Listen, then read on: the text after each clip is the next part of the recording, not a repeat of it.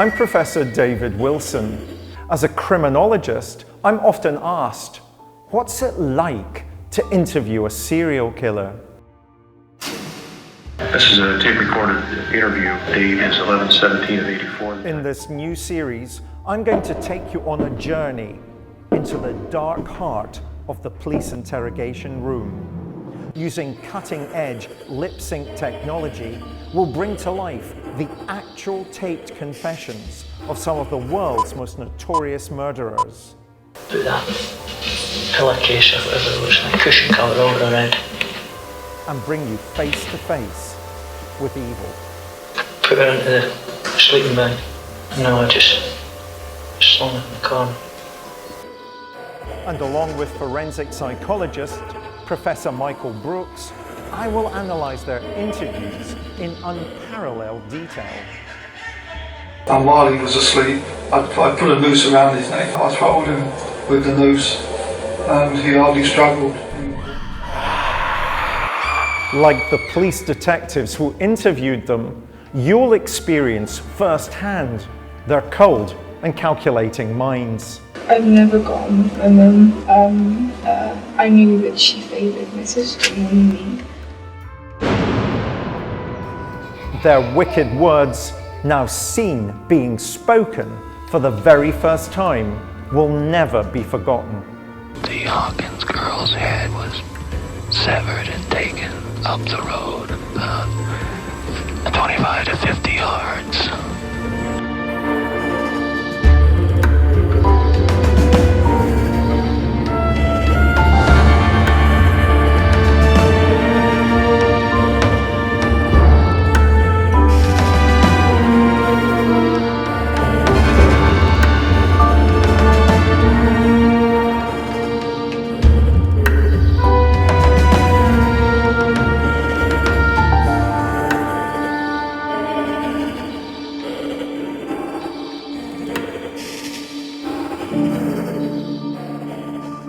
The serial killer whose confession we examine in today's programme is one of the most prolific in British criminal history.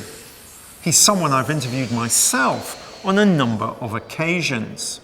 He quite literally killed for company, befriending young men before inviting them back to his flat and strangling them to death from fear they would leave him when morning came.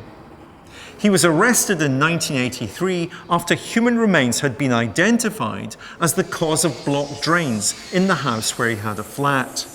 Within days, he'd confessed to 15 gruesome murders over a period of 4 years. The confessions are remarkable, not for the candid nature with which he speaks about his appalling crimes, but for the level of self-importance, the grandiosity, lack of empathy, and the narcissism that he displays, all of which are clearly psychopathic traits. The killer in question is someone who wants to hold his interviewer in thrall, wanting to share his dark secrets so as to shock and impress with every gory detail. Who is he? Dennis Nilsen. On the 9th of February 1983, Dennis Andrew Nilsen was taken into custody in Hornsey Police Station in London. On being questioned by detectives, he would willingly confess to a string of horrific murders that would send a shockwave across the country. In the years that followed, Nilsen would use every opportunity presented to him to recount his crimes in graphic detail. It's almost impossible to imagine how any man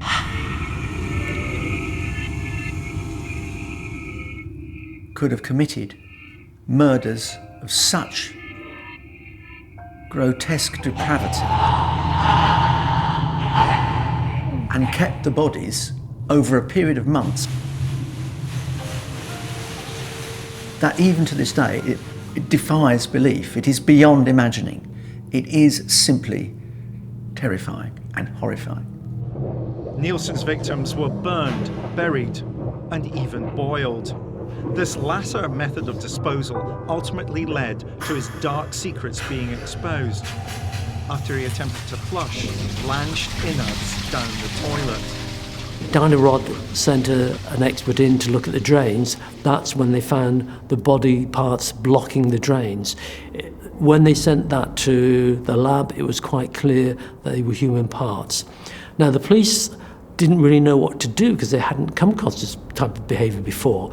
But they tracked back, found him, and when they arrested him, he was quite quickly able to say to them, yes, I've done that. In fact, when they asked how many, because they realised from the lab reports that they were dealing with a number of bodies, and he said 14, 15, 16. He didn't know. As is the case with many serial murderers, when interviewed about his crimes, it was clear that for Nilsen, the boundaries between fact and fiction, fantasy and reality, were blurred. Well, I was 12. I wasn't 15 or 16. When I was back of the police car, heading to the police station at the moment of my arrest, they asked me how many there were, and I didn't really know. I just gave them a figure. And because I was cooperating with the police, I decided I'll stick with it.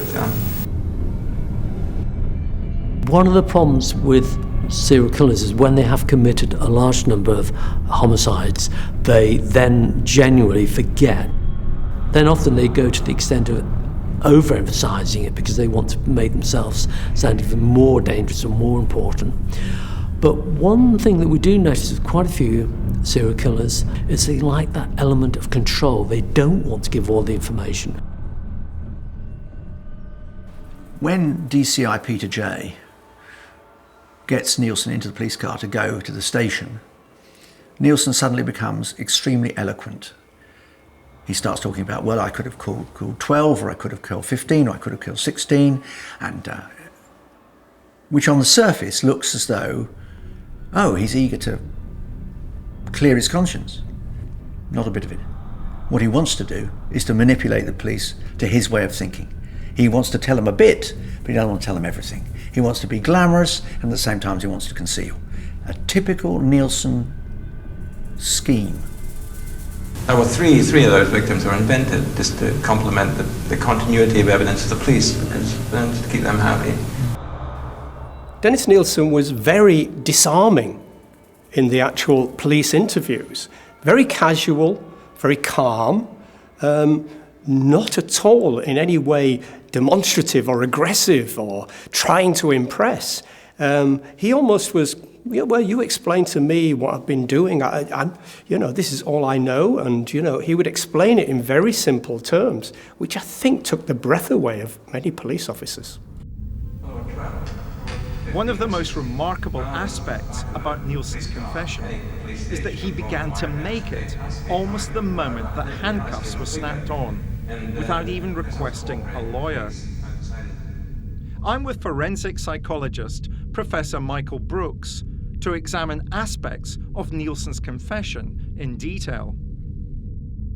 Well, I was 12. I wasn't 15 or 16. When I was at the back of the police car, heading to the police station at the moment of my arrest, they asked me how many there were, and I didn't really know. I just gave them a figure. And because I was cooperating with the police, I decided I'll stick with it. There were three of those victims were invented just to complement the continuity of evidence of the police, because to keep them happy.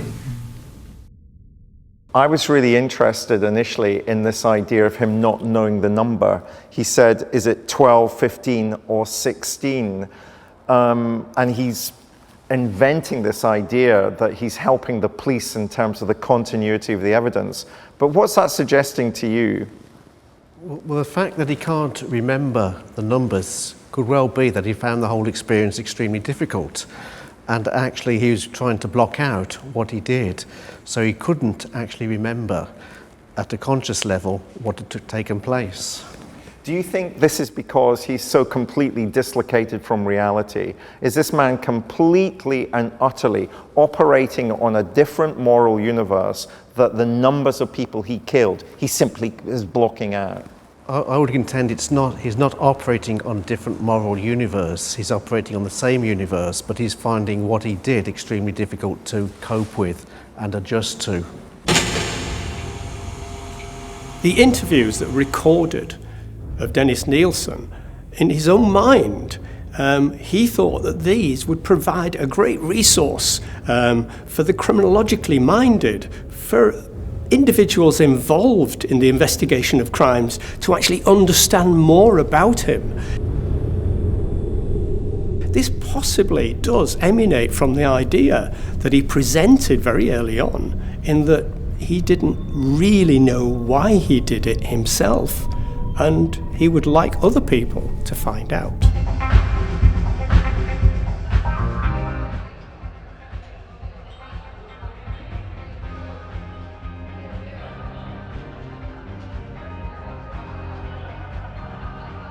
He had a very tough upbringing. He wasn't very popular in school. He came from a poor background. He was bullied. He was aware of his sexual difference. He knew that he was different from other boys, but wasn't very sure how.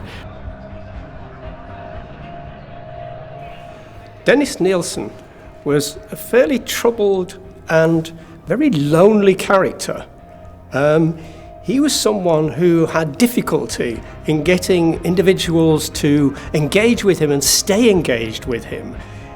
He was really somebody who was kind of devoid of some kind of continuity in company.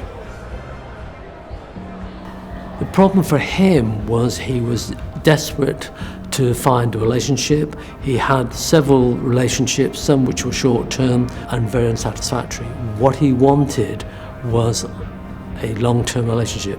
He wasn't getting that.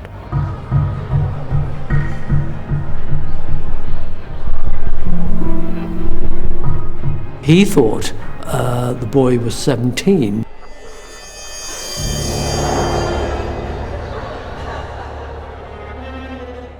And the boy went back to the flat to have more food, more drinks. And eventually they ended up in bed. The next morning, the boy wanted to go, and Nilsen wasn't happy with this.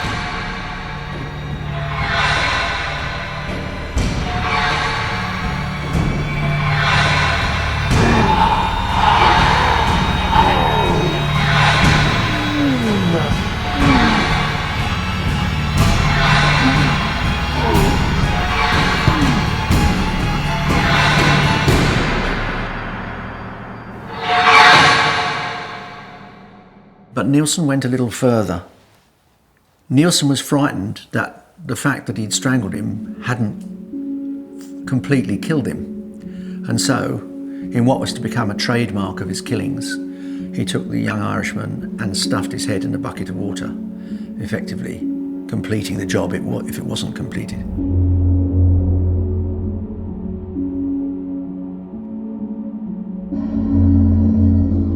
He was a fetishist. He wanted to keep the body. He wanted to bathe the young Irishman, which he did, cleanse him, keep him, and eventually, as he put it rather chillingly, put him to bed under the floorboards.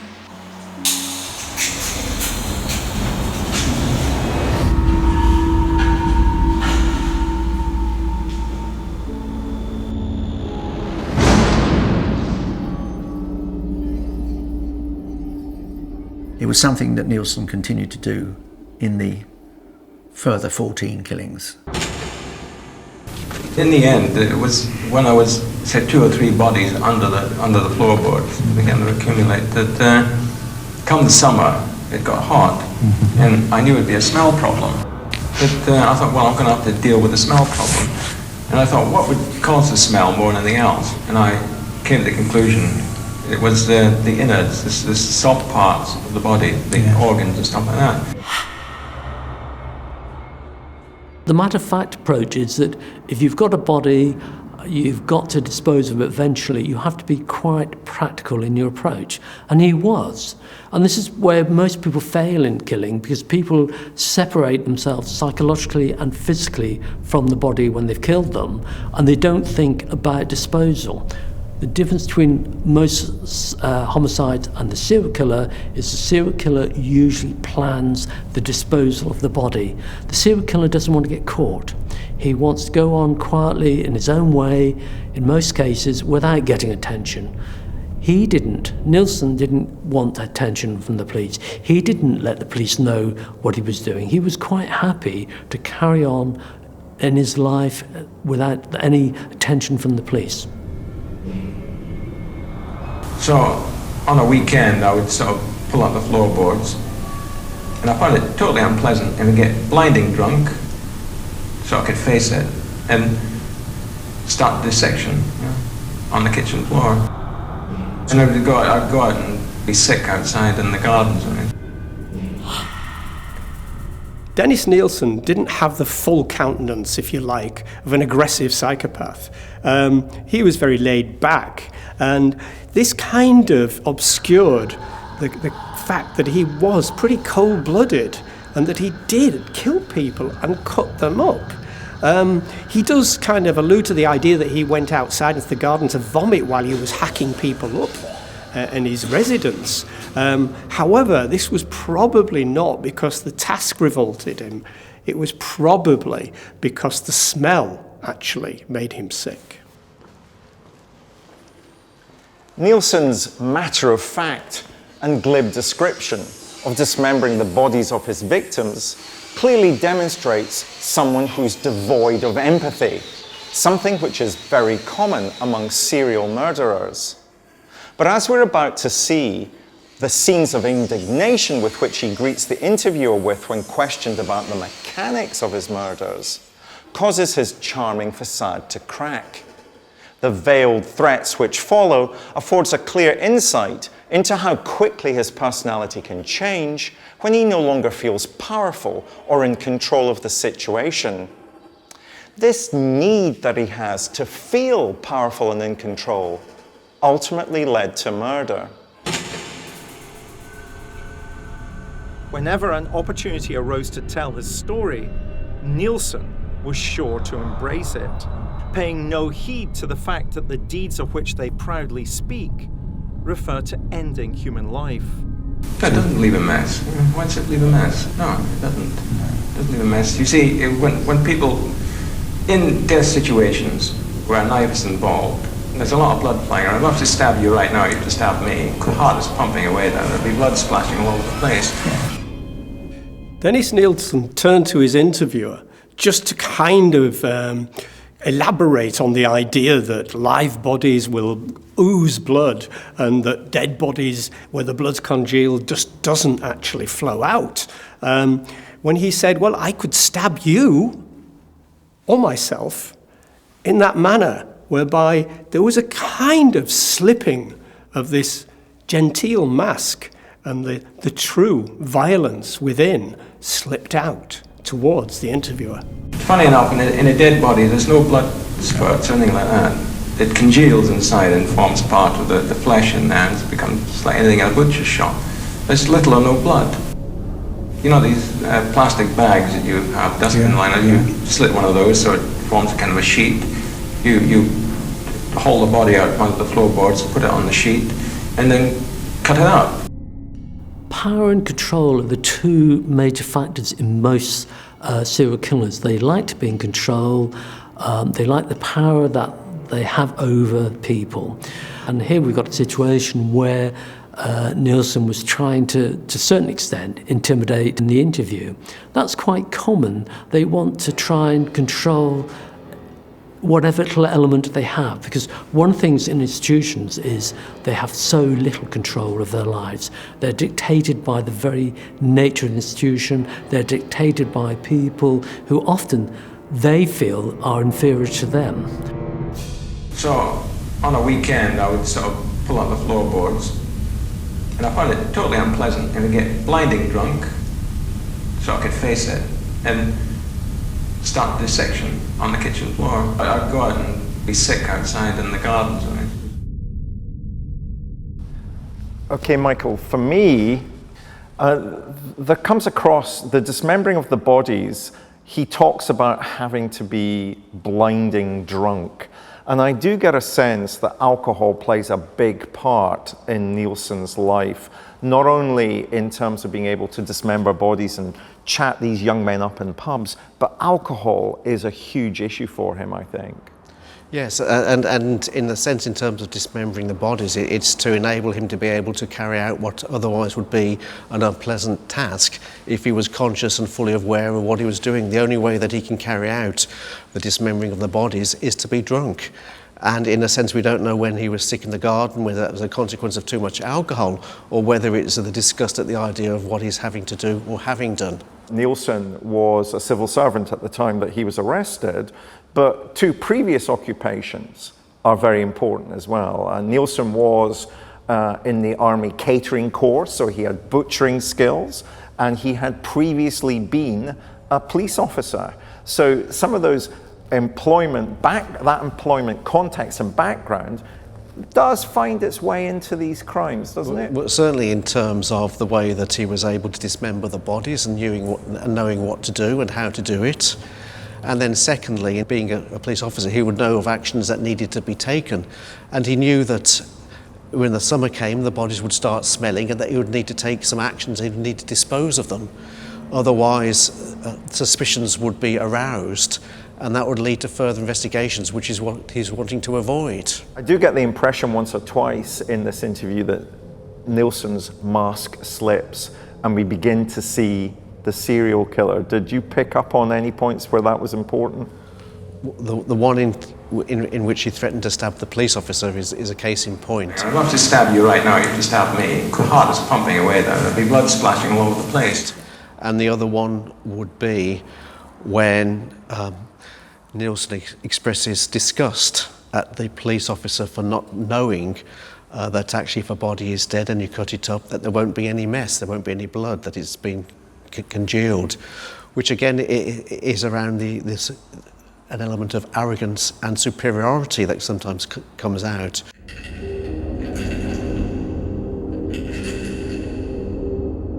For most people, the idea of having someone who is dead as company would seem rather strange, because we'd normally expect to interact with that person and have them talk to us. In the case of Nilsen, he actually enjoyed people that were very kind of passive. He didn't want interaction much. He actually enjoyed the company of someone who was pronate, who didn't do anything, who he could kind of feel strong and powerful with.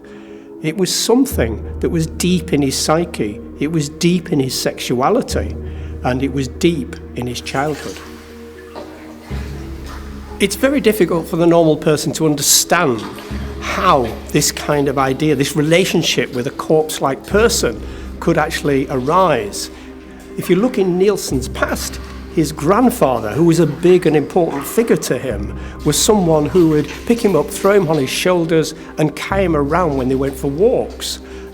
This sensation of being a floppy, helpless person with a powerful person guiding them and sweeping them along, this was kind of the relationship that Nilsen was trying to create, only with himself as the powerful person and his victims as his friends that were passive. Yes, one of the things he'd learnt in the army was to be passive. He wasn't the aggressive soldier, he was passive. His sexual behaviour with partners was always being passive and not the aggressor in a sexual relationship. And it's interesting that, according to him and from what little evidence we have, he did not penetrate any of his victims. His sexual behaviour was very insignificant compared to other serial killers. He was very passive sexually, he was very passive in his normal behaviour, which is in strong contrast when you consider the fact that he killed 14, 15, 16 people.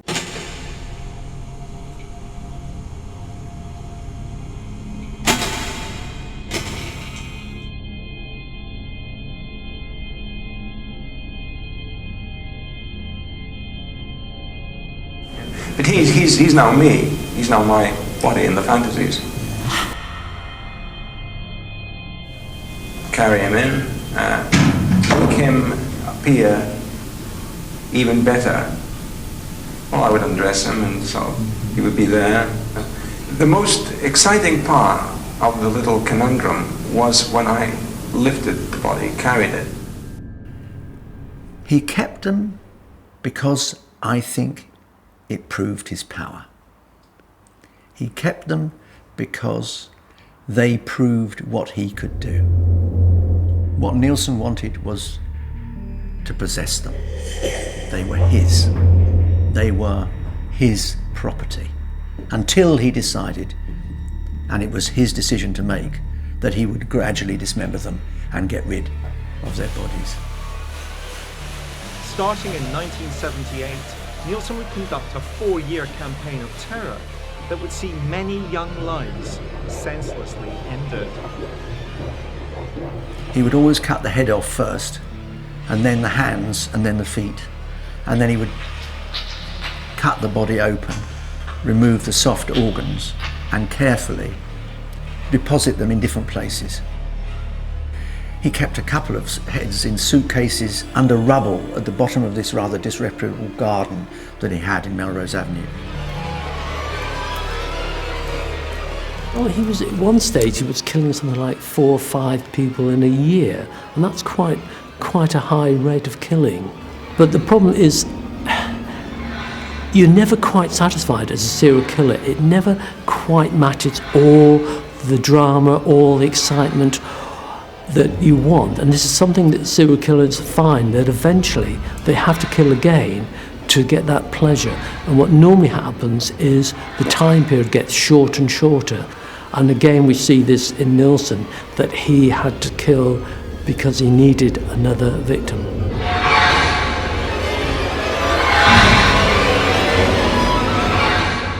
The murders of these young men came to form the epicenter of Nilsen's dark world. A world where sexual fantasy rapidly consumed all sense of reality. In the dominion of his flat, with the door closed and the outside world shut away, Nilsen was king and wore the emblems of power and control over his victims as his crown.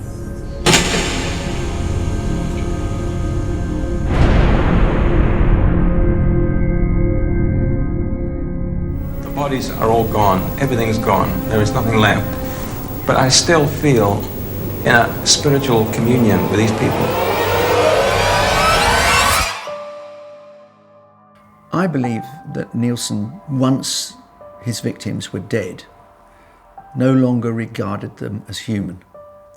He was quite happy to confess to the police what he did to their bodies, because he didn't see them as real anymore. He saw them simply as his trophies. They were somehow no longer human. They did not represent a future, a life, a career, a relationship. They were simply something that needed to be dealt with, except that they represented something to him. They were no more than symbols. Nilsen, along with many other serial killers, talked about him always carrying the spirit of his victims with him. Even if his victims were dismembered and disposed of, their spirit, as it were, was still with him and within him. He thought of himself as being the repository, as it were, for all of the people that he'd killed, almost as if they spiritually increased his value as a person. This is an odd characteristic, but a very narcissistic one. It may, in fact, be some kind of appeasement to police officers and others to say that, no, they're still here, it's okay. I didn't want to annihilate them. Even to this day, when Nilsen talks about his crimes, he uses the experience to vicariously relive them through the listener. To him, The bodies are all gone, everything's gone, there is nothing left.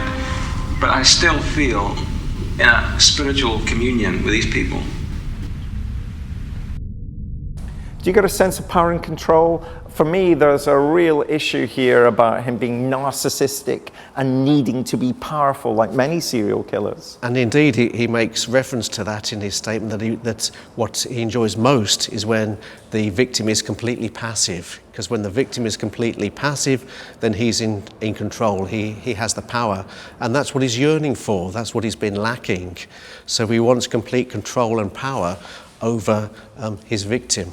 But why the narcissism, Michael? Why is the narcissism such a common tool in the toolbox of serial killers? Because it masks a fundamental inadequacy and vulnerability in terms of how they feel about themselves. And it's one way of them trying to get control and some power over their lives by getting power and control over others, and by acting in a way that society finds abhorrent and outside of societal norms. And isn't that ironic? You and I have spent all our adult working lives managing violent men. And when we talk about the narcissism, it's because they are kind of weedy and needy, these serial killers. They're not the kind of Hollywood iconic figures at all that are powerful and talkative. Which is why they target the weak and the vulnerable, those who are on the margins of society, because those are the people they have access to. They wouldn't carry these out against the strong characters that you make reference to, because actually, in comparison to them, they are weak and needy. As a killer, Nilsen was not only coldly calculated in his choice of victims, but also in the formulation of the perfect front to execute his crimes. He presented to the world as though he were perfectly innocent, ordinary, commoner garden bloke next door who'd had a decent career in the army and had a perfectly acceptable job in a job centre. He was a civil servant. There was nothing frightening about him. He didn't keep knives or do martial arts. He didn't wear hoods. He did nothing except, in the privacy of his flats, he killed, cut up, dismembered gay men. Dennis Nilsen was probably a wonderful chameleon as a serial killer. He disappeared into society. He didn't stand out. He didn't look particularly odd. He seemed quite normal and reasonable to most people that he met. In fact, quite charming in many ways. And he wasn't the very aggressive, psychopathic type individual that you would associate with that kind of thing. He was somebody who would probably make other people feel at ease and would actually respond to him very easily when he approached people, usually the destitute.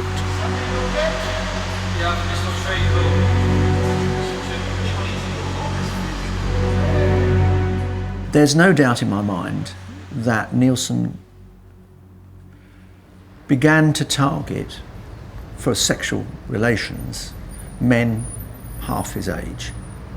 He had a particular attraction for teenagers and was anxious to have some kind of sexual relationship with them. Tragically, Nilsen's killing spree could have been curtailed many years earlier.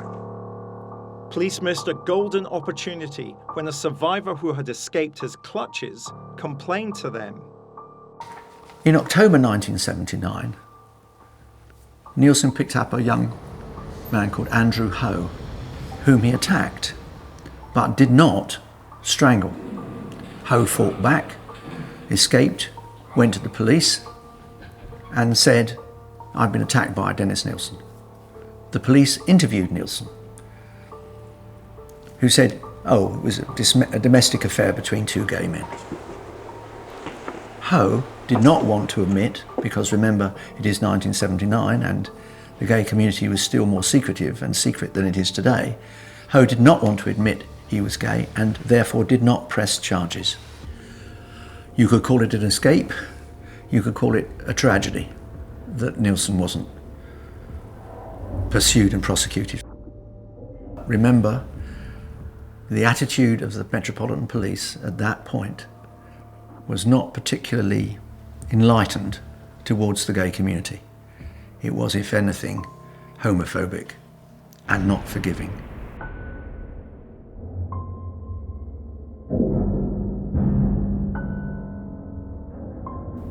Perhaps not surprisingly, Nilsen decides at this point it might be wise to move from Melrose Avenue. After all, I might need a different place to operate. But he doesn't quite think it through.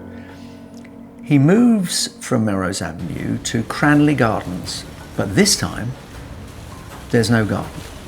There's no rubble to hide bodies under. There's no garden for a fire. There's no fence at the back of the bit of garden that you can dump bits in. There's no places to put plastic bags. He's now got a much more constrained space. And ironically, it was that decision to move that probably was the reason for his eventual arrest and conviction.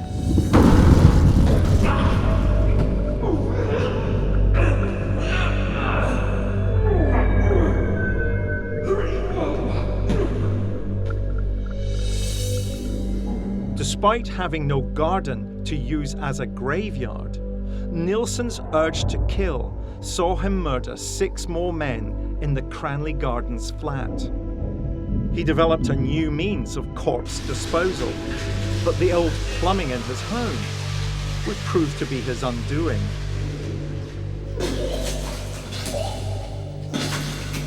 He was trying to dispose of his victims, and it got to a stage where they were actually backing up the drains. I appear to have a problem with my drains. Is that something that you could possibly help me with? A cleaning company were called to unblock the drains. They discovered, as they were doing so, all kinds of material, something that looks like chicken flesh. Could it be human? The cleaning company called the police. On the 9th of February, 1983, the senior investigating officer of these probably human remains in the drains at Cranley Garden waits for Nilsen outside the door to his house at the flat that Nilsen lives in with 2 colleagues, and says to Nilsen, "Mr. Nilsen, we've come to talk to you about the drains. We've found," they go inside, "we found human remains." Now, once they're inside the flat in Cranley Gardens, there's no mistaking the smell of decomposing flesh. There's no mistaking the smell of death. None whatever. And Jay says to Nilsen, "Where are the rest of them?" It was at this point that Nilsen first begins to confess to the killings. Many serial killers try to create their own myth, and so like to philosophize as to why they committed such heinous crimes. Dennis Nilsen is no exception. But Nilsen is no philosopher. He's a psychopath. A man who wanted to be the star of his own twisted movie and plotted the callous deaths of many young men's lives in order to achieve it. The making myself look dead was nothing to do with death itself. It was making myself look as different from me as it was possible to imagine, so that I could really be convincing as being somebody else. The behaviour of dressing himself up or making himself up to be like a corpse is interesting, because in many ways he may be representing dead people, but I suspect there's an element of his grandfather. He was devoted to his grandfather. He was shocked when his grandfather was dead, and he saw him. The first person he'd ever seen dead was his grandfather.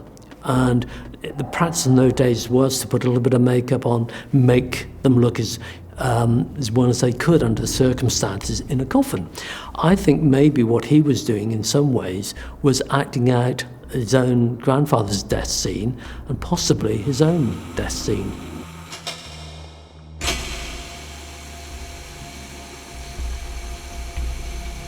As with Nilsen, as with many other killers, you have to be aware of the fact that underneath whatever veneer has been put forward, there is a person who has reached out and violently killed other individuals by one means or another, hanging around just beneath the skin. The making myself look dead, or it was nothing to do with death itself. It was making myself look as different from me as it was possible to imagine, so that I could really be convincing as being somebody else. One of the big things for me about Nilsen, again working with him and interviewing him on a number of occasions, and I'd be interested to hear your view, is that he's one of the few serial killers who talks. He talks endlessly about what he does. How unusual is that in your experience of working with violent men?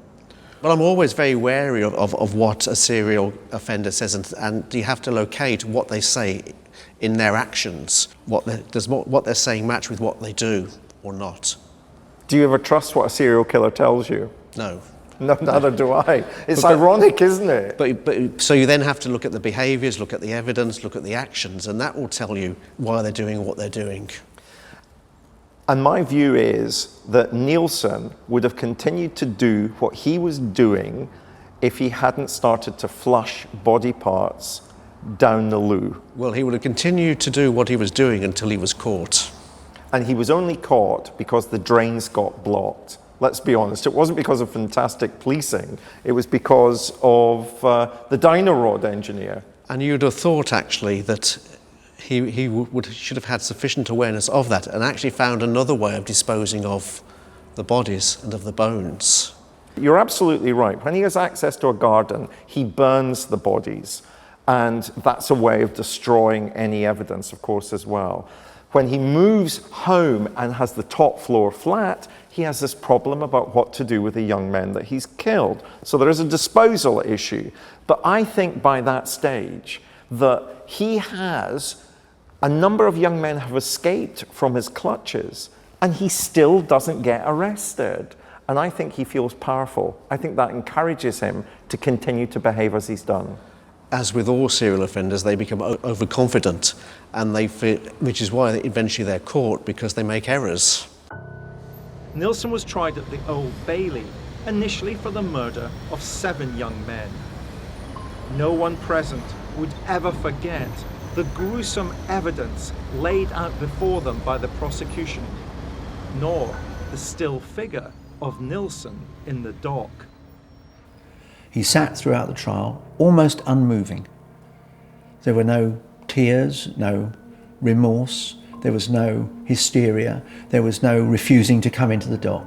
He simply sat there, calculating, watching the events unfold, probably knowing in his heart that this was inevitably going to end in his conviction, but determined never to display any sense of weakness. One of the things that Nilsen never ever did was to display weakness.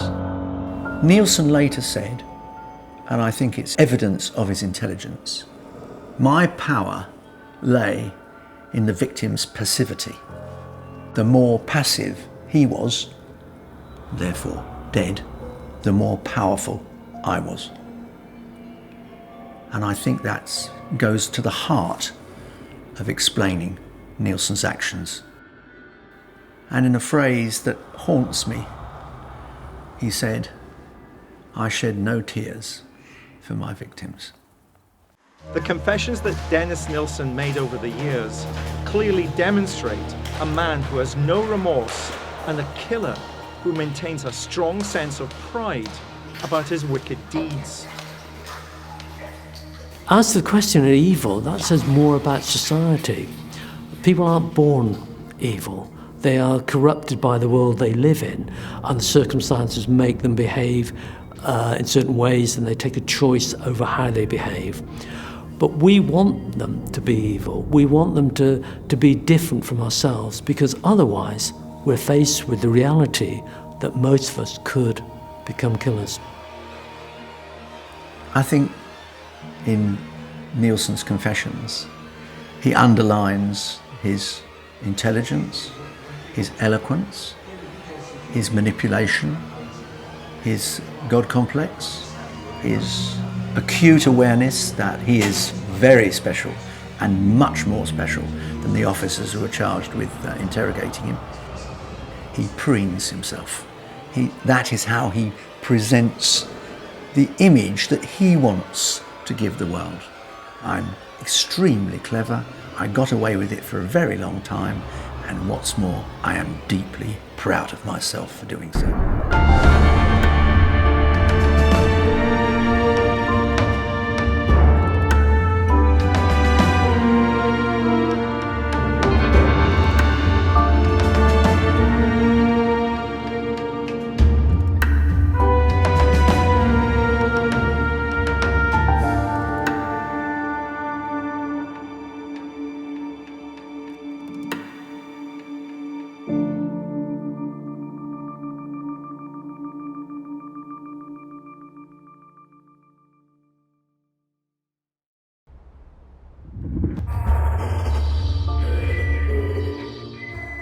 I'm Professor David Wilson. As a criminologist, I'm often asked, what's it like to interview a serial killer? This is a tape-recorded interview. Date is 11/17/84. In this new series, I'm going to take you on a journey into the dark heart of the police interrogation room. Using cutting-edge lip-sync technology, we'll bring to life the actual taped confessions of some of the world's most notorious murderers. Put that pillowcase or whatever it was, like cushion cover over her head. And bring you face to face with evil. Put her into the sleeping bag. No, I just slung her in the corner. And along with forensic psychologist Professor Michael Brooks, I will analyse their interviews in unparalleled detail.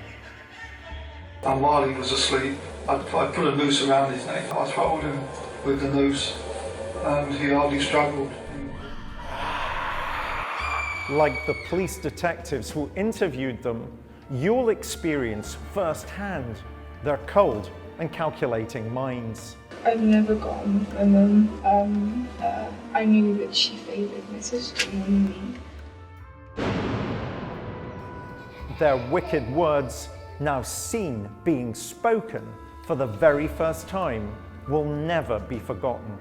The Hawkins girl's head was severed and taken up the road about 25 to 50 yards.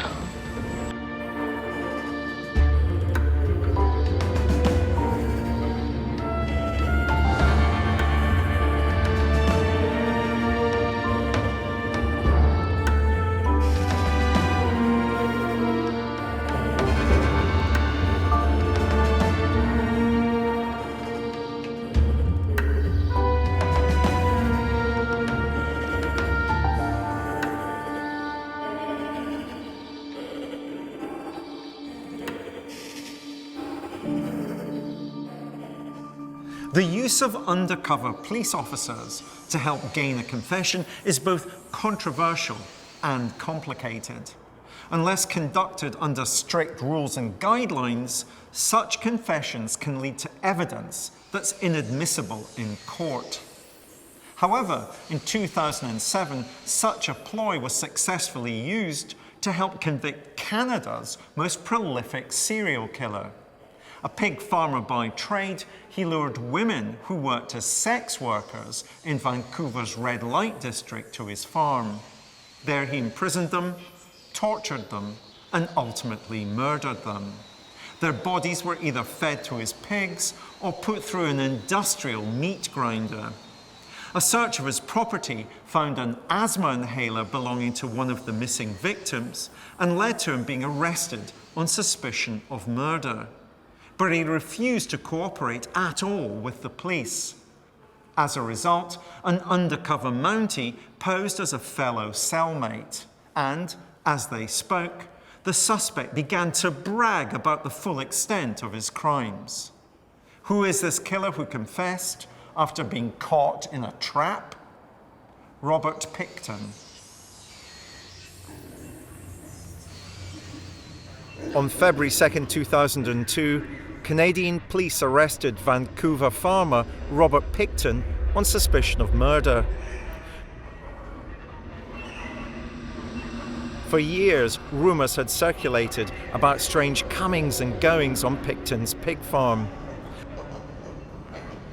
But as he was led away in handcuffs, few would have expected that those rumours would lead to something far more grave. The eccentric, scruffy farmer being labelled as one of the deadliest serial killers in history, and that the pigs would prove to have been his unwitting accomplices.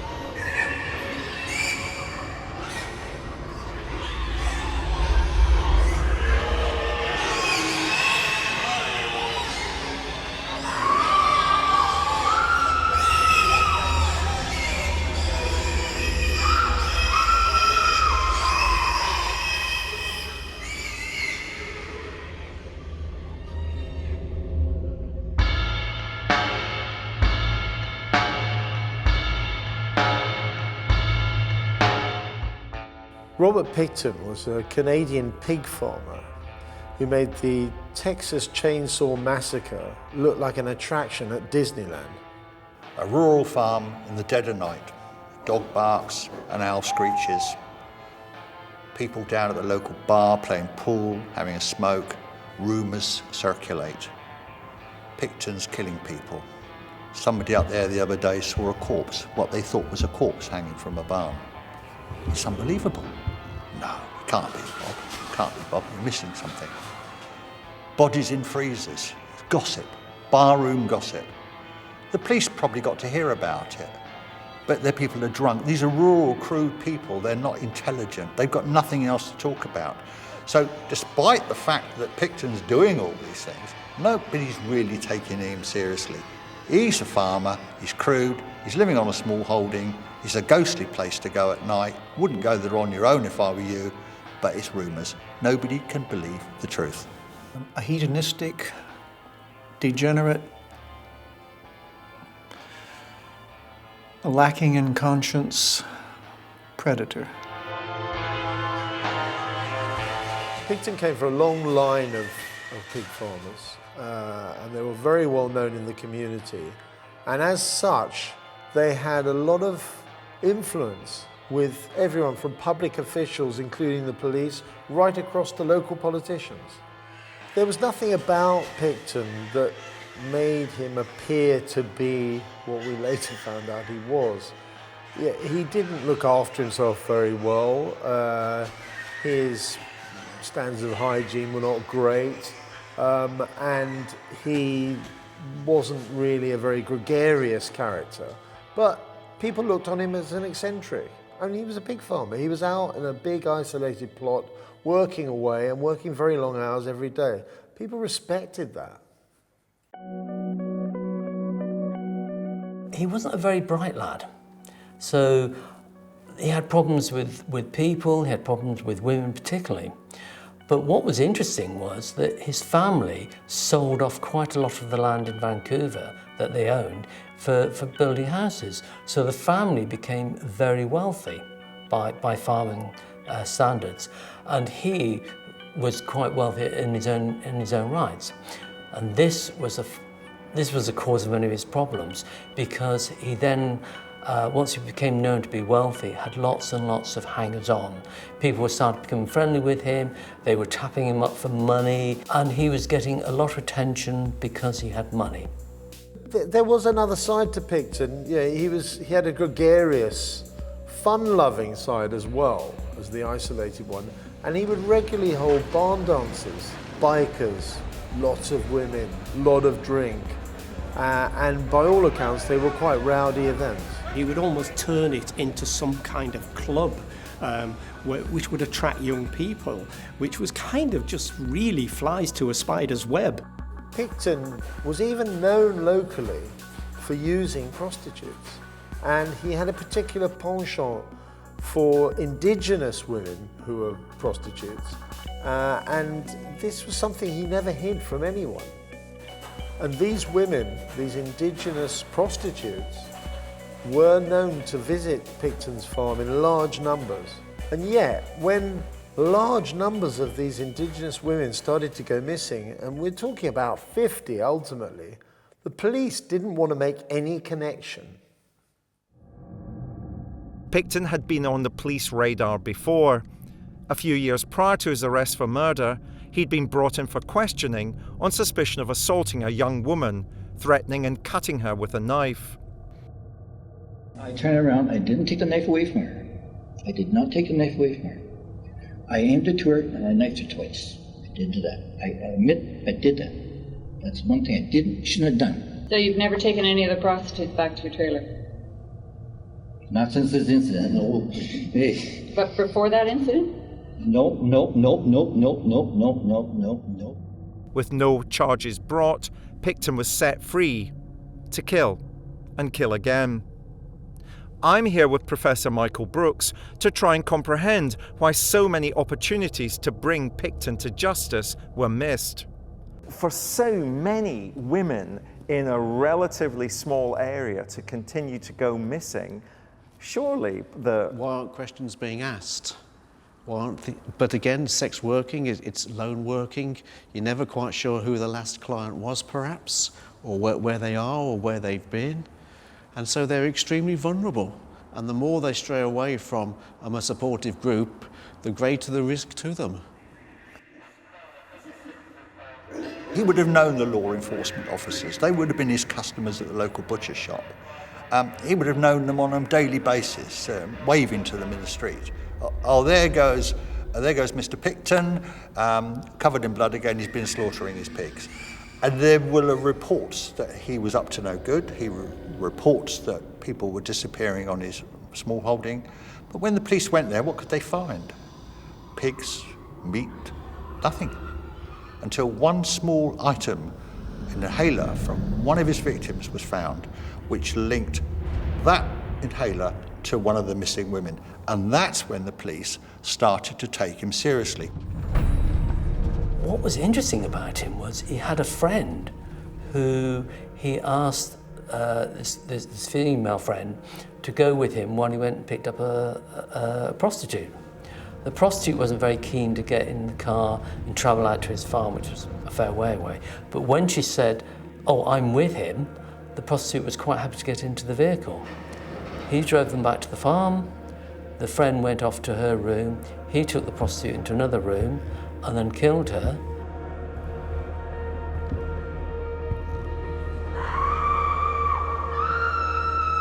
The friend came down and actually saw him with the victim, and she didn't report it. And this is unusual because usually if people see someone having committed a murder, they panic and they report it. She didn't. And it turned out the reason she didn't report it was she was blackmailing him for more money. So she had money off him, and then she started to blackmail him because she put two and two together and knew that he was actually killing prostitutes in the area. Normally, if somebody knows somebody's a serial killer, they are so frightened that you would expect them to report it to the police and get protection. You wouldn't expect them to go and live in the house. And she actually lived on the farm with a known killer. On his arrest, police questioned Pickton about the scores of women who had gone missing in the area.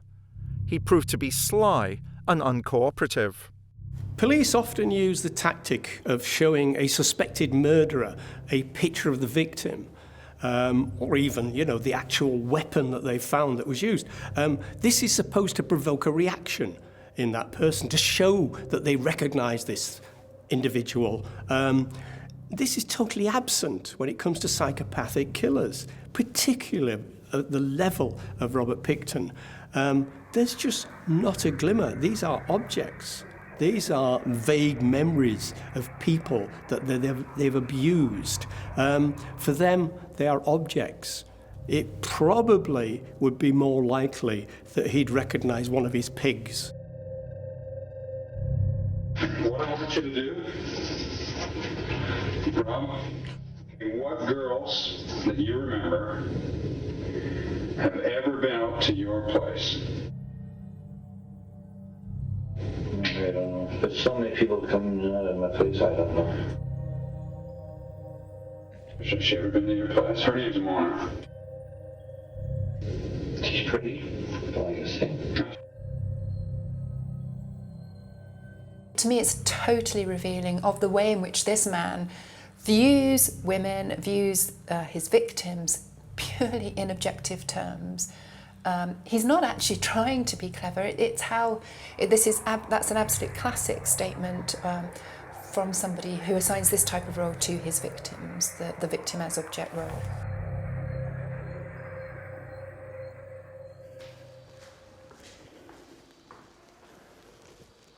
Despite being shown a picture gallery of missing women who were presumed dead, Pickton didn't show a flicker of emotion. This lack of emotional response is one of the reasons psychopaths can beat the polygraph. His crass comment about one of the victims being pretty clearly demonstrates he was playing with the police, enjoying the power he held over them by refusing to confess. But sent back to his prison cell, Pickton must have known the game was up.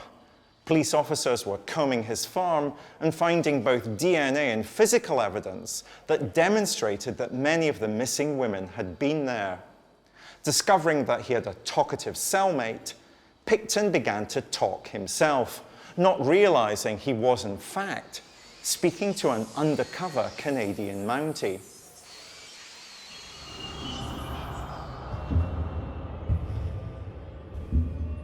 As a measure of how concerned the police were when they finally arrested Pickton, that he might use his influence with certain officers to avoid prosecution, they put an undercover Mountie into the cell with him in order to try and draw out some sort of confession.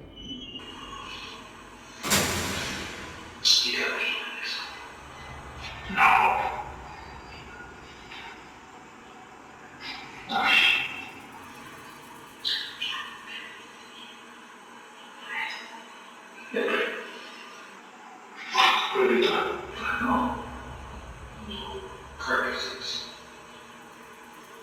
So what you got? You know what I'm saying? Yeah. The recorded interview still shows Pickton being very defensive, not revealing very much, but ultimately just revealing too much detail that would actually incriminate him. He's a depraved social isolate. He doesn't have the skill set to kind of have normal dialogue with someone else. You could see him struggling with that. And the things that he does say, which are that incriminate him, are fragmentary and reluctant, gained with reluctance. Incredibly, Pickton began admitting to his many crimes very quickly after this Mountie was put undercover in his cell.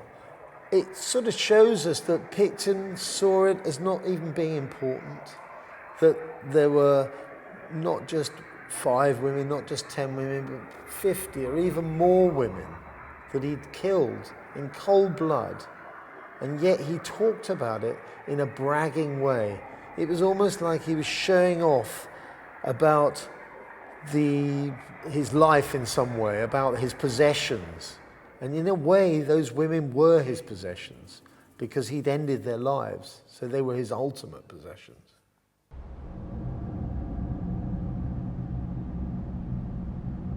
This is a so-called cell confession. It's an undercover Canadian police officer who's been placed in the cell with Robert Pickton.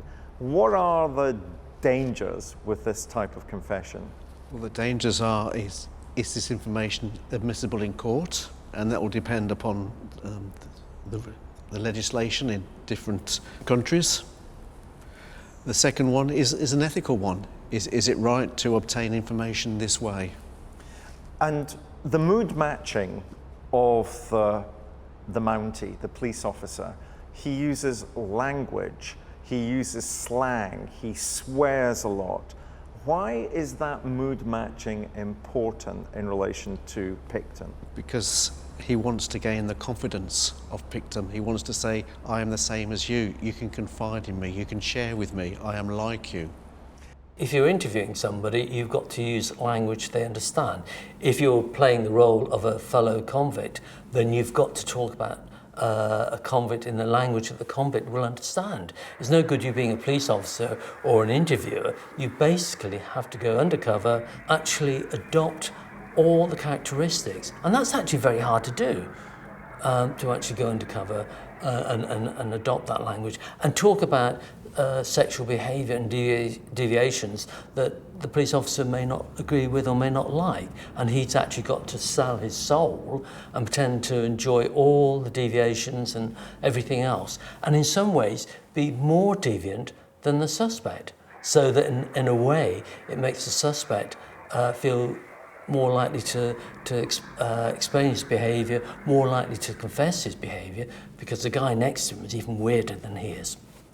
This very lengthy transcript of the conversation between the undercover officer and Pickton rambles on, but the officer does a very good job of taking the subservient role, allowing Pickton to brag, to encourage him. It was almost as if he was really a petty criminal who was in awe of this killer, and allowing Pickton to take that narcissistic role and reveal more than he should. The way that Pickton was drawn out into admitting these crimes was fascinating in itself. We have the Mountie, the undercover officer, challenging Pickton almost, saying, well, you know, if I was going to get rid of a body, I'd push it over the edge of a boat into the sea. And Pickton cuts in, no, I know much better ways of doing that. You wouldn't believe what I did. Bang, he's caught. 5 meters away, I find the best way if I can just water something, so I can dig in the ocean. Oh, really? You know what fucking ocean is this? You must love it.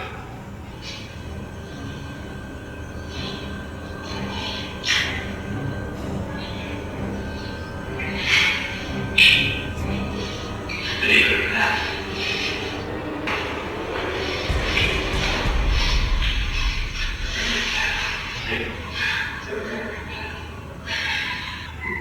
No shit. I started looking okay. If you kill someone and you don't want to be caught, you have to find a way of disposing of the bodies. You get rid of the bodies. And Pickton's solution to that problem is quite extraordinary, isn't it? It is. It's about feeding them to his pigs.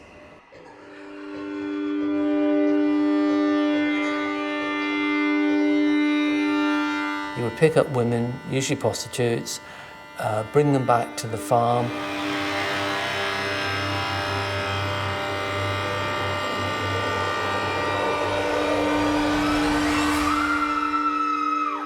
He would kill them and then take them into the slaughterhouse and gut them.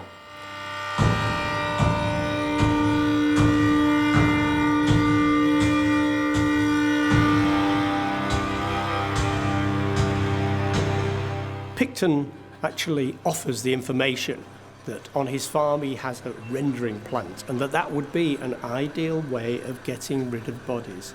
It is quite clear that he used the rendering machine to reduce sentient females into offal, into basically pig food. He was just not distinguishing between human beings and the animals from his farm who would also enter there. And what people don't realise is a leg of a human being looks very similar to a leg of pork. So you can pass people's body parts as pig parts. And if you're producing mince or something like that, you wouldn't know whether it was pork or human being.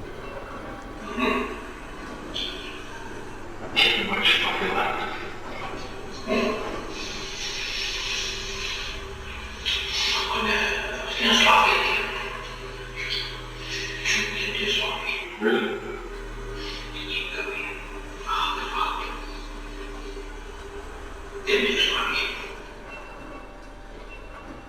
What happened with Robert Pickton is we get the colliding of these two psychological motivations, these two distorted psychological forces within him.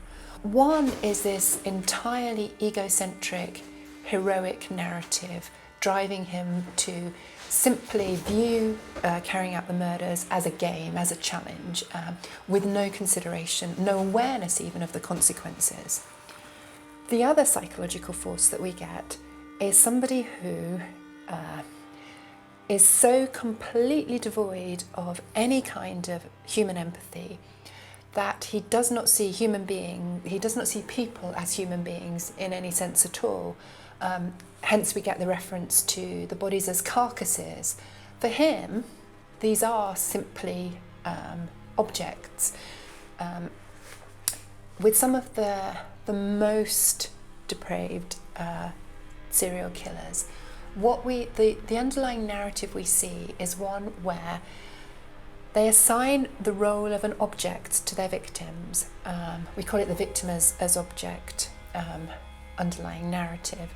And for these offenders, they have no awareness whatsoever of their victims as human beings.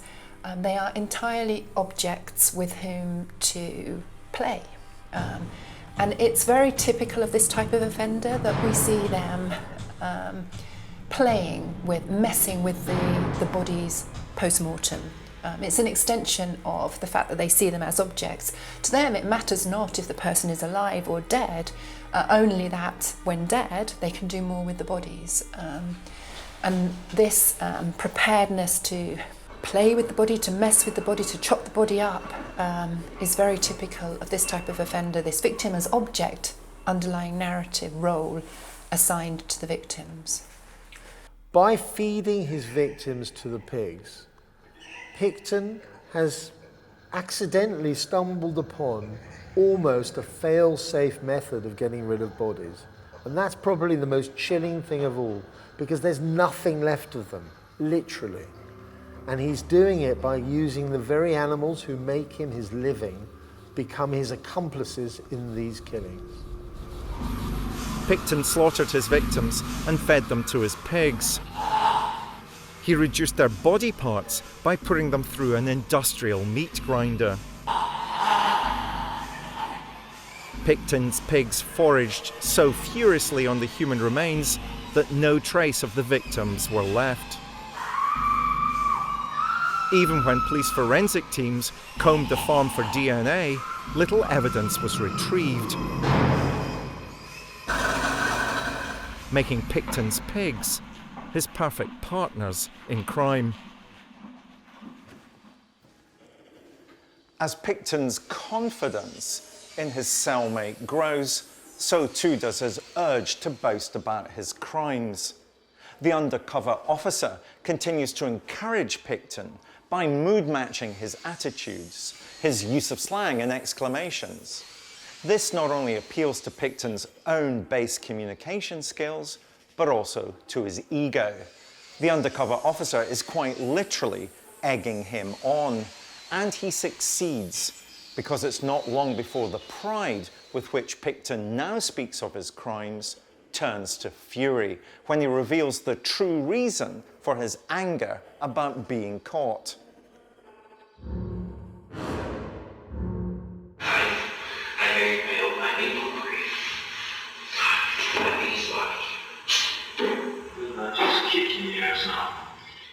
During the conversation with the undercover officer, one key element was where they touched on the idea that there were 49 victims, and 49 is kind of an awkward number.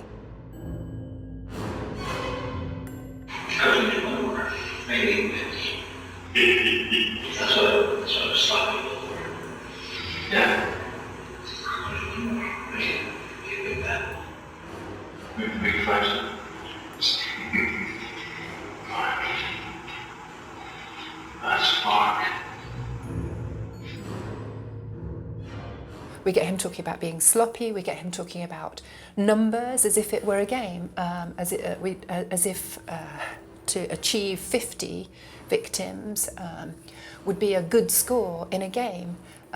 This all speaks to me of somebody for whom this is just a big heroic challenge, and he's showing that he can do it.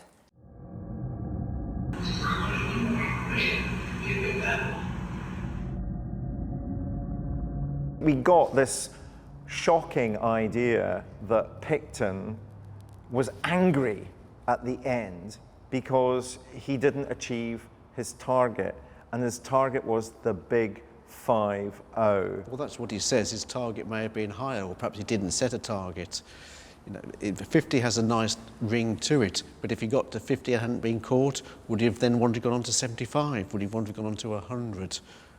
So do you think he was just trying to show off to the undercover police officer at that point, his cellmate? Is that what he's doing? He's just literally... A bit of bravado. It's bravado. He's making it up. And saying, actually, I'm irritated by this. But he probably is more irritated by being caught. But it pisses me off. You know, it pisses me right off. Here's the problems. They're this, they don't have nothing, but nothing else. I think he was generally annoyed that he didn't reach 50 because that's quite a big figure. But I don't think he would have stopped. Too much pleasure, too much fun, too much enjoyment. People don't realise that serial killers actually enjoy what they're doing.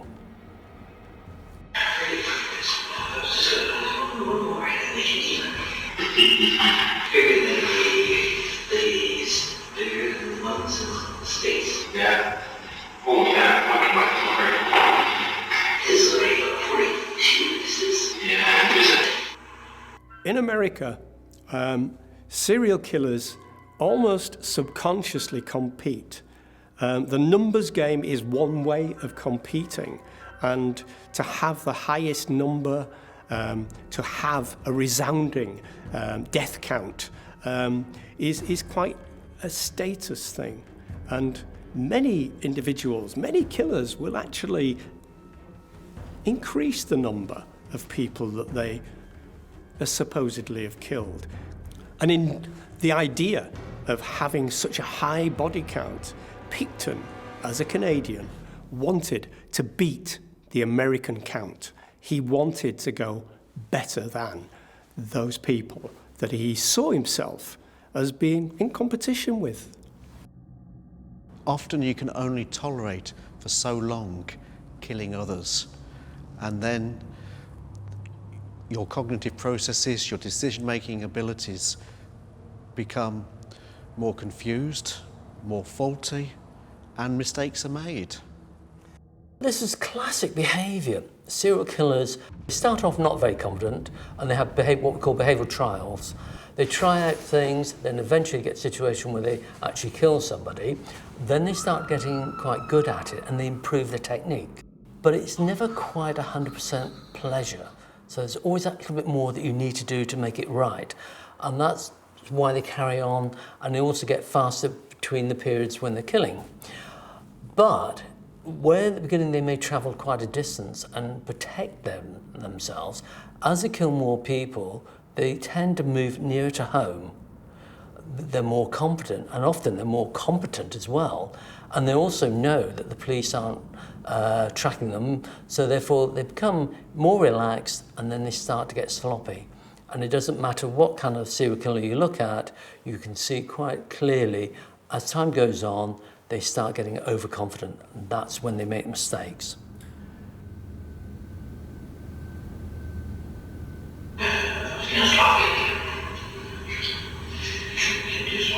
Really?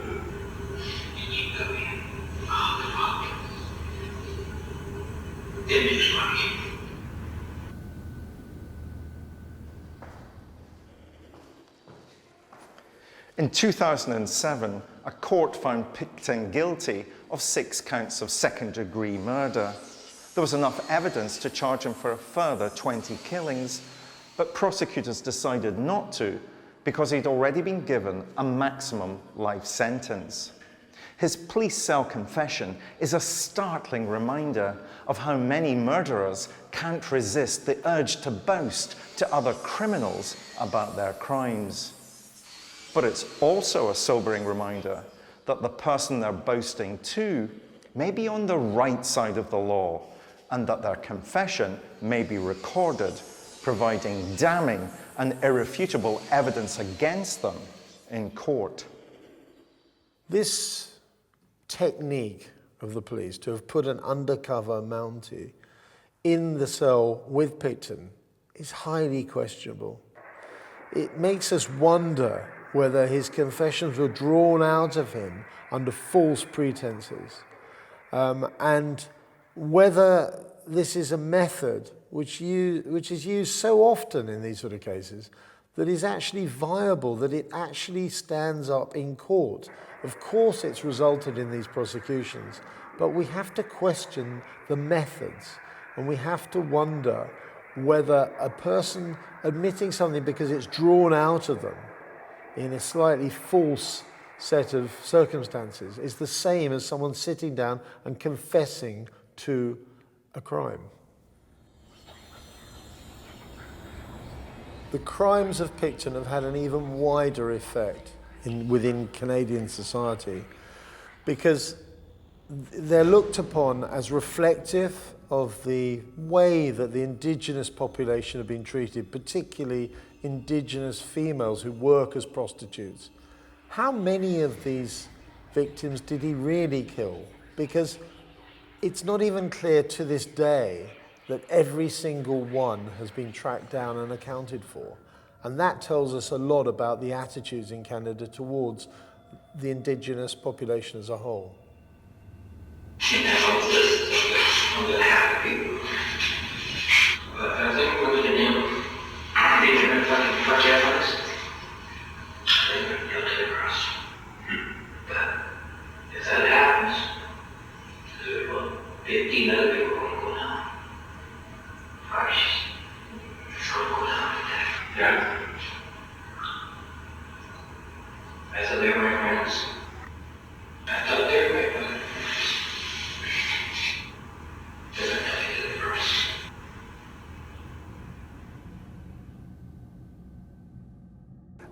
For you, Pickton, did we hear anything that could help us towards motivation?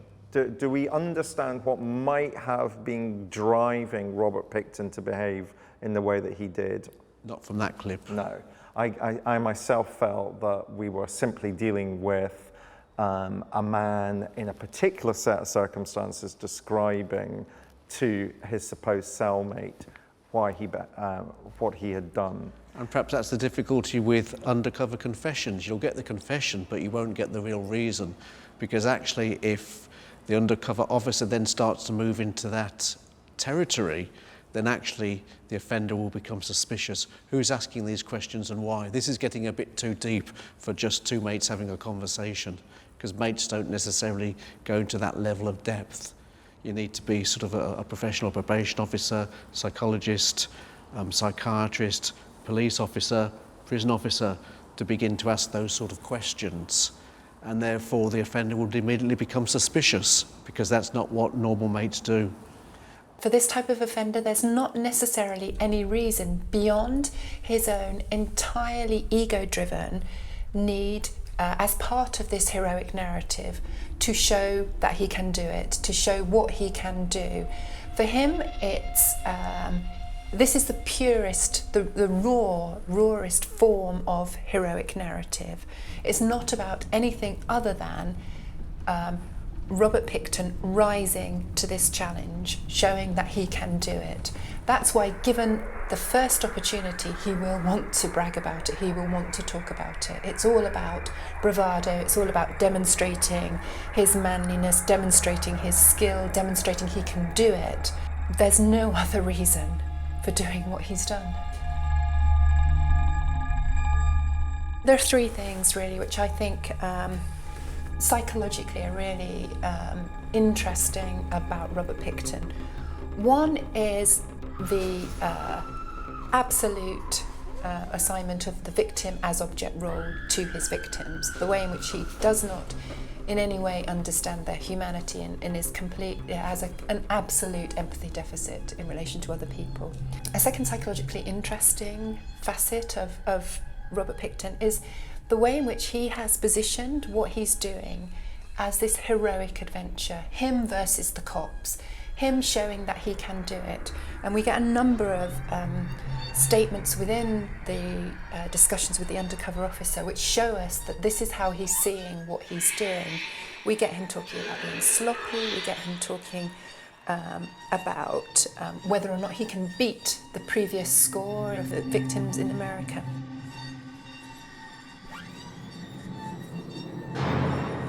For him, this is not a pain-driven, an anger-driven killing series. He's actually excited by what he's doing. He's excited by the possibility that in this him versus the cops battle of all battles, that the cops may have DNA. He's excited by that, actually. It ups the ante, it ups the stakes for him. And that's what he's all about, him showing that he can meet this challenge. It's one of the purest forms of disturbed, destructive, heroic narratives that I've ever seen. I guess the final thing about Robert Pickton is his absolute egocentricity. And I think that's absolutely captured in the statement that he'll be nailed to the cross. I mean, what a remarkable thing for a serial killer to say, to in a sense, liken himself to Jesus.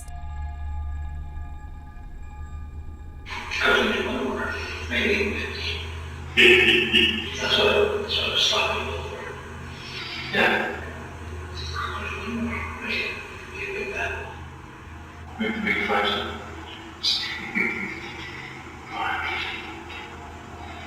That's Mark. Murder on television and in the movies now is such a commonplace form of entertainment, of putting bums on seats, that we sometimes miss the whole point of homicide, brutal homicide, getting down and dirty with it. And I try to get behind that because we do not understand the terror and the pain and suffering that these people cause. And I try to put myself in a bit closer than that, but what I try to think is, if it was my partner or my daughter had been invited to a party at Pickton's pig farm with a lot of other revelers and getting drunk and having a bit of a time, quite innocently having some fun, and then all of a sudden this man drags her into an outhouse, rapes her, and starts beating her and slashing her and torturing her, probably hanging her up half alive in a barn to die. I don't think any reasonable, right-minded person can understand the terror and the fear that this man has done this time and time and time again. We just cannot imagine what it would be like unless we were there, and if we were there, it would be too late for us too. These women to Pickton were nothing more than meat. Meat, you can use it in this crude description and recycle it and put it back into the community. The man is an animal.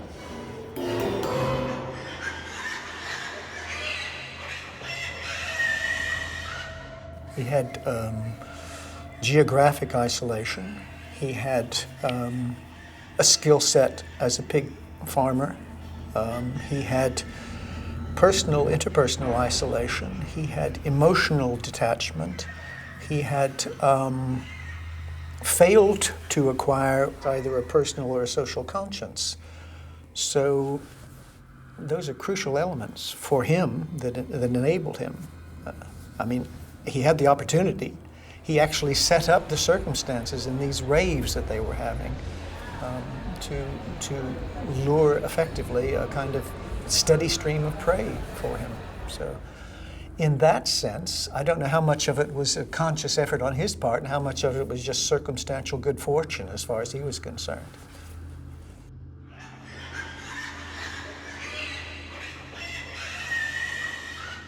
There's this twisted correlation, it seems, in Pickton's mind between his pigs and these poor women who suffered so badly. He talks at one stage about being sloppy about how he dealt with their deaths.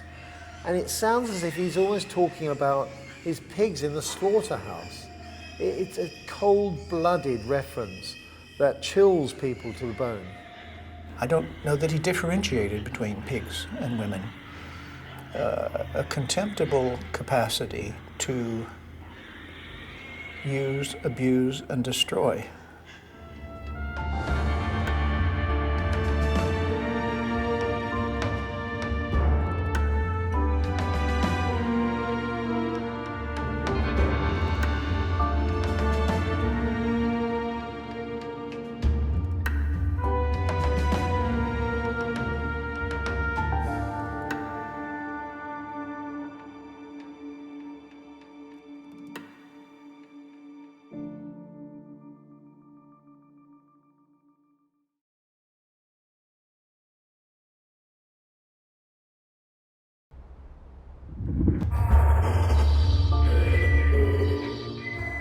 I'm Professor David Wilson.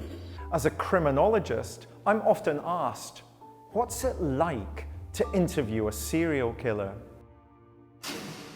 This is a tape-recorded interview. Date is 11/17/84. In this new series, I'm going to take you on a journey into the dark heart of the police interrogation room. Using cutting-edge lip-sync technology, we'll bring to life the actual taped confessions of some of the world's most notorious murderers. Put that pillowcase or whatever it was, like cushion cover over her head. And bring you face to face with evil. Put her into the sleeping bag. No, I just slung her in the corner. And along with forensic psychologist Professor Michael Brooks, I will analyse their interviews in unparalleled detail. And while he was asleep, I put a noose around his neck. I throttled him with the noose, and he hardly struggled. Like the police detectives who interviewed them, you'll experience firsthand their cold and calculating minds. I've never got on with my mum. I knew that she favoured my sister more than me. Their wicked words, now seen being spoken for the very first time, will never be forgotten. The Hawkins girl's head was severed and taken up the road about 25 to 50 yards.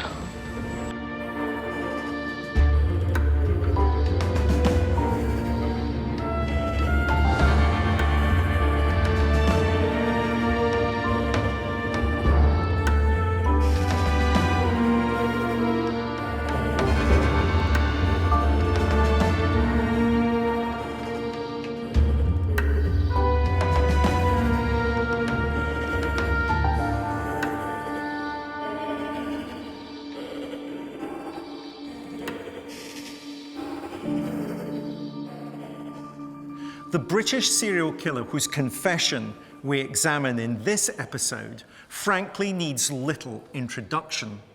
He was one of the most feared child murderers that the UK has ever known.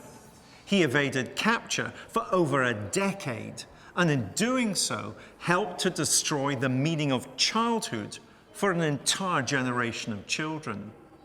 His modus operandi, the specific manner that he had of committing his crimes, was finely honed after years of abusing children, creating what criminologists call his signature. And he was literally caught in the act, but not before 4 young lives had been ended to satisfy his own sexual urges. But when he was initially arrested, he refused to confess to the police and was instead found guilty on the basis of an overwhelming array of evidence that was stacked against him.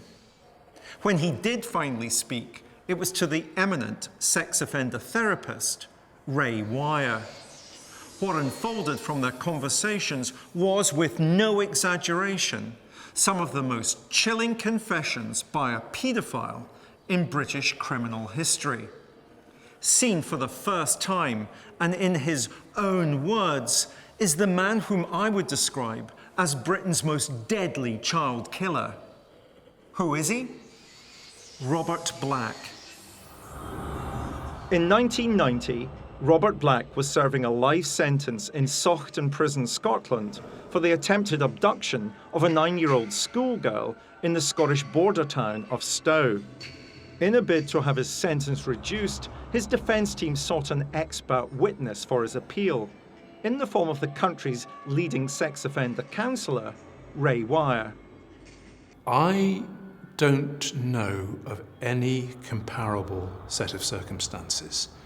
Those meetings, subsequent meetings between Ray and Robert Black, were extraordinary. They show Robert Black trying genuinely to understand what made him tick.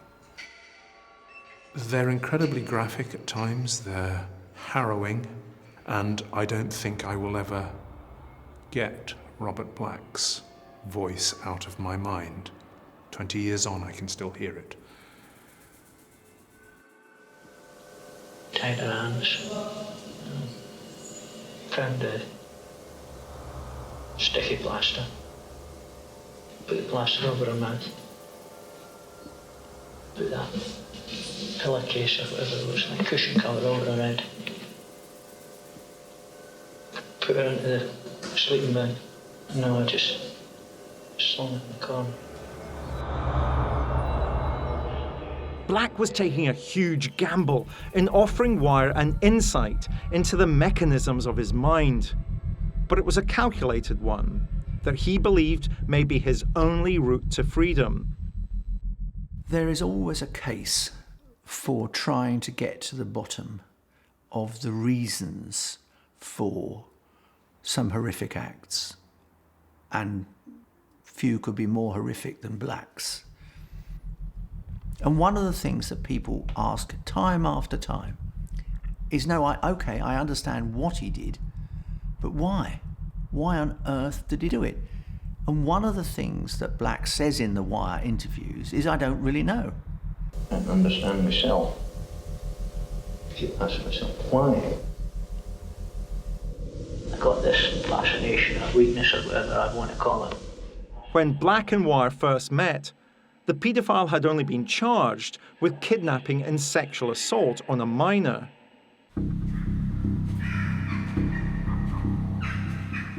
He was only caught by accident.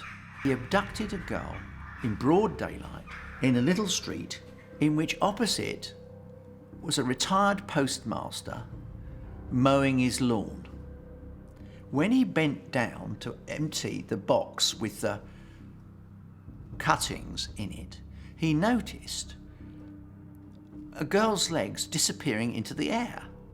They were clearly being placed in the back of a transit van.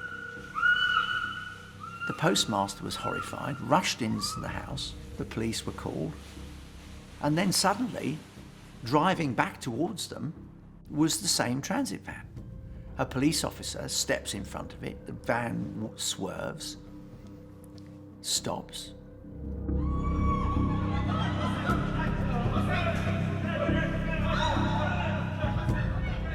Black is taken out of the van, and one of the officers discovers the girl hidden in a sleeping bag, tied, gagged, with a bag over her head.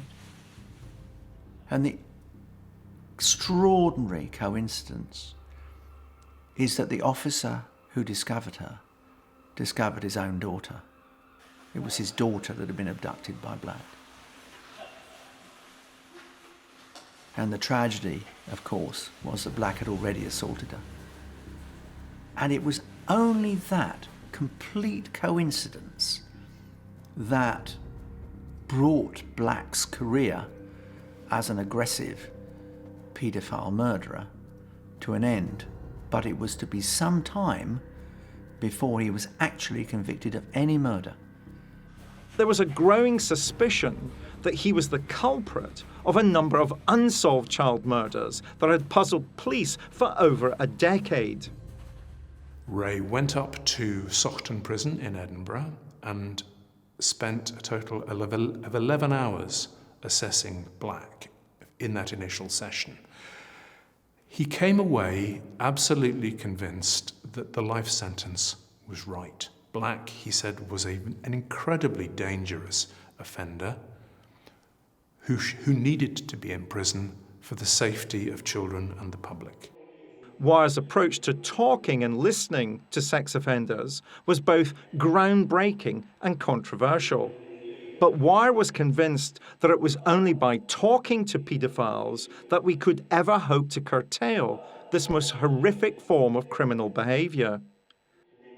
He was a bit soft and cuddly. He had this lovely, gentle voice. And he had all these little funny foibles, things that he'd do, like scratching his nose and things like that, you know. He had this permanent smile, so you didn't know what he was thinking. And that was part of his technique, I think. It was a natural, it was a talent. But when he was talking to his sex offenders, they wouldn't feel that he was challenging them or that he was accusatory in any way. He just sort of asked the questions, dum-de-dum-dum, you know. That was Ray, two halves of genius. And he was definitely that. He was a genius, yeah, way ahead of his time. Wire's skilled interviewing persona was soon eliciting information from Black that he had hitherto refused to share with anyone else.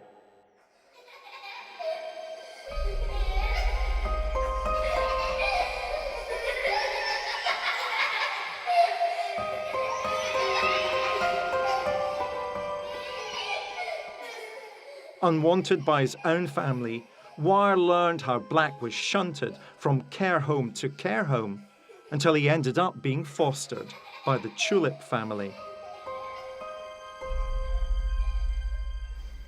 At school, they used to call him Smelly Bobby Tulip because his personal hygiene could best be described as indistinct.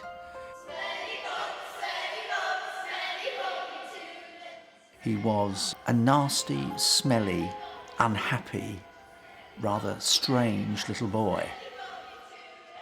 I remember one Christmas I didn't get no Christmas presents because I'd been bad.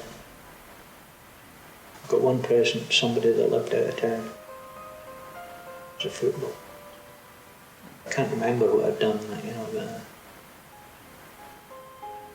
she says Santa Claus isn't coming this year to you. And he didn't.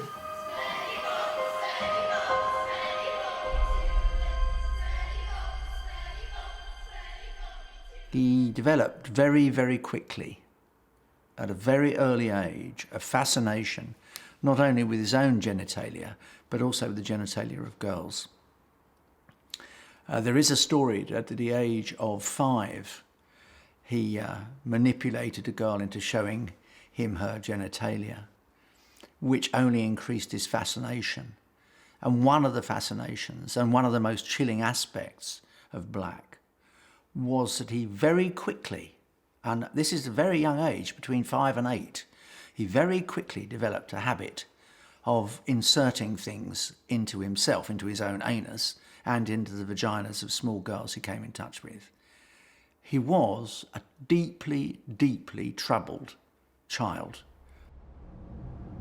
In 1958, when Black was 11, both his foster parents, the Tulips, died. And he was relocated to another foster family who had a daughter. He could not stop himself interfering with the daughter of the house. He was sent to a very brutal care home, and Black was forced to perform sex acts on various members of the staff.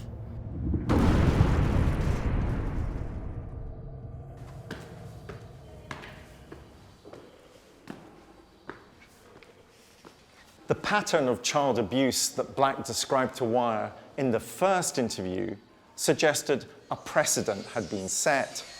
Many serial sex offenders have themselves been abused and frequently use this to excuse their behavior. This is sometimes called a technique of neutralization. From an early age, it was clear Black had found a way to satisfy his sexual urges and a way to disguise his crimes. With the trusting relationship between Wire and Black intensifying, he began to open up about how these early experiences of molestation would escalate into abduction and then ultimately murder. I remember one Christmas I didn't get no Christmas presents because I'd been bad. I got one present, somebody that lived out of town. It was a football. I can't remember what I'd done, you know, but she says Santa Claus isn't coming this year to you. And he didn't.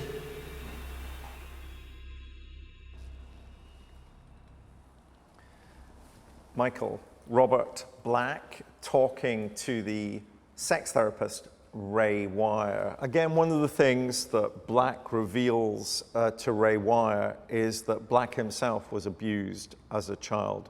Have you personally ever worked with a paedophile that wasn't abused as a child? Well, not all paedophiles will reveal the information about their early life history. They have to be in a particular setting to want to do that. So if they're in a therapeutic setting, they're much more likely to disclose their sort of early life experiences. Don't you feel that sometimes, again, what we're hearing from Black is Black trying to create in the listener sympathy for Black? I'm not sure that that's his motive.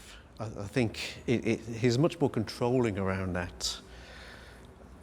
He's much more controlling in the information that he gives, and therefore it's to satisfy his own needs. Even this idea that he didn't get any Christmas presents, Santa Claus isn't going to come to him this year, all those kinds of things that he reveals about his own childhood, which seem to me to be real techniques of neutralization. You know, these are permissions he's granting himself because of the trauma that he had as a child. Sure, and so he's providing a rationale for why he's done what he's done, but that doesn't necessarily mean that he wants to elicit sympathy from the interviewer.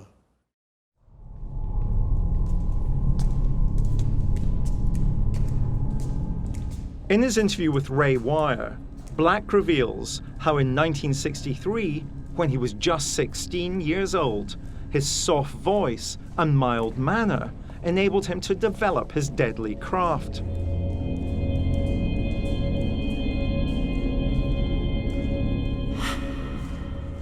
It's in the park in Greenock, at the swings. And all the other kids had gone except for the one little girl. And I asked her if she wanted to see, let's say, kitten. I knew where there was kittens. The voice of Robert Black could be, in fact, the voice of a child entertainer, of a child storyteller.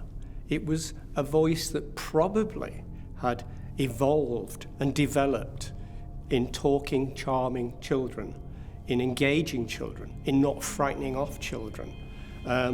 It's probably why his voice sends a chill down the back of most people. She came with me.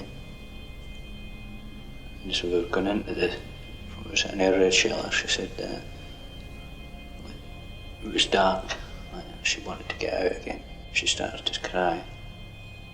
Because of the way Black described things, for Ray it felt like he was there with him in that air raid shelter or wherever he was, and Ray, that was a unique experience, not pleasant, but a unique experience in which he could be with Robert Black as he's, squeezing this child's throat. I think I clapped my hand over her mouth and held her down on the ground. My hand round her throat and holding her down. And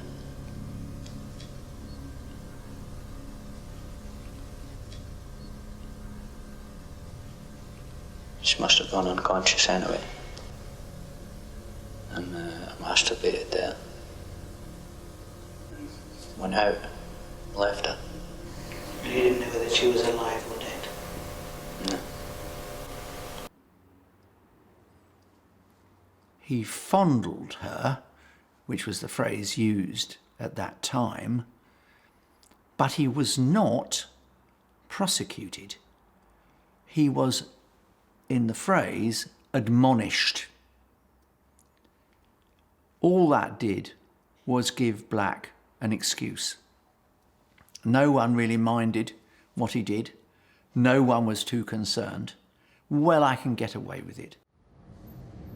Black moved to London to find work as a van driver. On his journeys, he noticed the seedy sex shops along the Caledonian Road. In the pre-internet age, they would become his portal to the evil world he would come to completely inhabit. There was a place where I used to go to get, where I first discovered the chap. A shop down near King's Cross in London. Didn't have a name, it was just like a shop front, and you went in and there was like old books lined up, but you wanted to get something else. You went in the back. He would go to the sex shop and there was always something more. He would ask, "You have anything about teenagers?" which was shorthand or cipher for children. That was all child pornography? No, I made the chance remark. I said, had he any like teenage sex magazines? He says, I've got these, and he hauled them out. They're called lollytots. As time goes on, he became a more and more regular customer. The shop owner would allow him to move further and further into the shop. And as you go into the back of these shops, that's where the hardcore child porn and things like that were kept. But it was kind of a process where you had to be accepted, you had to be talking the right language to be moved up to a higher level of porn. In my mind, the ideal situation would be a child that was completely willing and eager. Somebody once said to me that their motto was, when they're big enough, they're old enough. I tended to agree with that. Somebody once said to me that their motto was, when they're big enough, they're old enough. I tended to agree with that. An impossible question for you to answer, Michael, but I'm asking you nonetheless. Why do people become sexually attracted to children? What is it that attracts them to children? What is it that attracts anybody to anybody else? It's some of the things that it just happens. You were attracted to your wife, I was attracted to my wife. Other people are attracted to individuals of the same gender. Some individuals are attracted to older individuals, others are attracted to younger individuals. What's important in those contexts is to be able to control your sexual impulses and behaviour in cases where it's clearly not appropriate to engage in that sort of relationship. The word paedophile is incredibly totalising, though, isn't it? And yet Black has a particular type that he's interested in. I mean, generally, sort of paedophilia refers to a sexual attraction to young individuals, be it boys or be it girls. But with Robert Black, it was young girls. And not only young girls, but young girls who were willing. He has this idea that his preferred victim would actually be almost complicit. Well, that may have been a desire, but actually he abducted girls who weren't willing. So the motivation was to abduct and to have a sexual relationship with, or at least a sexual activity with, a young girl. I'd be driving along, I'd see a young girl, I'd get out and talk to her and try to persuade her to get into the van and take her somewhere quiet.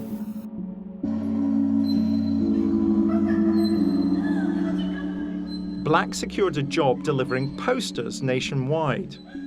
As a sexual predator, he now had the perfect means by which to explore the country and seek out young victims.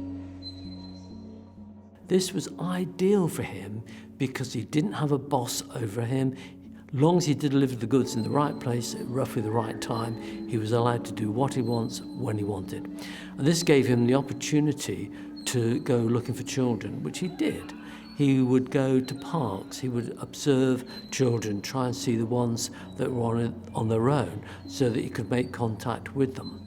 As the interviews progressed, Wire's laid-back approach was eliciting ever-increasing detail from Black about his M.O. Coming up from like from Wimbledon way, like up through Wandsworth, heading home. How old was she? Looked about 10. She went into the side streets and the back streets. I followed and I was out of the van. And she screamed and ran. One of the most noticeable aspects of Robert Black's killing was they were done during the summer holidays, July, August, when children are more vulnerable. They're left out playing, the evenings are lighter, they're left on their own more with other young children. He took the opportunity, time and time again, to kill during the summer holiday. He would literally sit beside playgrounds watching the children and seeing if one of the girls was less, how can one put it, less looked after than the others. He would befriend the loner, or the one who seemed to have been abandoned, or the one who wasn't quite with anyone.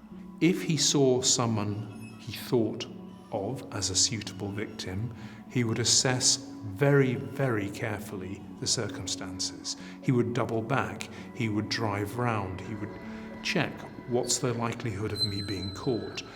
And if it was clear to him that he could do this and not be caught, he would grab the child, bundle her into the back of a van and take her away to abuse and ultimately to kill her. It was a tactic that he used with, in the end, devastating effect.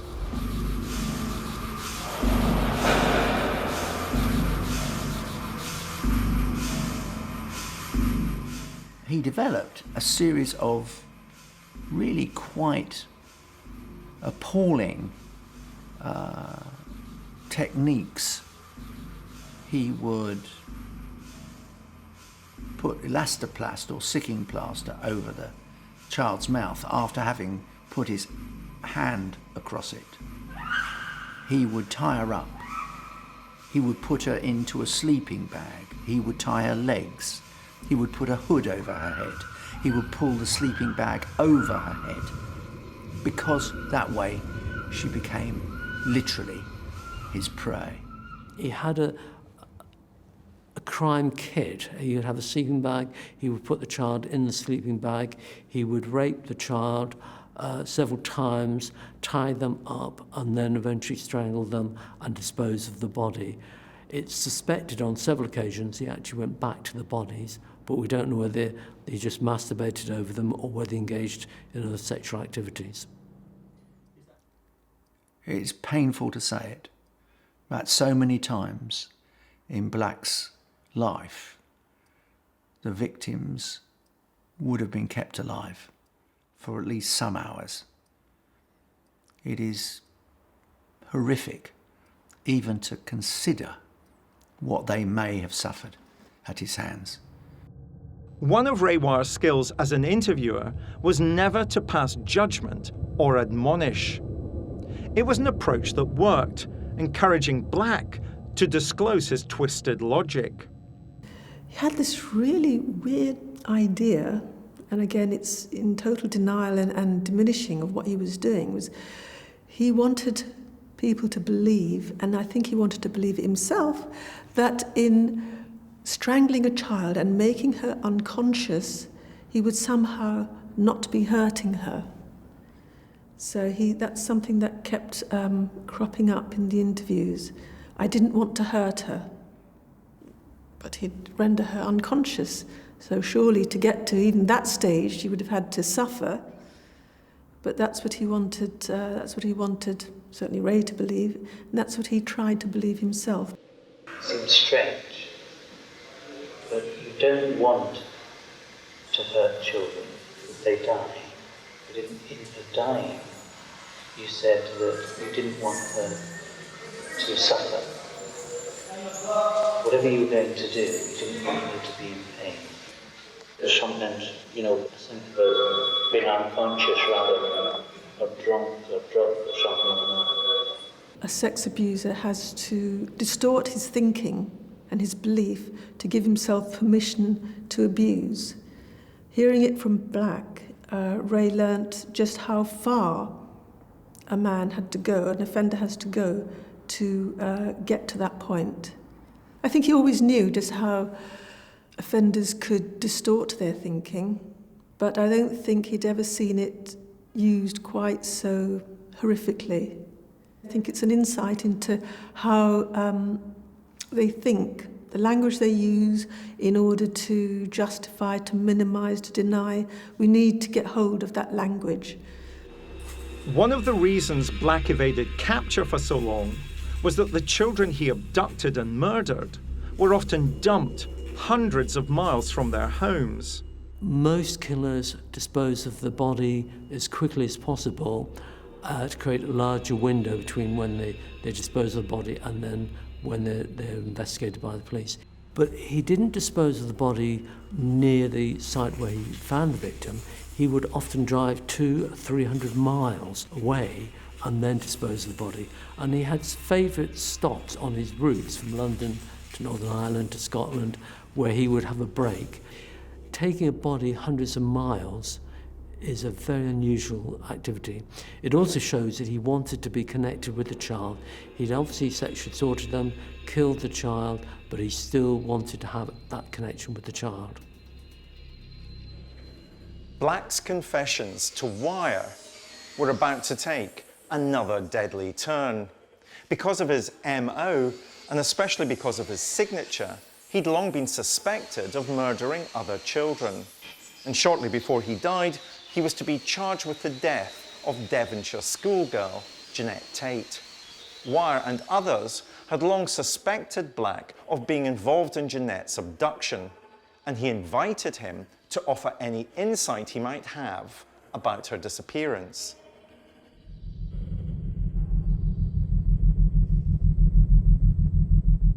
What's going on? Don't, maybe there was that paper girl went missing. Tate? Yeah, that's her name. Yeah. She disappeared, she never turned up. Most serial killers are to some degree narcissistic. Robert Black was no exception. He could be lured, as it were, into revealing information by, as it were, appealing to his ego and to actually ask his opinion of this girl and how he would treat her. He would spill the beans that little bit too far and reveal information that could only be known to the killer. And how did you think he did it? Well, they found her bike, didn't they? Yeah. Which obviously either persuaded her to get off her bike or grabbed her off the bike, one of the two. Got her into a vehicle and took her away. Why do you believe that? It seemed obvious, didn't it? Yeah. By now, Wire was convinced Black was a multiple murderer, but knowing he was not about to make a full confession, he tried a different tactic. Ray was, one of his techniques was assumption making. So he would interview, but he'd make an assumption of what happened next. And so the person being interviewed would just assume he knew and respond accordingly. Because at that point he wouldn't be able to say, he was no longer in control in the sense of the interview. That's what Ray did. When you thought about Tate, what feelings did it give you when you thought about him doing it? I think that's like how I started off with the scenario. Yeah. What would you do?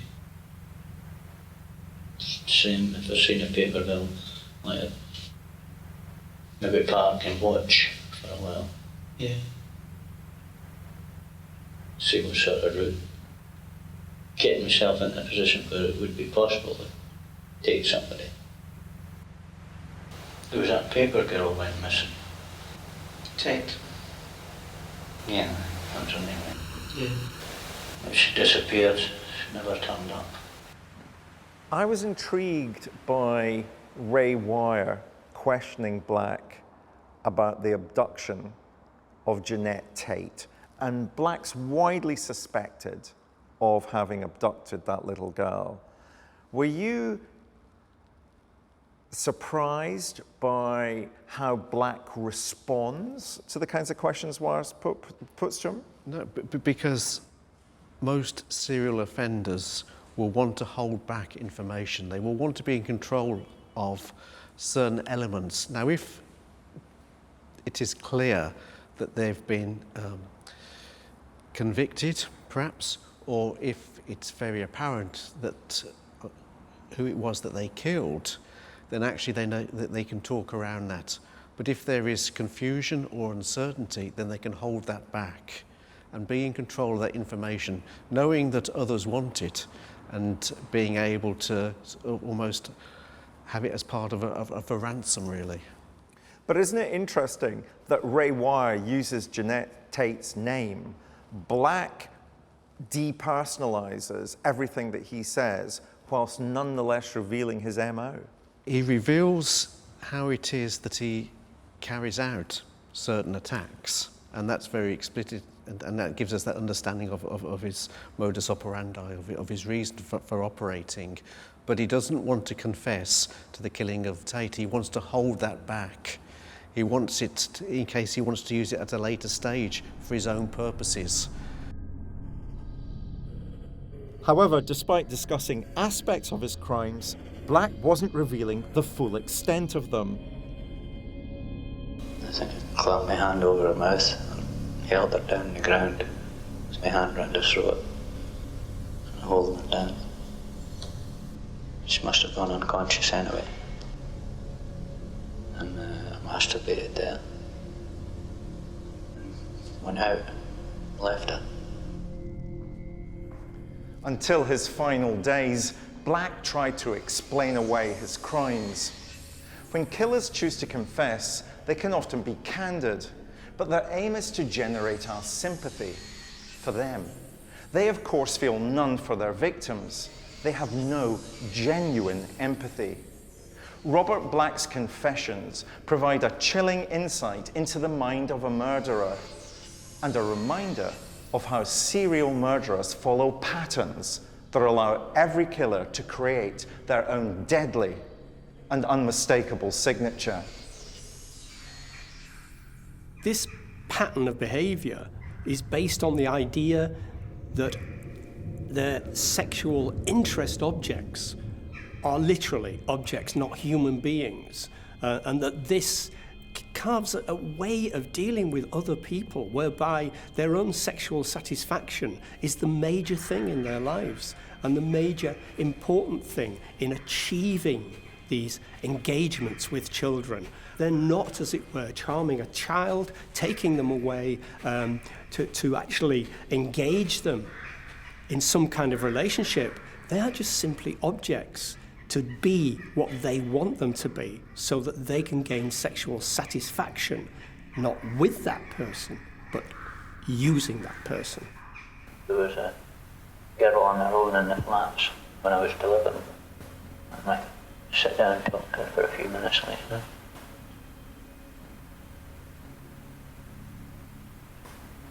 We try and touch her. Sometimes succeeded, sometimes not. He treats them as an object. They're not sentient people. They're not a little girl. They are just objects for his sexual satisfaction. It happened fairly right. Okay. So you don't know how many children? It could be in the 30s, 40s.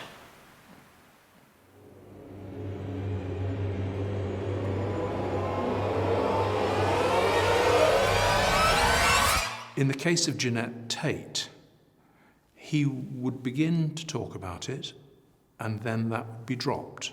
And that might be dropped for 1 or 2 sessions, and then picked up again in the next one, and then again the one after.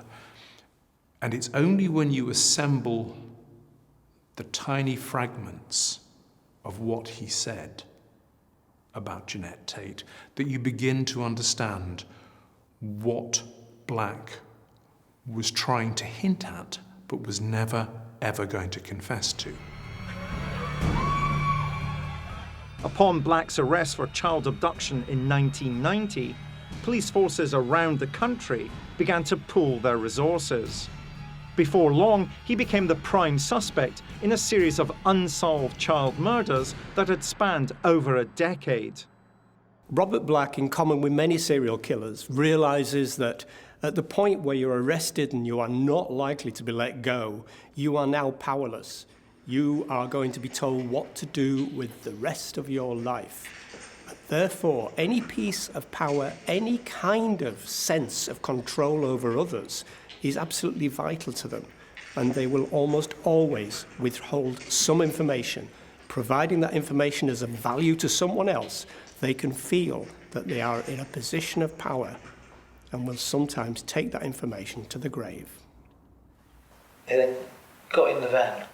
Yeah, but they were in the front, sitting up on the seat. You've got to be honest with me, Robert. Got to be. What year is this? It's 85, 86. One of the things you do is you try and work out what their style is. Some people, you appeal to their intelligence. Some people, you appeal to their humanity. Sometimes you have to be a father confessor and play the role of just almost listening and letting somebody tell their story slowly, and just every now and then put in a question to check the information and allow them to talk. And it's played by different people at different levels at different times. But the aim is to get as much of the truth as possible. We never get the whole truth, partly because the killer doesn't know the whole truth themselves. They haven't come to reality of what they've done.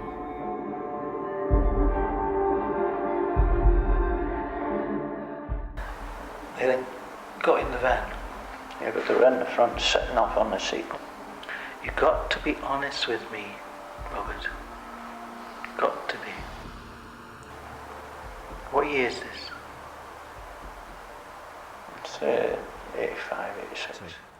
One of the things that interests me in those tapes is the sense in which Wire doesn't judge Black.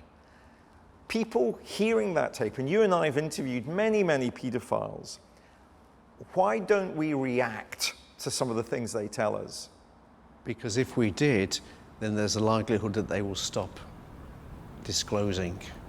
Michael, both you and I are very publicly identified with the cause of offender prison rehabilitation. Robert Black, could he have been rehabilitated? I think it's highly unlikely. I think we have to recognise that for certain individuals, rehabilitation is probably not a possibility, and therefore it's a question of how best do you look after them. Robert Black died in prison in 2016, just days before he was to be charged with the abduction and murder of Jeanette Tate from some 30 years previously. That final charge laid against him was foreshadowed some 20 years earlier during Ray Wire's ingenious questioning of Black about the schoolgirl's disappearance. I suppose the only way a parent could prevent something like that happening is keep the child tied to the apron string all the time, like, you know, virtually put them on a lead, never let them out of their sight. It wasn't their fault, like they couldn't have done nothing about it. Even to this day, Ray Wire's remarkable interviews with Black continue to fuel debate, not least of all as to the question, was redemption ever possible? He thought Black wasn't redeemable. Yeah. It was too well practiced, too well rehearsed. It was part of who he was. Yeah, he was unloved, you know. He was pushed from pillar to post. He was rejected. There was no role model for him. So, and there were lots of missed opportunities to salvage him when he was salvageable. So he just went on and on and on and on until, you know, this was going to happen. He was going to live this life. So could he be redeemed after having murdered so many little girls? No, I don't think so. Those tapes, those sessions showed how, if you're prepared to spend the time and effort, you can understand, we can understand why a man like Black develops into a serial child sex killer.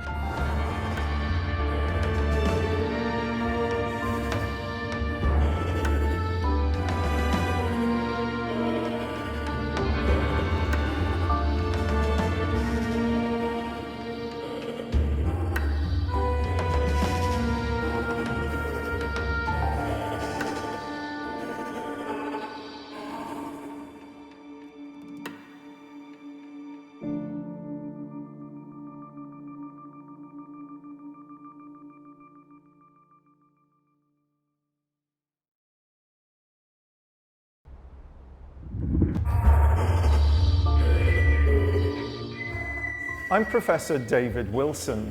As a criminologist, I'm often asked, what's it like to interview a serial killer? This is a tape-recorded interview. Date is 11/17/84. In this new series, I'm going to take you on a journey into the dark heart of the police interrogation room. Using cutting-edge lip-sync technology, we'll bring to life the actual taped confessions of some of the world's most notorious murderers. Put that pillowcase or whatever it was, like cushion cover over her head.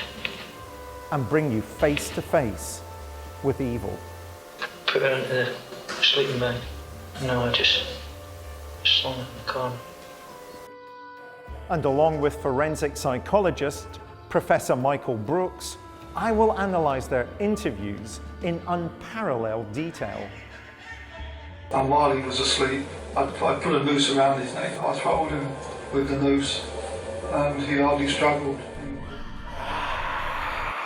Like the police detectives who interviewed them, you'll experience firsthand their cold and calculating minds. I've never gotten with my mum. I knew that she favoured my sister more than me. Their wicked words, now seen being spoken for the very first time, will never be forgotten. The Hawkins girl's head was severed and taken up the road about 25 to 50 yards.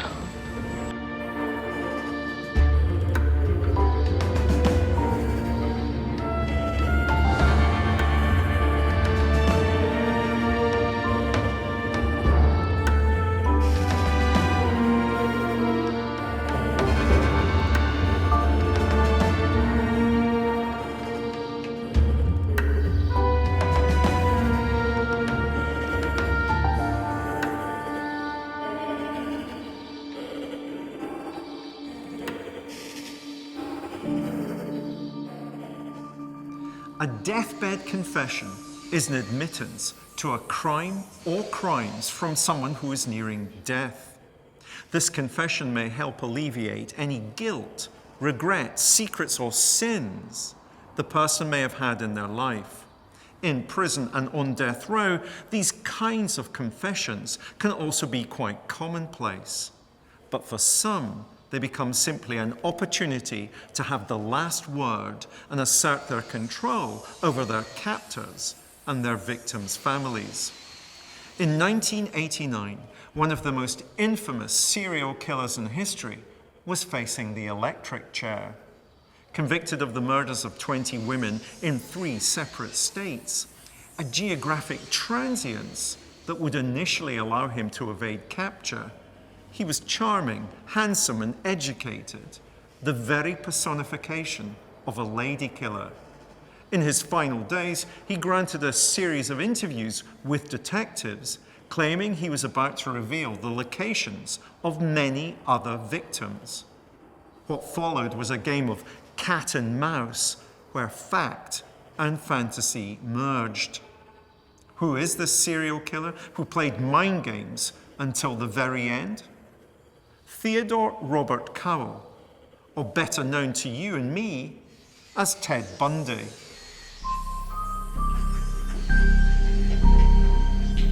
In 1978, Ted Bundy was awaiting trial on the suspicion of having murdered over 30 women, all young college girls just starting to make their way in the world. Whilst on death row, he'd eventually confessed to the crimes, but these confessions would all become part of the killer's twisted game plan. He's what you find when you travel out to the edge of human depravity. He's frightening in so many ways because he is out of the mold of so many other inadequate serial killers. He was charming, glib, persuasive, intelligent, articulate, successful. None of those things fit the mold. I can't understand how he came to be so monstrous. The others I can. This one I can't. I don't understand how you can become that detached and cruel and hideously arrogant. Make no bones about it. I am looking for an opportunity to tell the story as best I can in the way that makes sense to me and the way that'll help.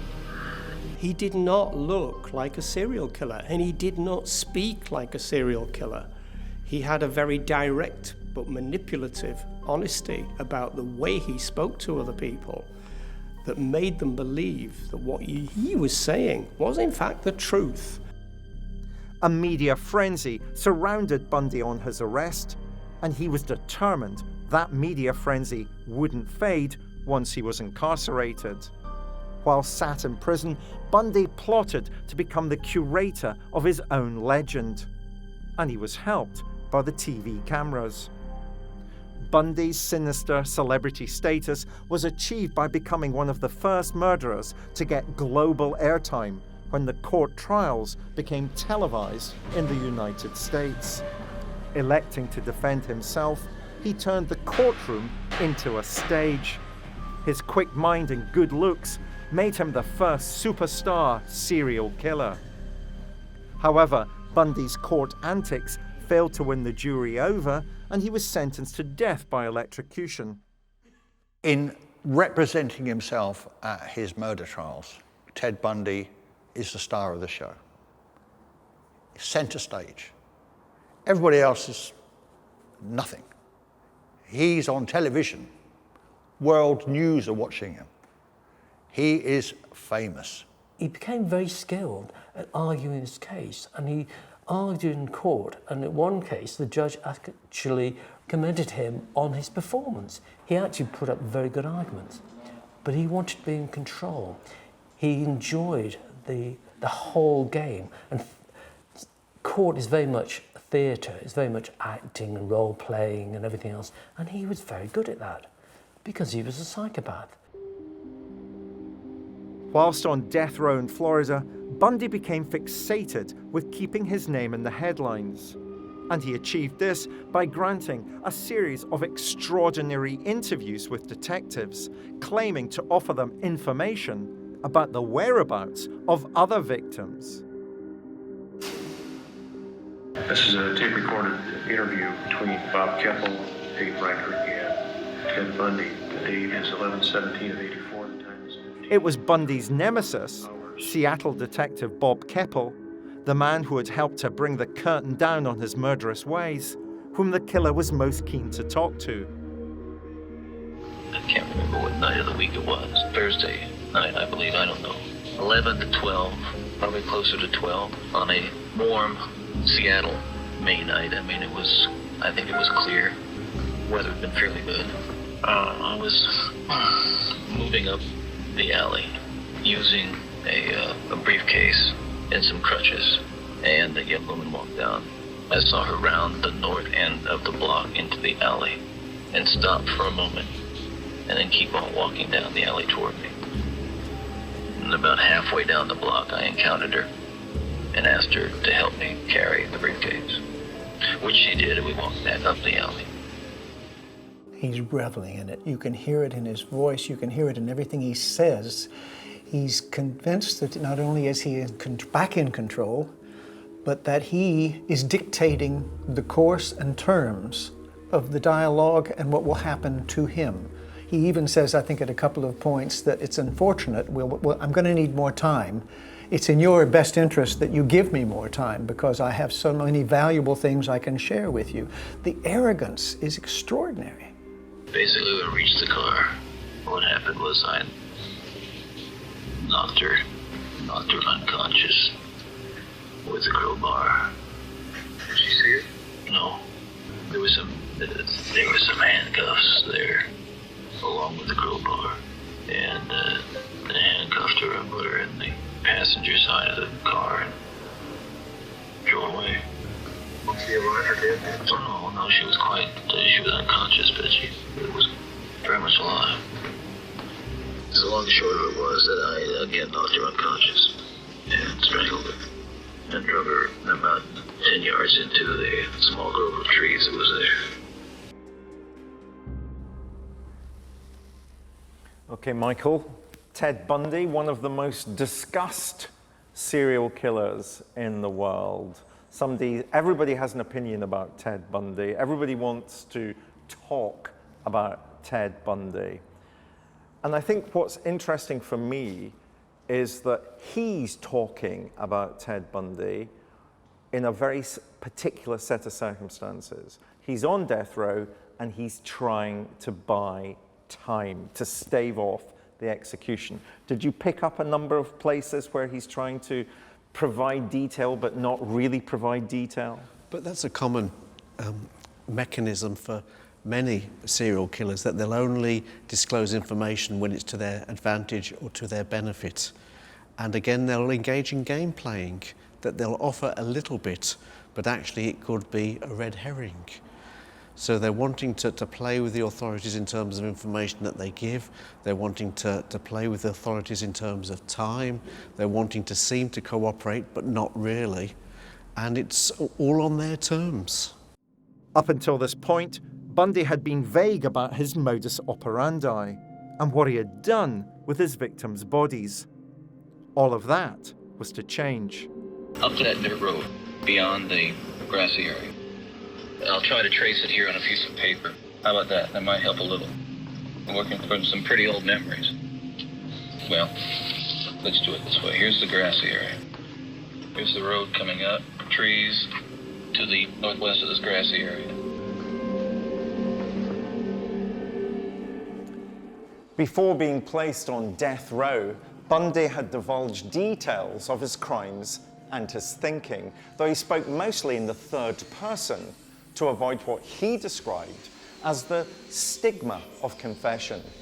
The details that he recounted to investigator Dennis Couch were amongst the few that would lead to the discovery of possible body parts belonging to his victims.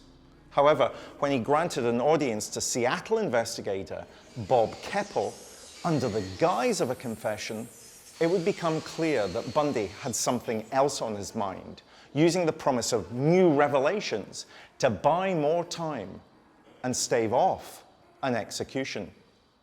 What happened was I knocked her unconscious with a crowbar. There were some handcuffs there, along with the crowbar, and I handcuffed her and put her in the passenger side of the car and drove away. Classic signs of psychopathy are a lack of any empathy, a lack of any guilt. He never expressed any guilt for his crime. You find that they role play emotions, they act out emotions, but they don't really feel the emotions. They know how to get other people to respond to them. They're often very socially skilled, often quite bright, so they're intellectually able to argue, they're able to convince people what they want to do, quite simply by not having any involvement in their emotional level. It's purely goal-orientated. I want this, this and this, that's what I'm going to do. Ted Bundy created an image that was the very opposite of what people would imagine a serial killer to be. Stalking college campuses and student hangouts in his Volkswagen Beetle, the handsome, charming Bundy fitted in effortlessly. Every woman loves a bug, a Beetle, especially co-eds.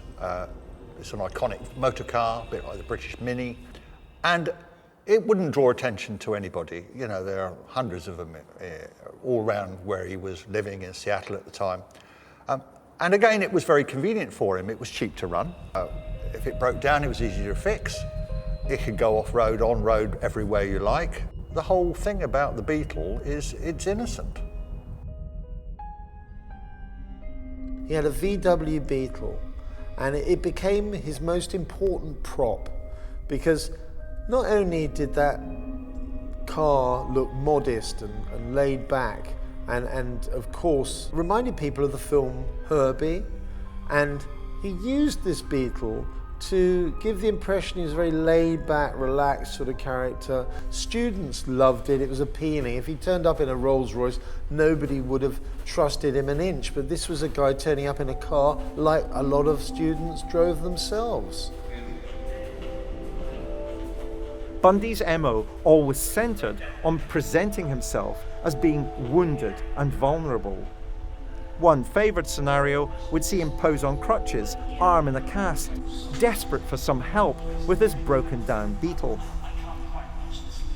But more important than it just reminding people of the film Herbie, the trunk, the front trunk that you opened up, and if you took the wheel out and you left it like that, you could push a woman into there in one movement. And chillingly, that's exactly what he did.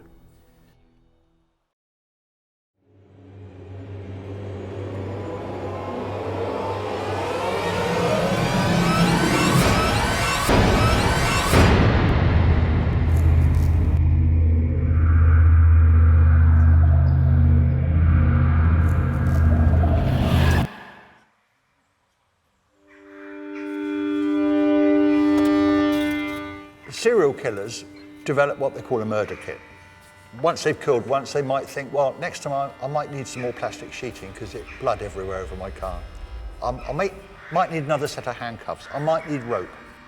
The part of the crime that successful serial killers give more thought to is the disposal of their victims' bodies. Bundy dragged his bodies into woodland, near ravines, off the beaten track, in forestry areas, to give him breathing space so he could get away as fast as possible, hoping that the body would be decomposed. Many of Bundy's skeletal remains of his victims had been scattered around by animals feeding off the remains. There would be a leg bone 100 yards away, there'd be a hand somewhere else. The sanctity of the sites was paramount to him and allowed him to continue to exert power and control over his victims long after they had died.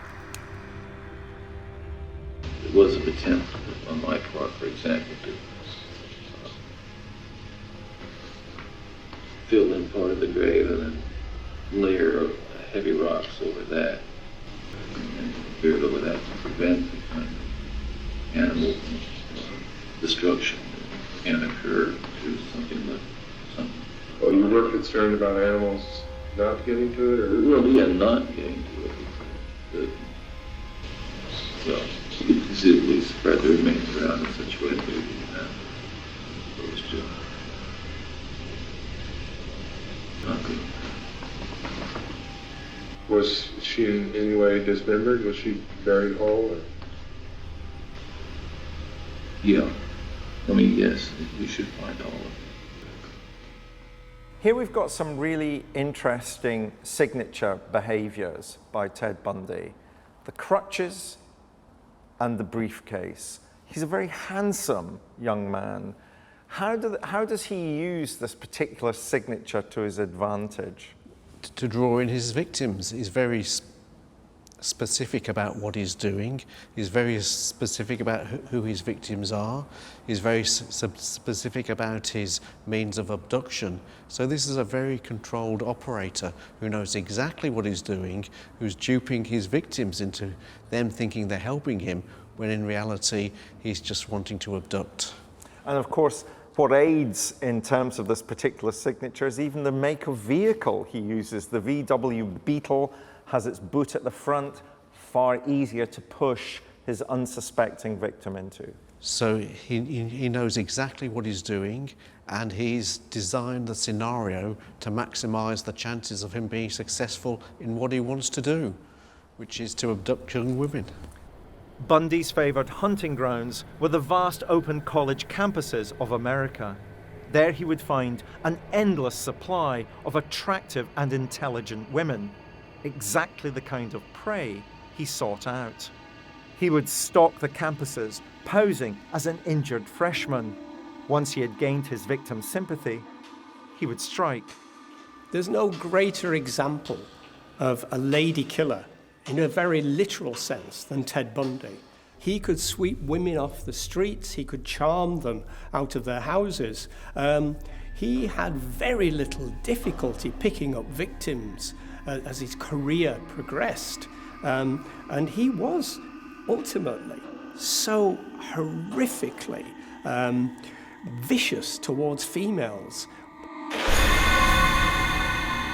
Ted Bundy's actual entrapment and kill MO was very simple. He'd have his victim brought into his space. She was now in his web. There was no escape. He'd hit her, knock her unconscious, sometimes bind her, put her in the back of a van or in the back of stuff her in his car and drive her away. I mean, he's not going to kill her where there are thousands of people sunbathing. He needs her out of there now. She's totally under his control, and he will take her to a location that he knows is safe, away from prying eyes. She'll come round, or he'll wake her up, and then he will start using her and abusing her and raping her. Possibly telling her at the same time that if she behaves and doesn't kick up a fuss, I'll let you go home, because she's never going to go home. Then when he's sexually satisfied himself, and we're talking about a very sadistic man who would probably torture and cut and strangle and let off again and strangle, let off again, then he would kill her. And he would kill her by bludgeoning with a rock or a tree limb and smash the skull. Okay, I just said that the Hawkins girl's head was severed and taken up the road, 25 to 50 yards, and buried in a location about 10 yards west of the road on a rocky hillside. I've noticed with a lot of serial killers where the skull is very, very seriously damaged, it shows a hatred for women, an underlying hatred. It is smashing the part of the body up which has caused the problem. The mind, the head has caused the problem. It's a dark place to go, but that's what happened. He is smashing this up. Did you hear that? Probably you found the damage to the head, the jaw in particular, probably broken. But if you'd found that, you would have known who it was. However he may have presented it as a considered rational decision, the decision of an intelligent man, psychologically, it's actually very basic. It's actually about all the standard reasons for confessing. So actually, it's about him seeking to justify what he's doing. And we see this very directly in the way that he wants to talk to Bob Keppel, the famous detective, about the why, as he puts it. And Bob Keppel cuts him down straight away. He says, doesn't really help us knowing the why. Bob Keppel's very aware that that's the reason why Bundy is sitting in front of him. He wants to justify what he's done. I don't think anybody doubts that I've done some bad things. The question is what, of course, and how, and maybe even most importantly, why. To me, the why never caught anybody. I'm not trying to convince you, Bob, that you should be interested in the why if you're not. I think there are a lot of people who are. I know I am. I think a lot of people are interested in why. People constantly will ask me, why? Well, let's talk about the why. We know that he's abducting young women. He talks quite a lot in these confessions about sex, sexual fantasy. He talks quite a lot about the girly magazines, girls wearing hot pants. This is somebody who's motivated in a classic serial killer way by sexual fantasy. He knows who he's targeting. He gets sexually excited by them. So sex is an element within his modus operandi. How does the interviewer know that the interviewee isn't simply going to dupe him? If you're the interviewer, then you're always assessing the quality and accuracy of the information that you're given. Do you think it's true? Does it match with other things? Or is it just superfluous? And the interviewee will want to know, actually, what are the questions you're asking? Why are you asking them? How relevant are they to what it is that you want to share? Are they helping you understand yourself? Because many offenders don't understand themselves, and actually through an interviewing process, you can help them understand why they committed their offence if they want to know, if they have a blockage somewhere along the line. Bundy didn't target vulnerable women on the fringes of society, such as sex workers or runaways. He chose college girls in the prime of their lives.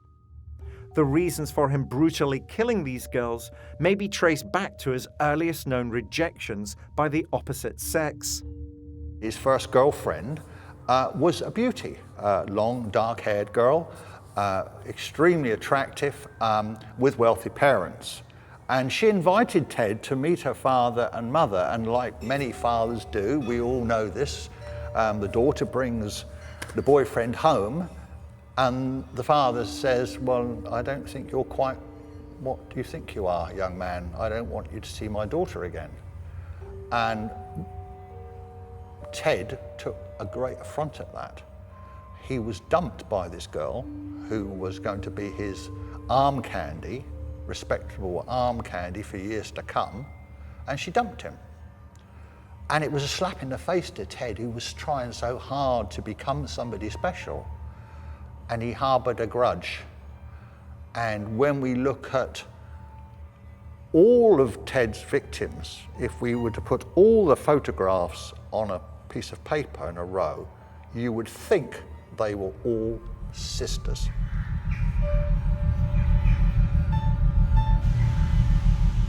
Bundy eluded capture for so long because he was a transitory killer who murdered across the country and disposed of his victims far from the places where he'd abducted them. Ted Bundy's crimes were committed before computers properly existed. And he killed his victims over a vast, wide area of America. And so it was very difficult for law enforcement to connect the dots, to work out that these killings were connected.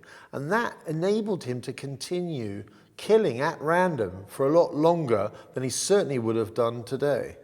One of the problems in America is, compared to Britain, it's extremely large. It's nearly 40 times the size of the UK, with thousands of police forces. And what happens is, if you commit a murder in one state, you can travel, like in California, 2,000 miles to another part of the state, and the police forces will not communicate to each other. In those days, they didn't have the internet like we have today. So you could quite easily kill somebody, move the body to a different part of the state, and the police would never link the murders together. During a 10-year killing cycle, Bundy had murdered close to 30 women. The sheer number of victims and their visual similarities convinced the police they were dealing with a serial killer. And over time, Bundy's name would repeatedly be presented to the police as being a possible suspect. What's interesting is one of his girlfriends, when he was at Washington, she actually reported him to the police as a suspect.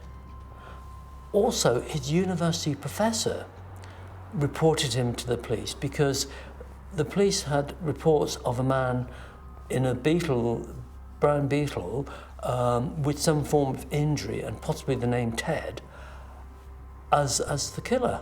So they knew about him in the early 1970s. His girlfriend reported him, the professors reported him, but the police didn't have enough evidence to push the case. Plus, he was one of many other suspects. Bundy was arrested on suspicion of the murder of a sophomore student. Whilst at the police station, he escaped and immediately made his way to the Florida State University campus.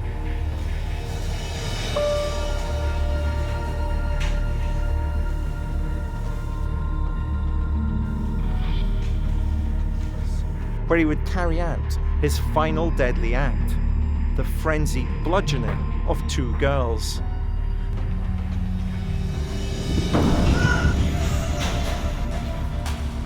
As well as beating the girls to death, he'd bite one of them. The cruel irony being, it was teeth marks from his dazzling smile that would be amongst the most compelling physical evidence to hold up in court. Bob Keppel was a highly experienced investigator.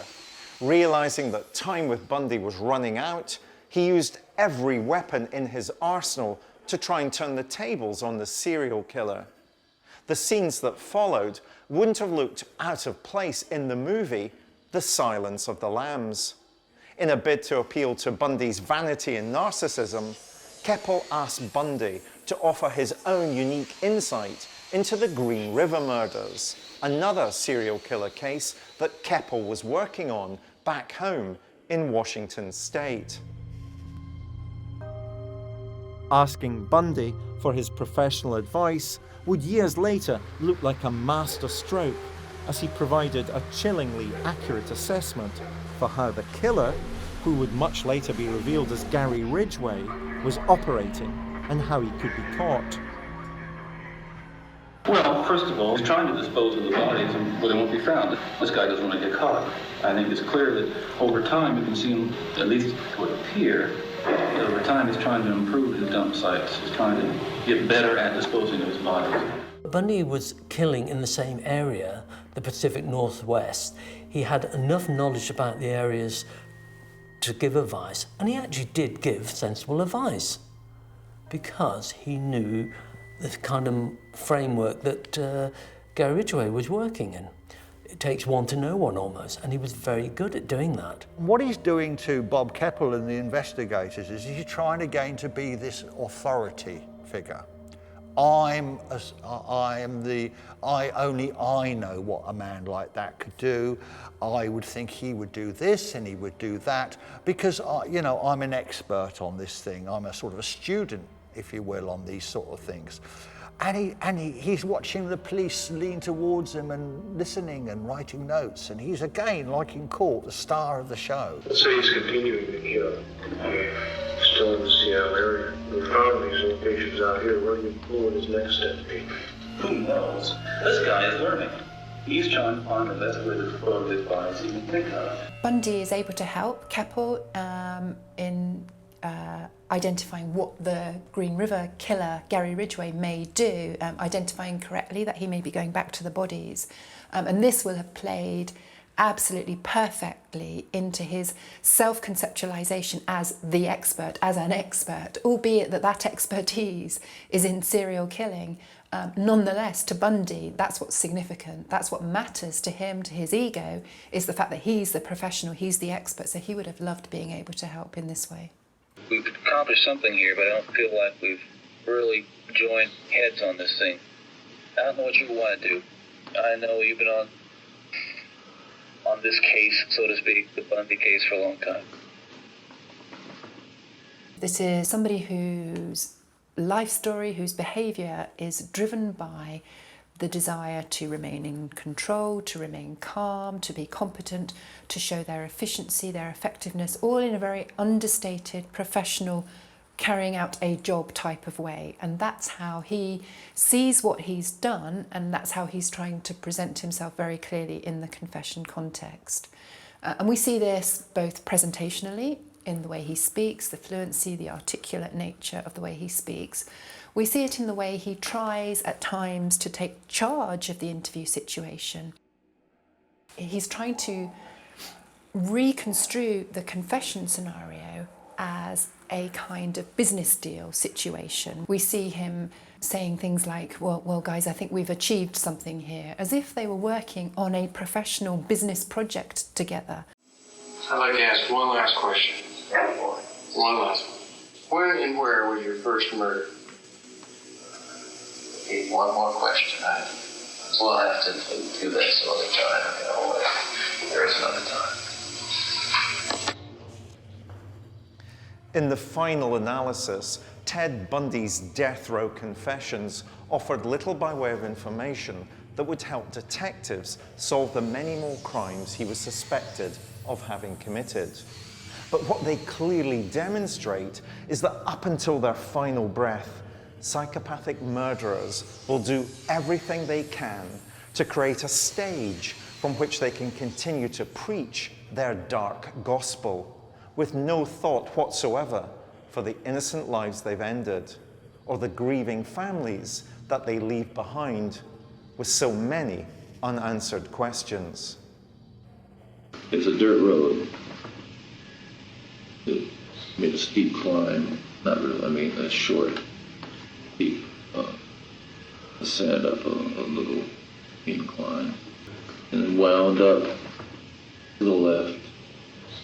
Bundy's offer of information on the whereabouts of victims and identities of victims became more and more vacuous as the police realised that he really couldn't remember. These individuals were just objects. He didn't really note them as being individuals at the time when he was killing. He just saw them as something that he could possess, to own forever, to kill, and it would keep their spirit forever. And as the police began to realise this, they began to realise that his time was running out.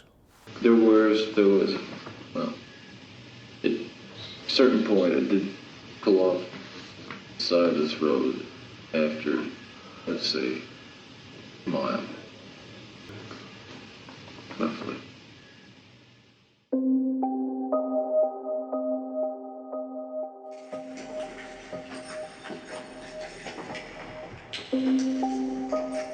Bundy's last night, late in the evening, he was interviewed by Dr. Dobson. You'll notice that there might be a bang behind the door, and you see him jump. Because he knows he's going to be dead in the morning, but he thinks they're coming from him already, so there's a terror there. Quite frankly, the police are not interested anymore. They want a little bit of information. They want him sitting in that chair as fast as possible, and so do the victims next to kin. And at the very end, when Bundy was executed, they shaved him, they put a sanitary towel in his anus, and they tied an elastic band around his penis, and they shaved his head. And you've got to remember that his human dignity is gone when he's shaved and he's prepared for execution. And that's when his whole psychopathology, his ego just collapses. And there he is, taken, staggering, and strapped down into an electric chair, terrified, because within minutes, he's going to be burned to death.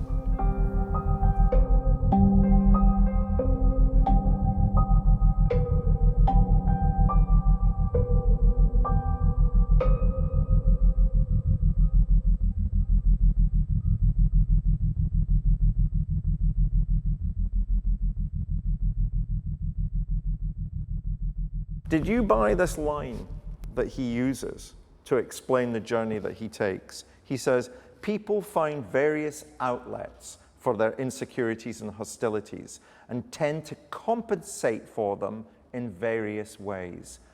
Is he compensating for his insecurities and hostilities by killing young women? Well, he's just justifying to himself why it is that he get engaged in that activity. When by that question, he's acknowledging actually there's other routes, there's other paths he could have taken, but he chose not to. I got the impression that Bundy won the interview war, but ultimately lost because he was executed.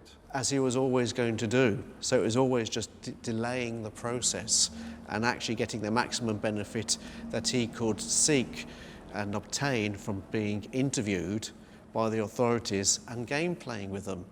So in a sense he extended his life, and in that he had the mental chess with the authorities.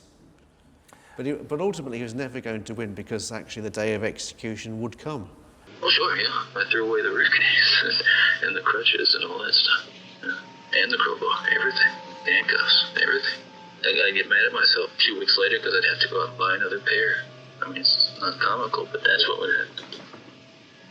One of the things that made Bundy so compelling to listen to was the fact that he was a natural-born storyteller. His way with words created a self-perpetuating myth that survives even to this day. It feels with Ted Bundy, when he's talking towards just before his execution, that he's living vicariously through an extraordinary story. A story that he almost feels he's invented. And he's certainly the ultimate creative force in this story, and he drives it forward. And as he talks about what has happened, It's almost like he's making sure all the boxes are ticked, that dramatically he's got the right high points, the right low points. I just said that the Hawkins girl's head was severed and taken up the road about 25 to 50 yards. That quiet voice he uses during a lot of the interviews, that's part of his performance. This is a guy who's found himself at the center of a drama of horrendous proportions, and he's milking every minute of that drama by showing himself to be this almost Oscar-winning actor, because some of his performances during these interviews are like that. They're like he's the actor pretending to be Ted Bundy. He is the poster boy for American psychopathy. A seducer, an arrogant, manipulative seducer. Charming. Even when he's talking about the most dreadful things, he does it in a kind of soothing, detached manner. Frightening. I've got the mileage left in me tonight, and I want to give it a shot. Give it your best. The one that's most likely to produce something for somebody. Bundy's death row confessions totaled some 30 hours. But instead of being the proposed exercise of helping the police to resolve unsolved crimes, they were instead a masterclass in how a serial killer will try to assert power and control over everyone they encounter. It's almost spider-like. One of the things that also most disturbs me is the kind of fan club that he seems to have generated amongst other women who had nothing to do with this case whatsoever. And that the sexual attraction from them is extremely disconcerting. And again, I struggle to understand. In terms of a kind of cultural subgroup, how extensive is it? How many women are there that are attracted to this kind of person? Extraordinary.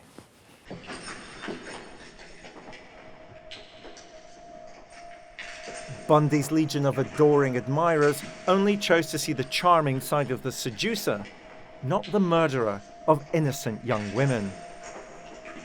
But when the end drew near, his dark facade began to crack. As Ted Bundy's ploys began to fail, you began to see revealed behind this charming mask, this handsome mask, this superstar persona, revealed behind that, slowly but surely, was the psychopathic, uncaring person who had delivered deadly force towards endless numbers of young girls, and probably would have done forevermore had he not been caught.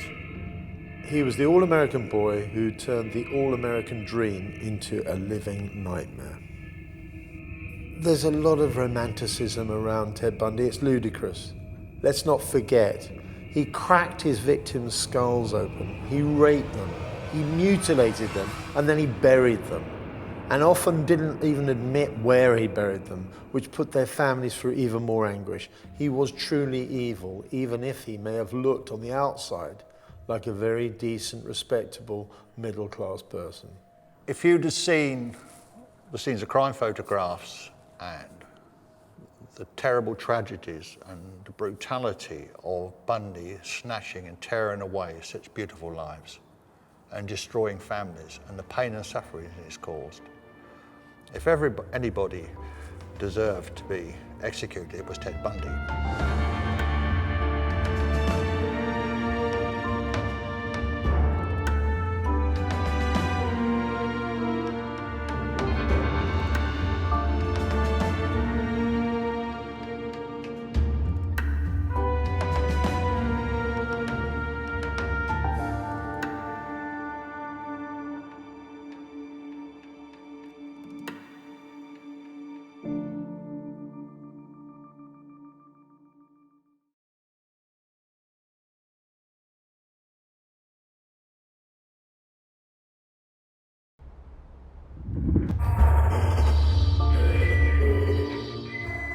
I'm Professor David Wilson. As a criminologist, I'm often asked, what's it like to interview a serial killer? This is a tape-recorded interview. Date is 11/17/84. In this new series, I'm going to take you on a journey into the dark heart of the police interrogation room. Using cutting-edge lip-sync technology, we'll bring to life the actual taped confessions of some of the world's most notorious murderers. Put that pillowcase or whatever it was, like cushion cover over her head. And bring you face to face with evil. Put her into the sleeping bag. No, I just slung it in the corner. And along with forensic psychologist Professor Michael Brooks, I will analyse their interviews in unparalleled detail. And while he was asleep, I put a noose around his neck. I throttled him with the noose, and he hardly struggled. Like the police detectives who interviewed them, you'll experience firsthand their cold and calculating minds. I've never got on with my mum. I knew that she favoured my sister more than me. Their wicked words, now seen being spoken for the very first time, will never be forgotten. The Hawkins girl's head was severed and taken up the road about 25 to 50 yards.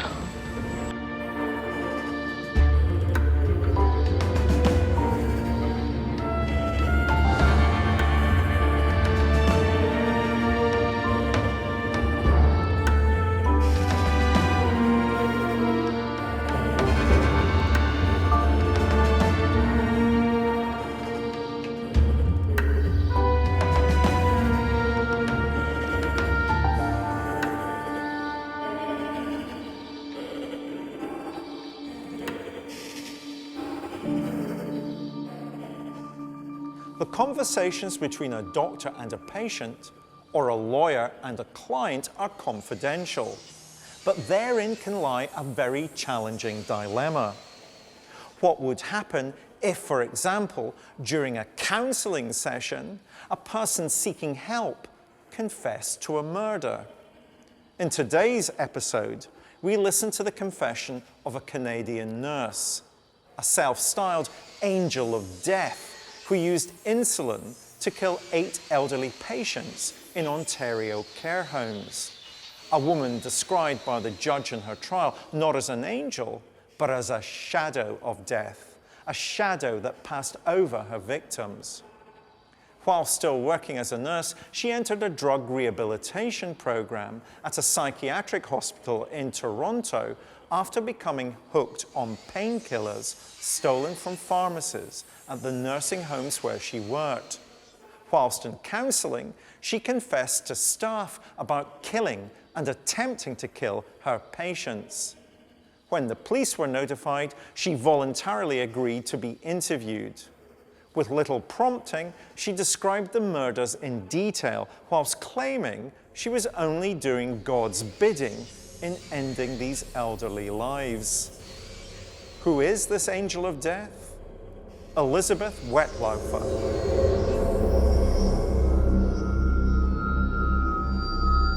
On October 15th, 2016, Elizabeth Wettlaufer walked into a Toronto police station requesting to speak to detectives. Escorted to her seat by a police officer, she sat and waited quietly.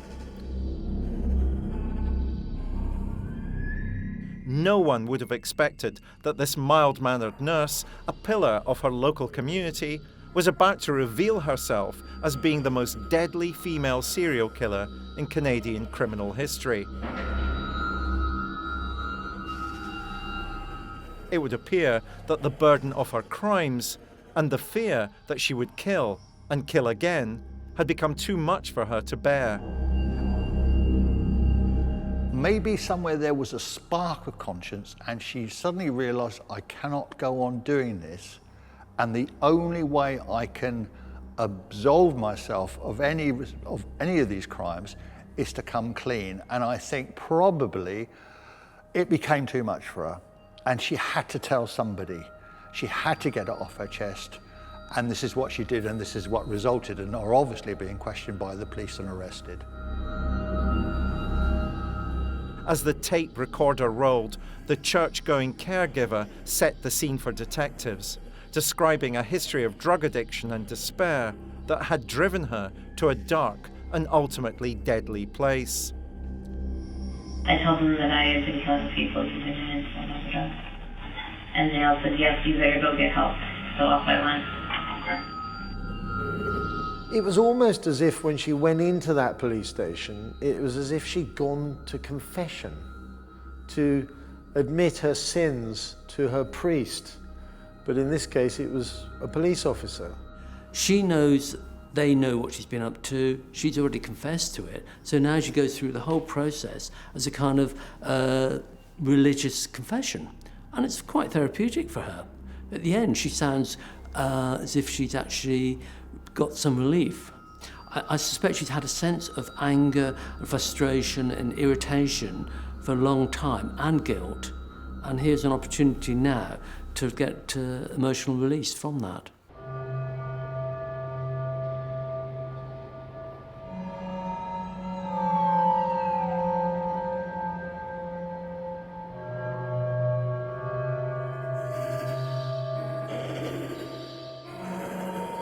You could have been in this situation and taken this to your grave. Yes. And who would have known? Right? That's what I was told to do by a lawyer. What's that? Take it to my grave and not tell anybody.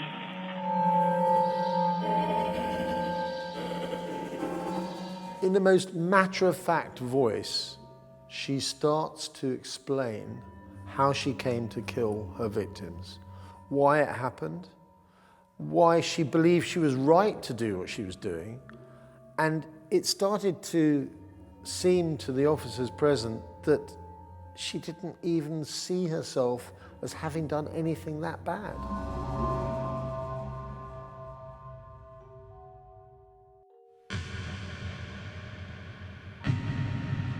All serial killers develop a murder kit. It can be handcuffs, it can be rope, it can be all sorts of restraints. But in this Wettlaufer's kit, murder kit, was stuff that was readily available in the ward's medical cabinet. We think of Dr. Shipman, who was a drug addict. He was addicted to hydromorphine. He injected himself. You have Beverly Allett with access to drugs on a daily basis. Wettlaufer was no exception.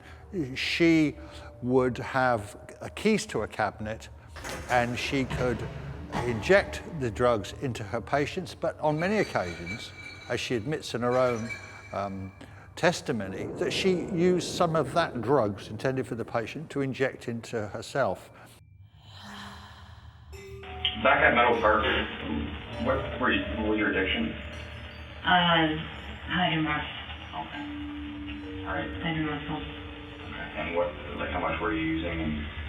I was a binge user, so I would use what I could get a hold of by stealing it from the patient. It was her job at the old people's home where she worked to look after these old people and to make them comfortable and to ensure that the last few years of their lives were decent and manageable.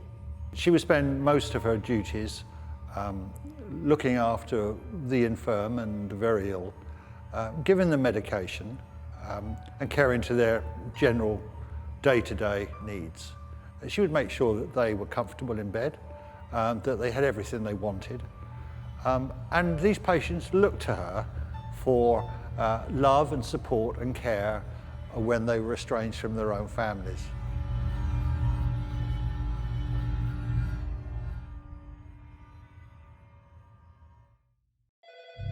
Wettlaufer had been a nurse for over 25 years and was well respected.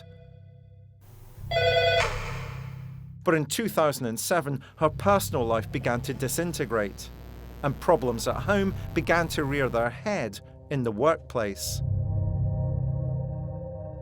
When my ex and I broke up in 2007, I was already taking the medication for my borderline personality disorder. And I was so angry. Serial killers claiming to have split personalities are not unusual. But I'm here with forensic psychologist Professor Michael Brooks to try and find out if there's any truth in Wettlaufer's claims. I was already taking the medication for my borderline personality disorder. Okay, Michael. Elizabeth Wettlaufer, a Canadian so-called angel of death. Let's deal with one of the things that crops up there immediately. She's described as having borderline personality disorder. What does that mean? Very, very simply, it's an inability to control emotions. Do you think it's significant that the first murder that she admits to comes in the same year that her marriage breaks up? Do you think there might be some connection to that? There might well be a connection. Again, though, the marriage breaks up, they don't have children from that marriage, and then she forms a relationship with another woman. A fluidity in her sexuality. Does that give us any context for understanding her? Is it a fluidity, or is it a confusion?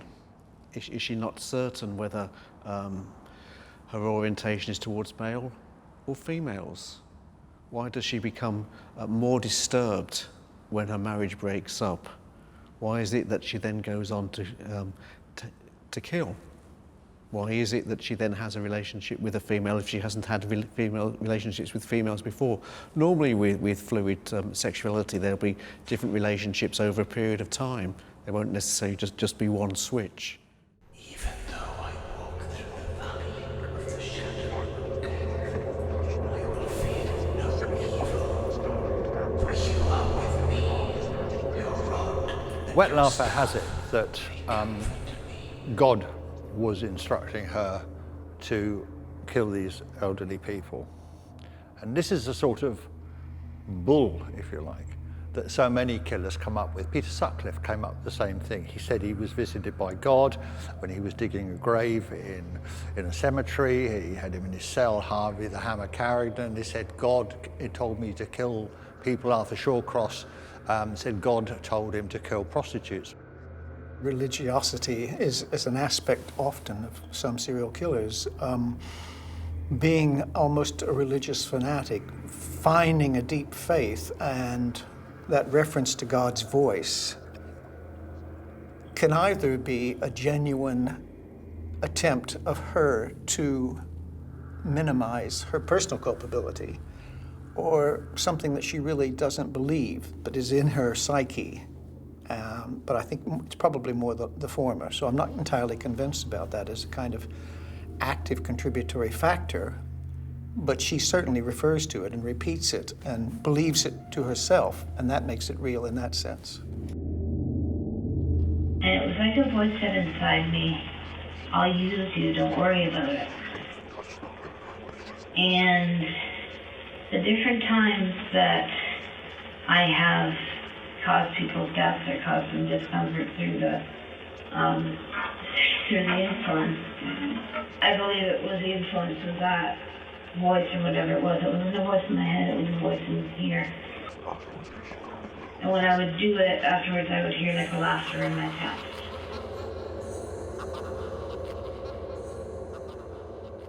She even talks about a red surge, that during those moments, God is telling her to kill her victims. And again, she makes it sound completely plausible. And she also manages to ensure that the responsibility for these killings is down to God, not down to her.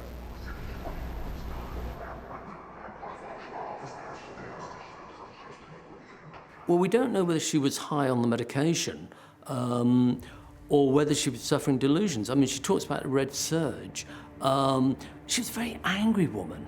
What comes across quite clearly is she's angry about life, angry about situations, and maybe this is her way of explaining her anger as a kind of surge, red mist almost, that men often talk about mist covering their eyes and they lose control. Maybe this is her way of explaining how she loses control of her emotions. But then she switches into this very controlling, very clear goal of killing people. I think the most striking thing about the narrative that I've seen was that there are some pretty straightforward forms of defense mechanisms of rationalization and minimization and an attempt to place herself almost from a victim's perspective. It could be suggested that she took her anger out on her victims. I'm not sure that that is completely true. I think it's more possible that she just enjoyed doing it for the fun of it. And she did it in a very cunning way because she injected these drugs in a manner that would let them die slowly. So she was out of the hospital, out of the premises quite often, and the patient would die 2 or 3 days later. So she was injecting these drugs in a way that was almost covering her tracks. So when the patient died, perhaps another nurse was on duty and she thought the responsibility would go to her. So she was injecting these drugs in a very, very careful and cunning way. But I don't know that I could say that she was angry to kill. She just wanted to kill.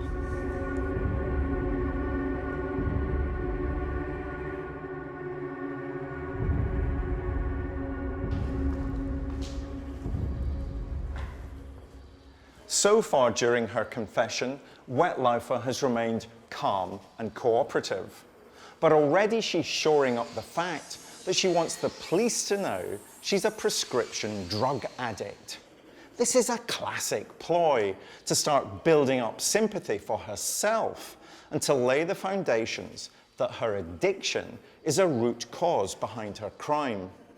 And as the interview proceeds, while she maintains her outwardly demure composure, her facade begins to crack. She accuses her octogenarian male patients of sexually assaulting her, thereby, in her mind, making them fair game to be murdered. So tell me a little bit about Maurice. He was another one who liked to grab breasts and asses. He was sometimes a patient of mine. See, at that time, I didn't have a set floor that I worked on. I worked on all the different floors as a nurse, kind of filling in. Okay. So,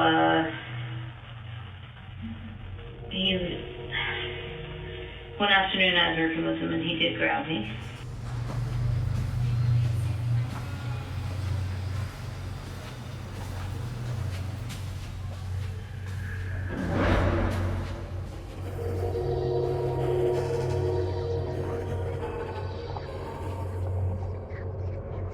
And again, I got that feeling inside that this is his time to go.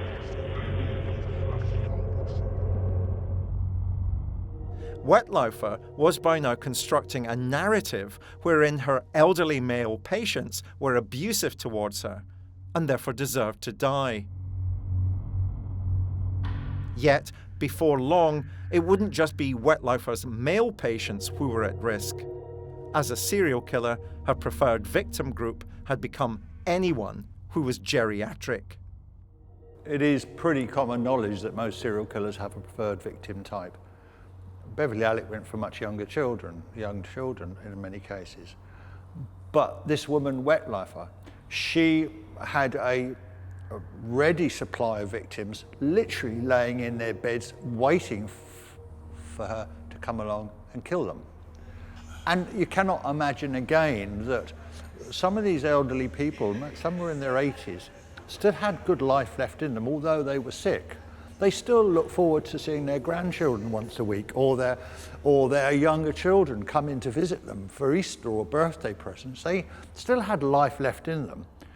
Yet this woman, Wettlaufer, who really was just a lonely, sad drug addict with a split personality, decided that she would take all that away from those children and remove their lives. And she didn't have to go trawling the streets like serial killers do for a victim. She didn't have to go and find prostitutes on the street corner. She had them laying them in front of her. Serial killers, especially those within the medical profession, seem to hone in to the older patients, the elderly who perhaps don't have many people visiting them, who perhaps are sickly, not necessarily close to death. But then people like Elizabeth and Shipman, for example, they start to feel that it's their duty, or almost they're doing these patients a favour by ending their life before their lives become more painful, as if they are God. One of the great things about being a serial killer is power and control. Serial killers love to be in a powerful position. Now, she was a nurse, she was administrating medication appropriately, but she was also giving it inappropriately. She was controlling, she was playing God. I mean, that's what she enjoyed doing. That's what all serial killers enjoy. That moment when they decide you live or you don't live. That is a fantastic turn on for anybody who's into that kind of behaviour.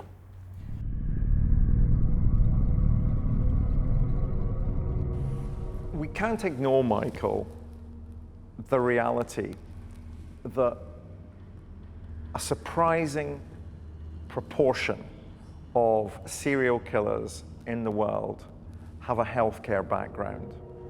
What is it about that context of working in hospitals or nursing homes, or indeed as a GP in the community, that affords serial killers the opportunities? In many situations, you have to ask, why is somebody applying for a particular post? What's their attraction? So if you look at teaching as a profession, it will draw in those who are attracted to children. And usually they're those who will go out of the way. Everybody will think they're an excellent teacher. They will volunteer for additional activities. That then gives them the opportunity to offend, because they will have children by themselves with very little other adults around. You have to ask, why do these individuals go into healthcare? Is the healthcare environment providing them with the victims that they're seeking?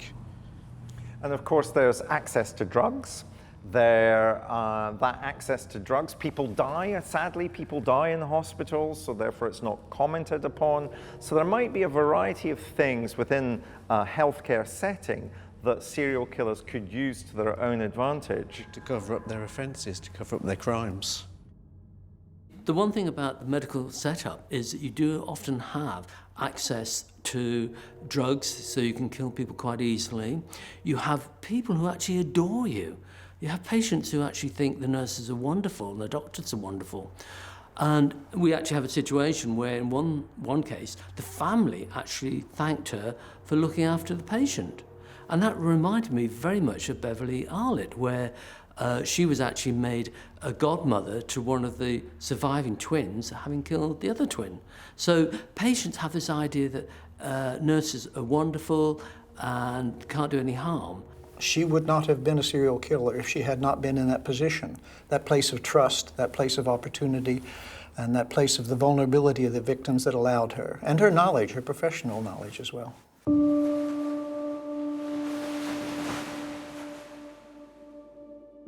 As a trained nurse, obviously she knew how to give an injection. And so she would go to the medical cabinet, perhaps on occasions unauthorized. She would fill her syringe with more than the correct dose and inject it into the patient. And that person, when they closed their eyes and went to sleep, the last thing they would see were the loving, caring eyes of Wettlaufer looking down on them and fluffing up their pillows before they went to bed. She did what we recognise is probably the best way to kill in a hospital, is the use of insulin, because it's so easy to get hold of. You can give a patient insulin and you can cause death that way. Now, what was interesting about her, she didn't do the Beverly Arlett of dashing in and saving patients. She just killed patients, didn't want to be the heroine or the hero. She actually just killed people because she wanted to kill them.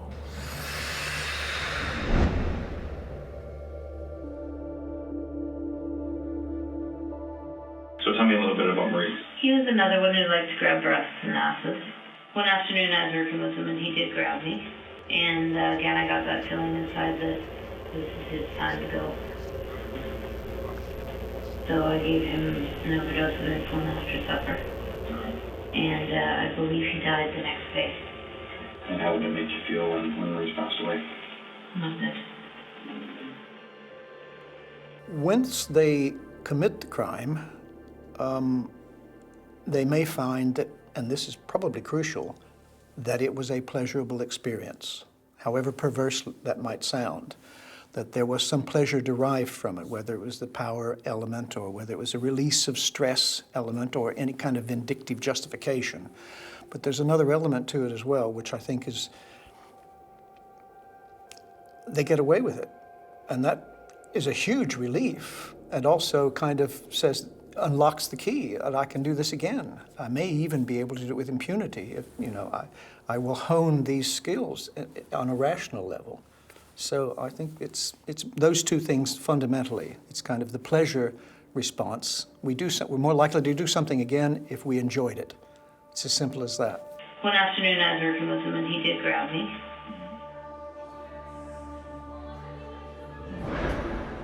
Again, I got that feeling inside that this is his time to go.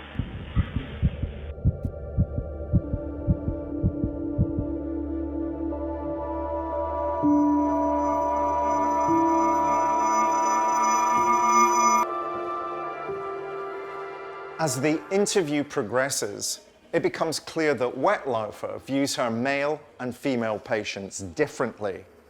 The men are almost universally abusive and abusers. The women are, by and large, being put out of their misery. And in doing so, she's determined to paint herself as a martyr to their pain and as a cleanser of evil.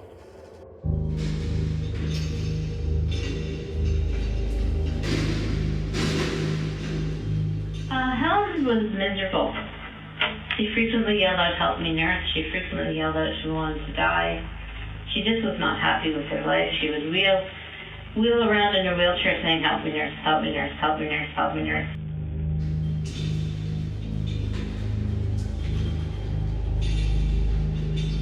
And when you went to help her, what do you want help with? Nothing. Get away with me. Go away. Help me, nurse, help me, nurse. Didn't want to eat, didn't want to drink. Very difficult to deal with. Constantly would yell, or we'd say, "What do you want help with?" "I want to die. Why can't you help me die? I want to die." Often you find males in the 70s and 80s, they're starting to dement, they start to behave socially inappropriately, they often end up being sexually inappropriate. So nurses will tell you that with elderly gentlemen, that they do grab their breasts, they do grab the bottoms, they do actually sexually become active. And some of them even masturbate in front of them because their frontal lobe doesn't inhibit them, which it should do in normal situations. So they become disinhibited, and that goes sexually as well as language. Often you find vicars starting to swear and things like that. Now, with our ladies, they tend to be more respectful of nurses, and in this case, quite clearly, she saw them as being on their way to heaven. She wanted them to go quietly and peacefully. She actually saw herself, in some sense, of actually helping them on their way to death. And one night, it was like something snapped inside, and that red surge came back, and I thought, okay, you will die. So I gave her a shot. I came up to her and said, "This is for your pain," and I gave her a shot.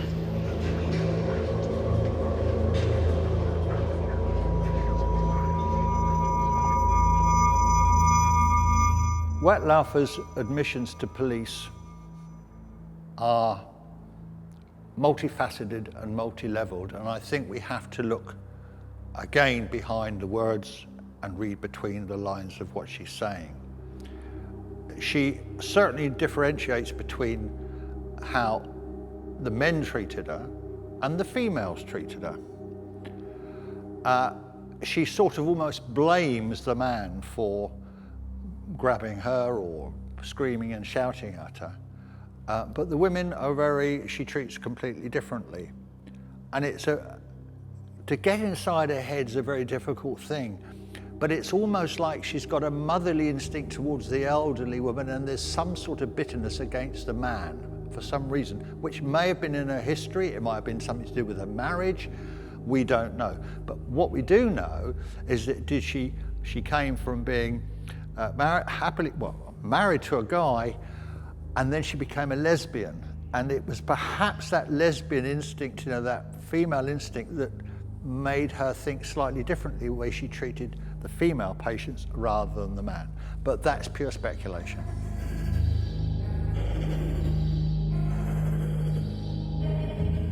One afternoon I was working with him and he did grab me. And again, I got that feeling inside that this is his time to go. Do you think the fact that she has a rationale for herself as to why she's killing her male patients, and that rationale is different to the rationale she has for herself in relation to killing her female patients, has any sense whatsoever? Or is this simply a construction that she gives post-arrest? So I wouldn't use the word rationale, I'd use the word justification.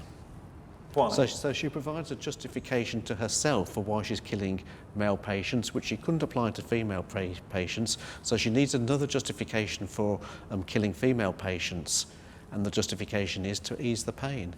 I think for me it's helpful to say that there are two aspects of a conscience. There's a personal conscience, that one that you acquire, which is basically saying, I'm a good person, and this is something I wouldn't do, there are boundaries to my behavior. And then there's a social conscience as well, which is the one where you're the public voice. What would people think of me if I did this? And I think when she tries to do this process is one of trying to salve both aspects of that conscience. She's probably rehearsing what the public would think of her. She doesn't want to be thought of as a monster. One night she said, I'm going to die tonight. Mary said that? Yeah. And I said, oh. And she said, yeah, why don't you get me into the deathbed so I can die? And I said, are you sure? And she said, yeah, put me to bed, I'm going to die. So I said, okay, and I went to the other nurse that was working with me. And she said, oh, okay, well, let's put her inside the scare room if that's what you want. So we did, and then I thought, well, she must be the next one. I had a feeling inside of me she must be the next one. Because she was saying she was going to die, but there's no signs she was going to die. So I gave her an overdose of insulin. And she became palliative and she died. I think it's been a couple of days. It's a rather frightening conclusion that she is not that exceptional, and that there are many other people with similar profiles. And what she did is understandable. It's not excusable, but what she did is understandable in terms of that kind of almost mercy-killing aspect for her. The different times that I have caused people's deaths or caused them discomfort through the insulin, I believe it was the influence of that voice or whatever it was. It wasn't a voice in my head, it was a voice in here.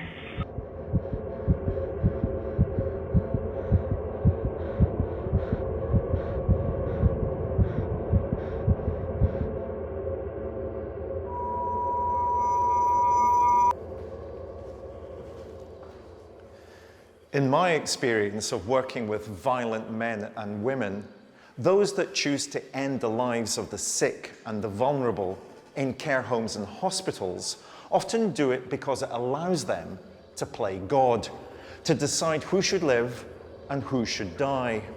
There's rarely any sexual motive. It's merely the ultimate display of power to end a life when they choose. Had Elizabeth Wettlaufer not turned herself into the authorities, it's almost certain she would have continued to kill undetected for a long, long time. The trust patients place in those who care for them remains amongst the greatest acts of faith known. And so it's this betrayal that makes this one of our worst crimes.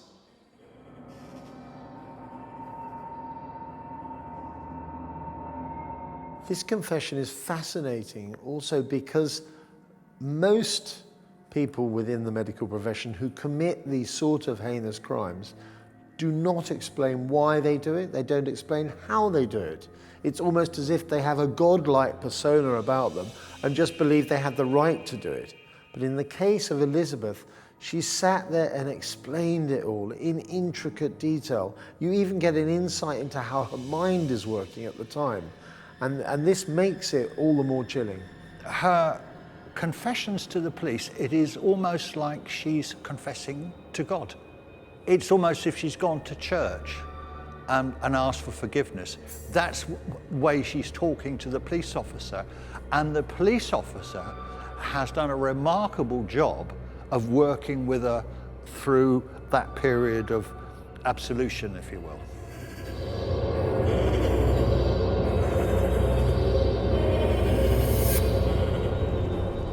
If I think about serial killers falling into two distinct groups, the ones who are garrulous and talkative, but the vast majority of whom are silent and uncommunicative. Why does she want to talk as much about what she's done? Because she wants to draw attention to herself. She wants the publicity. She wants the airtime. She wants you to listen to what she has to say. This is a very extensive interview that she gave. So she likes sort of the sound of her own voice. She likes to dominate proceedings. She likes to be able to share with others her thoughts and her views and her experiences. But that doesn't mean to say that in any way that what she's saying is actually the case.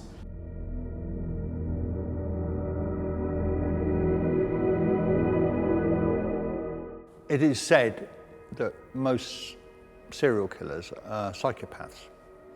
And a psychopath has no conscience. In fact, where there should be a conscience, there's a black hole. And it is very difficult for the viewer or anybody else to understand what that means, what it means you have no empathy towards anybody else at all. It is almost impossible for the normal person in the street to understand how cold-blooded these people are. So when they start confessing to their crimes, they do so because it's a normal thing to do. It means nothing to them. They're not feeling any empathy towards their victims whatsoever. They will sit and talk to you about it as if they were just playing a game of bowls. It does not matter to them. It doesn't matter that they cause suffering and pain. If they cry, they're crying for themselves, their own predicament they're in. This nurse went through her confession in a calm, peaceful, logical way. And this is why she's quite interesting, because if she was a true-blooded psychopath who didn't care, why did she turn herself in? A psychopath, a serial killer, doesn't do that. He's got no conscience, he doesn't care. So maybe somewhere in this woman, although she killed these people with the thought of putting them out of their misery perhaps, or ending their days peacefully with no suffering, perhaps she's a bit of an enigma. Perhaps she's not a psychopath after all. How did your emotions start to feel as it kept continuing? I kept having a lot of guilt. A lot of guilt. In another twist to the killer nurse's story, she would claim to be overwhelmed by guilt for her crimes, not an emotion commonly found in serial killers. I felt horrible. I felt angry at myself. I felt like I had failed myself. I felt like God had failed me. Did you continue to practice in the church? I continued going to church, yes. I was trying very, very hard to get close to God, to make sure that this wasn't Him, and to just live my life, read the Bible, go to church, and not do that because I didn't want to do it anymore. So I tried very hard. I'm still using a little bit.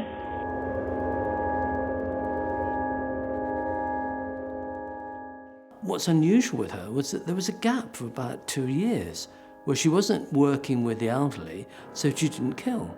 And she didn't seem to have any driving motivation to kill during that period. And then when she went back to working with the elderly, she went back to killing. In June 2017, Wettlaufer was sentenced to life imprisonment for the murder of 8 elderly patients. With no chance of parole for at least 25 years, Wettlaufer will be 76 years old when she gets out, the same age as some of the patients that she murdered. There was always that red surging that I identified as God telling me, this is what, and this is how you work for me. Do you pick up some psychosis in what we've heard? A disordered thinking? She talks about voices, for example, quite a lot. Well, that would be the link. If there is any form of psychosis, would be the hearing of the voices, but that's not connected with personality disorder, and sometimes people get confused around that. So you can have personality disorder, you can have mental disorder, and you can have mental illnesses. So sort of hearing voices would fall more into the category of a mental illness than a personality disorder or a mental disorder. The different times that I have caused people's deaths or caused them discomfort through the influence, I believe it was the influence of that voice or whatever it was. It wasn't a voice in my head, it was a voice in here. Can we hold her responsible for what she did? Or do you think her responsibility is diminished as a consequence of the background that she has in terms of mental health? Unless a psychiatrist makes a decision that she is not responsible for her actions, then she is responsible. So I would say in this situation that she hasn't been diagnosed by a psychiatrist as having a sort of a mental illness, and therefore she's responsible for her actions. She's also able to function as a nurse and carry out her actions as a nurse, whilst at the same time committing these offences. So to all intents and purposes, she seems to be functioning well, or at least not to the level to be put on a disciplinary charge for underperforming or for doing anything that she shouldn't be doing. So therefore I think you have to say that she is responsible for her actions. I think she was a kind of marginalised, inadequate woman who was embittered probably by a life of relative failure and frustration. There was, again, that religious element to her, which I think introduced God into the equation critically. I think she was relatively stable.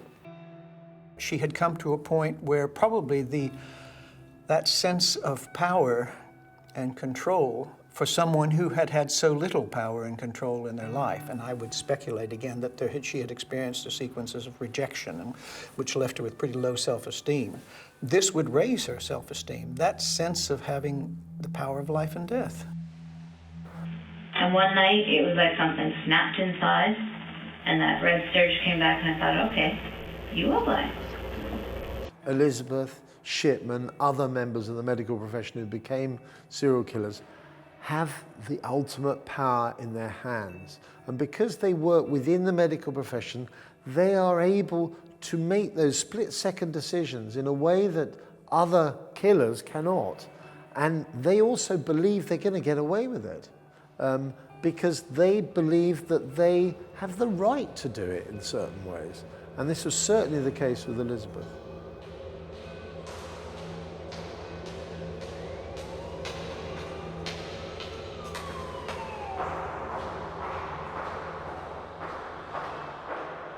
These interviews offer an extraordinary insight into the mechanisms of how a member of the medical profession can murder with ease. And for that reason, they are unique and also extremely frightening to listen to.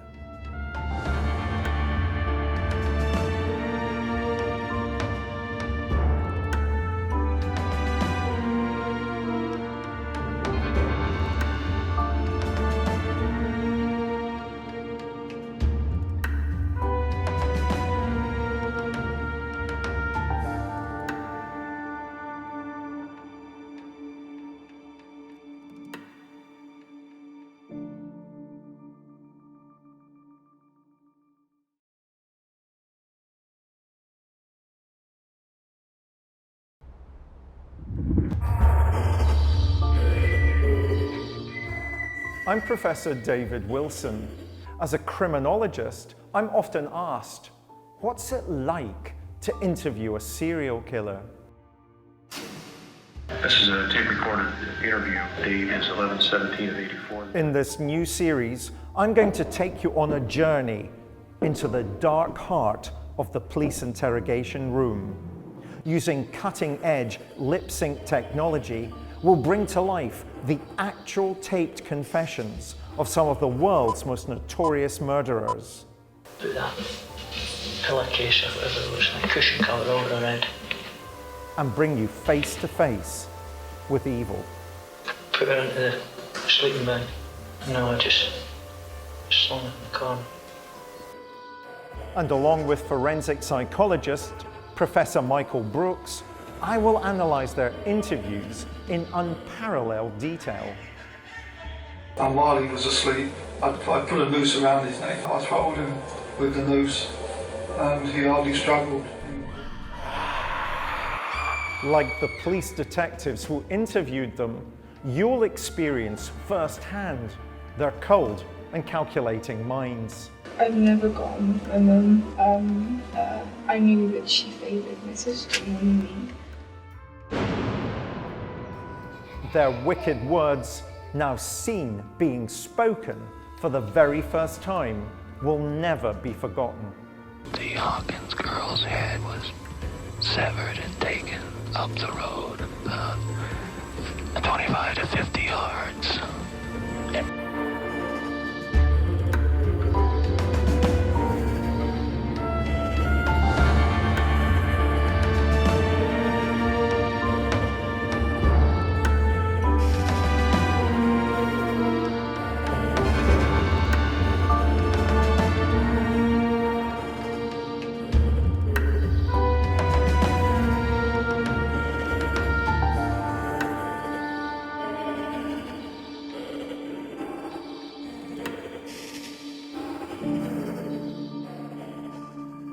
Many serial murderers refuse to confess to their crimes after they've been arrested, charged, and even convicted.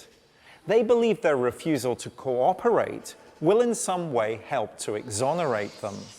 Suffolk Strangler Steve Wright, for example, was the classic no-comment interviewee, and Dr. Harold Shipman turned his chair to face the wall when shown a photograph of one of his elderly victims. I call this type of killer the silent and uncommunicative. The serial killer whose confession we feature today originally behaved in this same way, claiming he was not guilty and offering no further information. He was a former soldier and then an unemployed drifter who tortured, robbed, and murdered 5 victims in Battersea, London. He was named the Gay Slayer by the press because of the sexual orientation of all of his victims. At the height of his killing spree, he killed 4 men in 15 days, and even the pet cat of one of his victims. But after a month of silence, he confessed to the police, recounting his crimes in great detail. He claimed he killed to become a serial killer, as if this was an aspiration in itself. But did his real motivation for the murders actually mask a secret that he was unable to come to terms with? Who is he? Colin Ireland. In August 1993, 37-year-old Colin Ireland asked to speak to police detectives. He'd been held in custody for over a month, charged with the murder of 5 men. Up until this point, he had denied any involvement in the deaths. But all of that was about to change.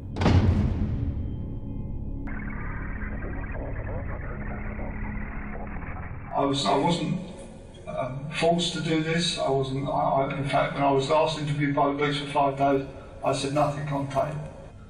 I spent a month in prison considering my mental state, my outlook on what had happened, and I probably didn't come to a final decision until maybe yesterday.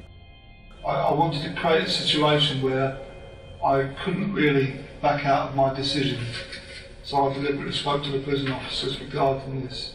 I said I was intending to change my plea to a plea of guilty. I think I should be placed in a position where I can no longer inflict harm upon others. Ireland's previous stubborn denials were about to give way to one of the most cold and clinical descriptions of serial murder ever recorded by the British police. While he was asleep, I put a noose around his neck. He barely came to. It was quite quick. I throttled him with the noose and he hardly struggled.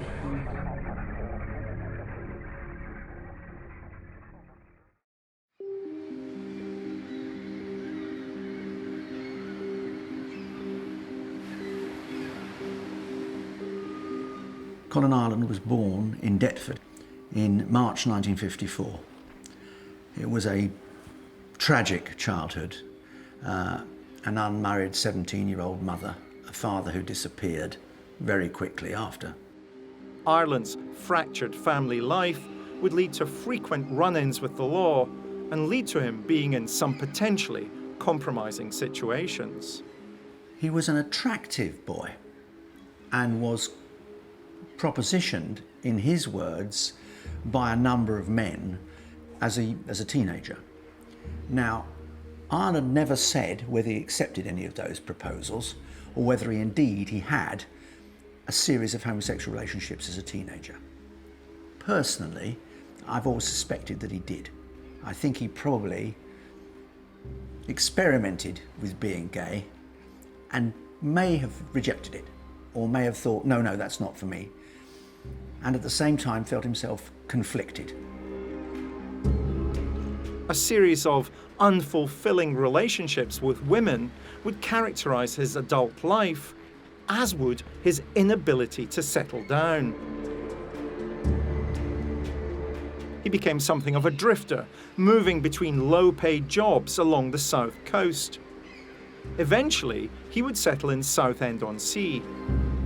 On the surface, here is Ireland, unmarried again, starting afresh, a new home, a new job or jobs, a new beginning.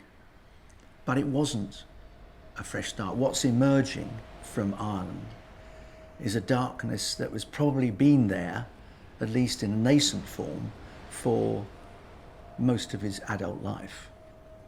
And steadily, over the first part of 1992,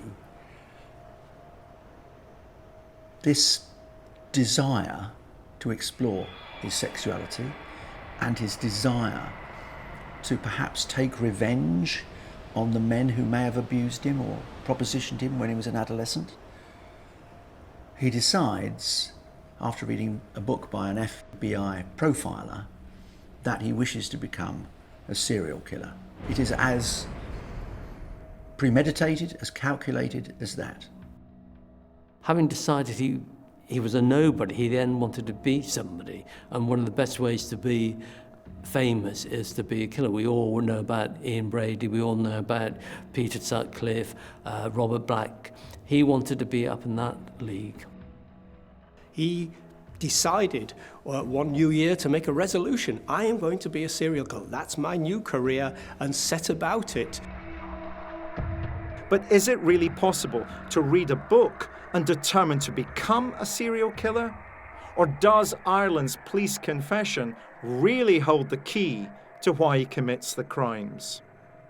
I'm here with Professor Michael Brooks, a forensic psychologist, to try and find out. I should be placed in a position where I can no longer inflict harm upon others. Do you buy this idea that the reason that he goes on this journey to become, as it were, a serial killer is because he reads a lot of books about serial killers and he wants to see if he can do it? The second element may be true. Just because you read books about serial killers doesn't necessarily mean that you have an interest in becoming a serial killer yourself. But if that is your motive, then actually reading books can give you an awareness of ways in which serial killers have acted in the past. But there has to be other motives as well. So why did he want to become a killer? Why target homosexuals? I think his targeting of gay men was Colin Ireland picking up on the particular vulnerability that gay men had at that point in time, which was that they felt that they needed to relate to others in a very particular way. They needed in some ways to relate slightly covertly when they were meeting new people.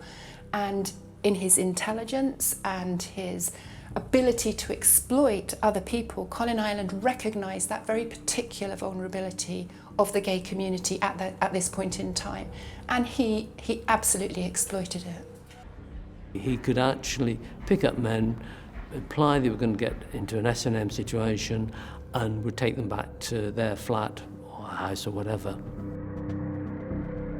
As Ireland's police interview progressed, he began to justify his behaviour, a common ploy among serial killers. But was this just a mask to disguise his own feelings of self-loathing that he experienced about his conflicted sexuality? I think it's something that's been triggering me some time before. I felt if I was approached, I felt there was a likelihood that I would kill. I thought to myself, if I'm approached, something will happen. I'm not. It would have been quite likely I would have gone on my way and maybe nothing would have happened. For me, there's a lot of victim blaming. Ireland seems to suggest he'd let the people live. If they didn't approach him, he would only target those who approached him. To what extent is that nonsense, Michael? He would always set out to kill. He may have set out to kill, but who was he going to target? And what he does is he reduces the chance of choosing an inappropriate victim or somebody who wasn't going to respond by not selecting those who didn't approach him. So he selected those who approached him because he became aware that these are the individuals who wanted to have a sadomasochistic relationship with him. So they were selecting themselves by approaching him in terms of his frame of reference. I can never get to the sense with Colin Ireland, is he himself gay? Is his sexuality fluid? To what extent does sexuality play a part in all of this? Well, certainly he's had relationships with both genders. So to say that his sexuality is fluid would be accurate. Individuals engage in sexual acts, and if they're gaining some form of sexual pleasure from those acts, then sexuality is one of the primary drivers. Let's do COD psychology for a minute, Michael. Is he killing himself by targeting gay men? That's just conjecture, and we don't know. Other reasons for conjecture may be actually sort of the element of disgust around that behaviour, which may be feeding in from society's views around gay activities and a certain amount of homophobia. So why is he targeting homosexual men as opposed to heterosexual women or gay women when he's in fluid sexual relationships? It's fairly complex as to whether Colin Ireland perhaps may have been gay himself, which he protests he isn't, and this was some kind of smokescreen whereby he was being vehement. This was his way of engaging gay men and then clearing his conscience that no, he was a heterosexual. I killed that person. Ireland's claims to the police during the interview that he was homophobic and afraid of gay men didn't ring true. Equally, his claim that he targeted gay men to deliberately become a serial killer feels contrived. The police investigation had revealed that he was known to frequent gay bars long before the murders began. And as the police interviews continued, it was clear from the manner with which Ireland would describe how he killed his first victim that the fantasies of sadomasochistic sex provided the context for the murders.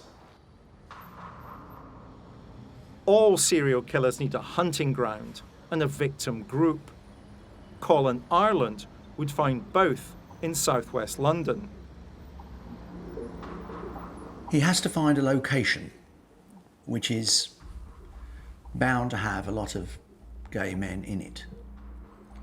He hears about a pub in Earl's Court, southwest London, called the Coleherne Arms. The Coleherne pub is a very well-known gay pub in Fulham where gay men would meet basically to have a drink and to pick up. There was quite clear codes in terms of what people wore, where they used handkerchiefs, which pocket, back pocket they used, would give information to other men for their sexual preference, thus avoiding guys picking up on the wrong kind of guy and things like this. Ireland travels up from Southend-on-Sea, complete with a murder kit in his rucksack, including a duct tape, knife, rope.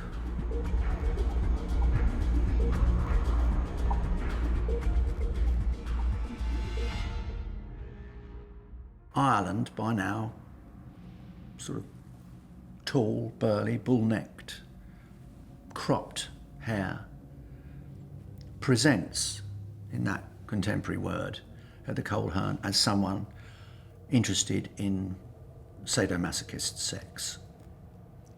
He's effectively pimping himself as available to gay men, particularly gay men who want to be dominated. As detectives quizzed Ireland about his MO, he openly set the scene for how he would carry out all of the murders. He was just in there, it was early evening, 5, 6 o'clock. And we got talking, I realised it was that time. On the night in question, Ireland entered the Coleherne and cruised the venue in search of his first victim. Ireland soon identified Peter Walker, a successful choreographer.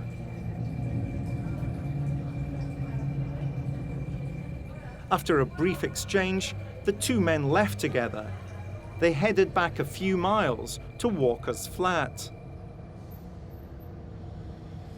The initial consensual liaison between the two men rapidly escalated into violence.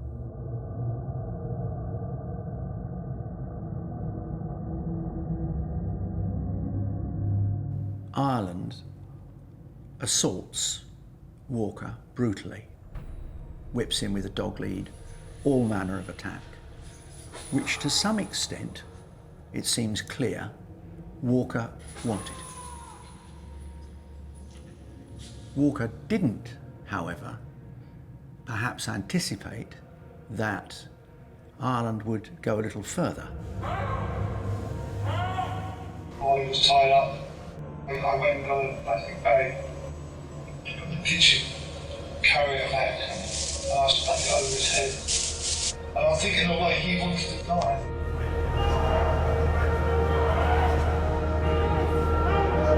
I think in a way he probably didn't even realise it, but I detected in him it's this lack of desire to carry on. And I think he knew he was going to die, and he was quite controlled about it.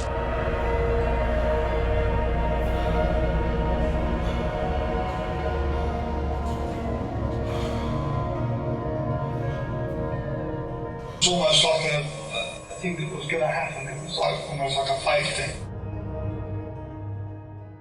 It was a most horrific killing. But it got worse. Ireland burnt Walker's pubic hair because he said at the time to see what it smelt like. It was to become part of his signature in attacking gay men. He also scrupulously cleaned the flat of any forensic evidence that he'd been there and stayed in the flat in Battersea with Walker dead, tied to the bed, all night, watching television and eating from his refrigerator. He didn't leave until the rush hour the following morning because he thought it would be less conspicuous than him walking the streets in the middle of the night. He was a calculated killer. and this was the first of 5.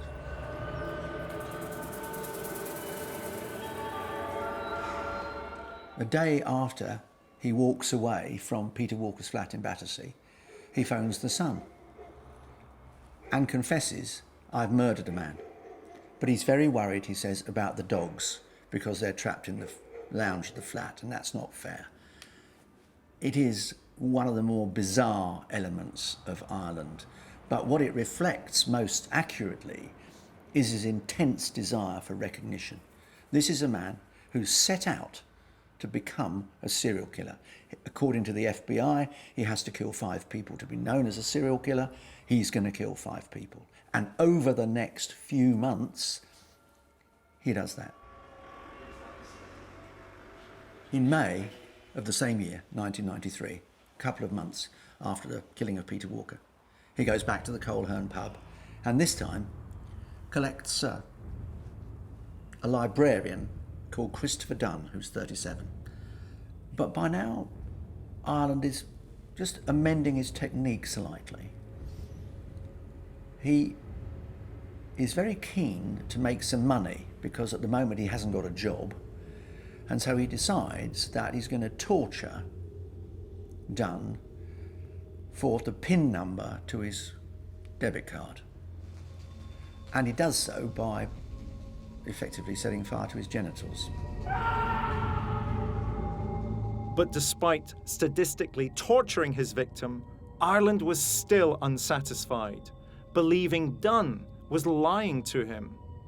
After his PIN number, and it was one that struck me to be totally ridiculous. You know, it was 3 digits in a row of the same. And I thought, well, that's not really a PIN number someone would choose personally. So I got a lighter and I stuck the flame to his testicles. With Dunn by now dead on the bed, Ireland spent all night with the corpse. Some killers stay with the body, some killers come back to interfere with the body, like we know with several have done that. But in this case, I think he sat there, enjoyed what he did, probably relived it, but careful not to masturbate or to leave any evidence of his sexuality there. He would sit there calmly, listening to the radio and enjoy what he'd done and then think about his way home. He clearly took pleasure in his work. Yet despite having killed a man, Ireland was about to seek sympathy from detectives, and in doing so, displaying an extraordinary level of narcissism, even for a psychopath. I think that affected me mentally to quite a degree, sitting in with these bodies for sort of like 5 or 6 hours on some occasions, watching them gradually sort of look at blotches as they do and coal. It wasn't something that I don't think I could cope with, to be honest, and dealing with it too well. Despite many of the victims frequenting the same pub and dying in virtually identical circumstances, Ireland remained at large and free to kill. Might this have had something to do with homophobia? The police investigation seemed hampered by a lack of knowledge about the gay scene in London and the special subculture of sadomasochistic bondage. This widespread ignorance enabled him to go undetected. However, as is so often the case, CCTV footage would lead to a turning point in the investigation, as would the discovery of the identity of one of his final victims.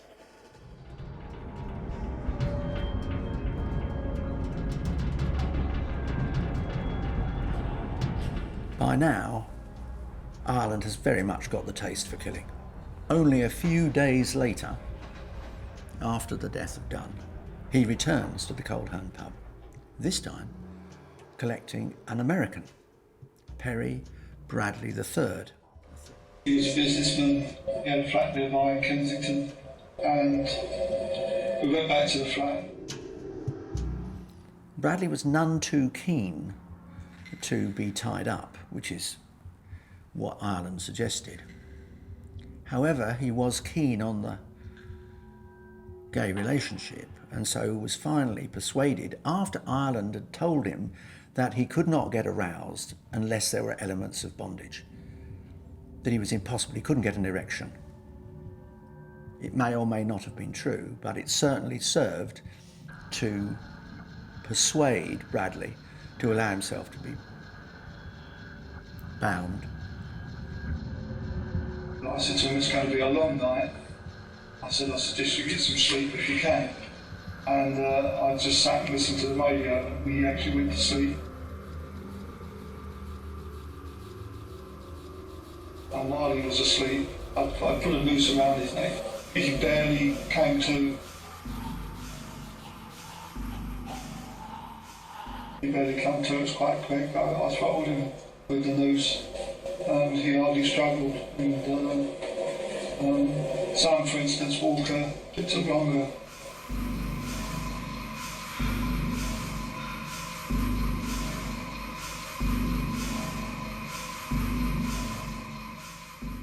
Once again, he cleans the flat. Once again, he stays the night and walks out the following morning. The police discover Bradley's body relatively quickly. He was the son of an American senator, and he was not known to be gay. He was a closet gay, using a pub to pick up, but playing the role of a straight guy in business. He wasn't suspected at all of being involved in the gay murders. In fact, the police originally thought it was to do with the mafia, and he'd been killed for some financial reason. By now, Ireland is well and truly escalating, as the profilers call it. His blood is rushing through his veins. He is clearly desperate to kill again. Must have got some kind of fierce sexual kick out of both the killing itself and the possession of the body. Being with the body. I have the power. I am in control of you to such an extent that I've extinguished your life. I throttled him with the noose, and he hardly struggled. Despite our very different backgrounds and training in working with these men, the elements of sadism were quite clear, were they not? Yeah, and two specific elements came out in sort of the interview. The one about the lighter and burning the testicles when Christopher Dunn didn't give what Colin Ireland thought was the correct PIN number. That's purely sadistic. I got a lighter and I stuck the flame to his testicles. But also watching someone with a noose round their neck for 5 to 6 hours, although he says it was disturbing afterwards and didn't cope too well. Well, he did nothing to stop it. So there's obviously an element within there that he was content to watch somebody take that long to die slowly and painfully. I said to him, it's going to be a long night. I said, I suggest you get some sleep if you can. Now, in my world of criminology, I call that being process-focused. He's not act-focused. He doesn't want to kill these men quickly. He wants to enjoy the suffering that they are experiencing, because that makes them feel powerful. By now, Ireland's taste for murder was insatiable, and within days, he was back at the Culhern Arms to select another victim. This time he chose 33-year-old Andrew Collier. Once again, they went back to the young man's home. Once again, the familiar routine. Collier allows himself to be tied up and gagged. Ireland strangles him with a noose. He searches Collier's flat while he's there and discovers that Collier is HIV positive. Ireland is furious. It indicates to me that they actually didn't have sex. I suspect Ireland did not have sex. What he wanted to do was to dominate him, and that the sexual excitement came from the domination and then the death. So I don't think there was penetration. So Ireland didn't feel that he'd been in fear that he'd been infected, but he was furious that he might have been infected had they had sex. So he decides to take a bizarre revenge on Collier. He kills Collier's cat, Millie, by hanging it. He then, over Collier's dead body, he puts naked body, he lays the cat dead, he puts Collier's penis covered with a condom into the cat's mouth, and he puts the cat's tail, again covered by a condom, into Collier's mouth. The reason he did this was because he was irritated by the media picking up the story about the first killing. In the first killing, there was a dog. He contacted the police and said, could they go and let the dog out? So he had been described in the media as dog-loving or animal-loving killer. Now, suddenly there was an incredible media attention. Once there was recognition that there was a gay serial killer operating in London, he would read all the papers that was written about him. He would have been up to date with everything, and quite clearly the cat incident was to show that he wasn't the animal lover. He didn't want anything taken away from him. He wants it to be about him, not about animals. Ireland said afterwards of the killing of Collier, I wanted him to have no dignity in death. And it was part anger on my part, and part the thrill of killing. Collier, I think Collier was the only one I was angry with. Funny way, it was the only one I got across with, and that's you probably noticed that in the way the body was found. I felt real anger towards him. Now,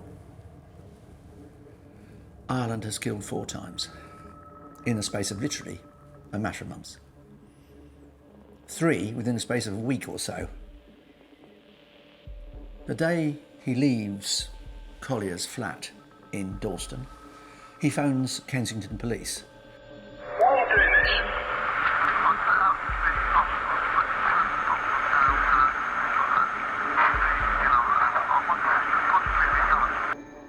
He told the officer in Kensington that if you don't stop me, it'll be 1 a week.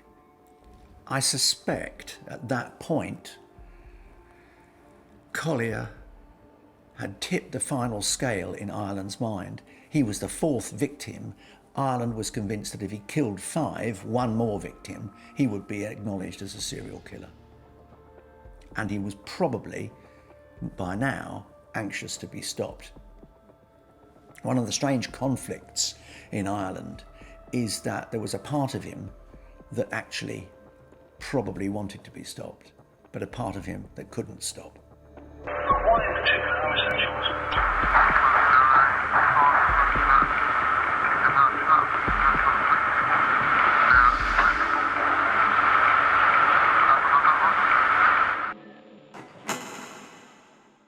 And so on the 12th of June, just a few days later, once again, Ireland returns to the Coleherne pub, once again equipped with what he needs to kill. Once again, looking for someone who is prepared to be dominated in a sadomasochistic sex game. His 5th victim was the Maltese chef who dressed in leathers and was a typical kind of S&M stereotype image of a gay man.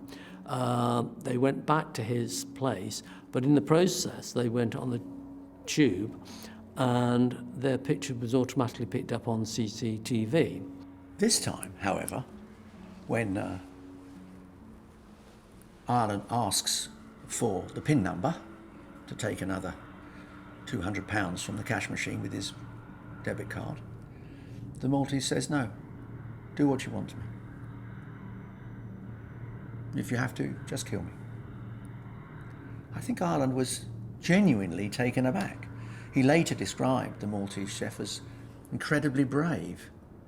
When he killed him, he set fire, or tried to set fire, to the flat to again change his MO, but also to get rid of any evidence that he may have left.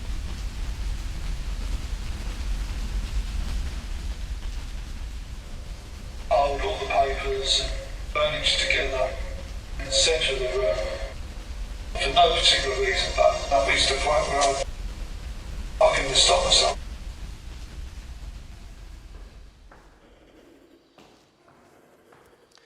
I believe the confessions of Colin Ireland clearly demonstrate a man at war with his own sexuality.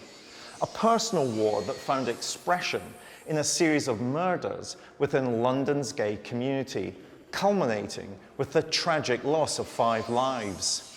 His confessions show no remorse for what he had done, but they offer a fascinating resource for police officers and criminologists because they clearly demonstrate how Ireland tried to justify and obfuscate his wicked behaviour. These techniques of neutralisation are frequently employed by serial killers when speaking to the police about their heinous crimes.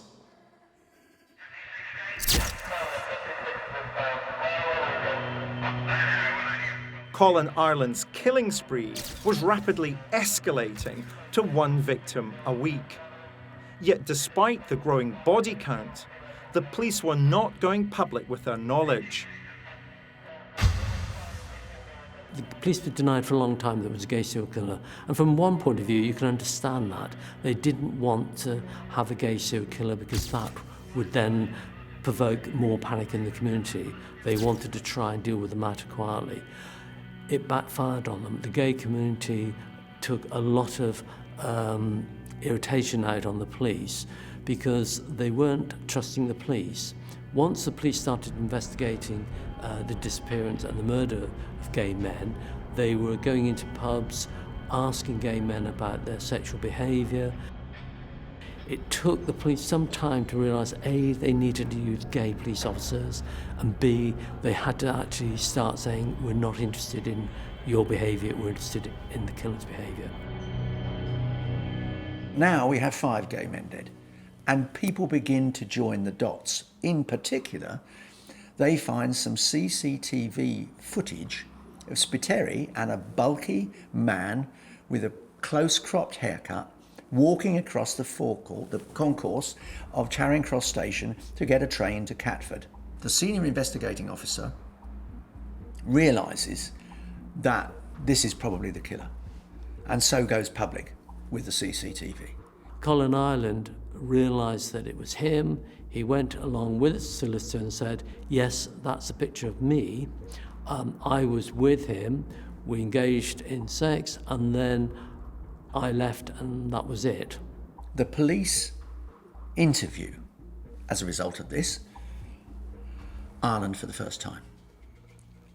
When they do so, Ireland, who by this time is nothing if not arrogant, after all, he's killed 5 men and got away with it, makes a fool of himself. He tells the police about Andrew Collier's cat.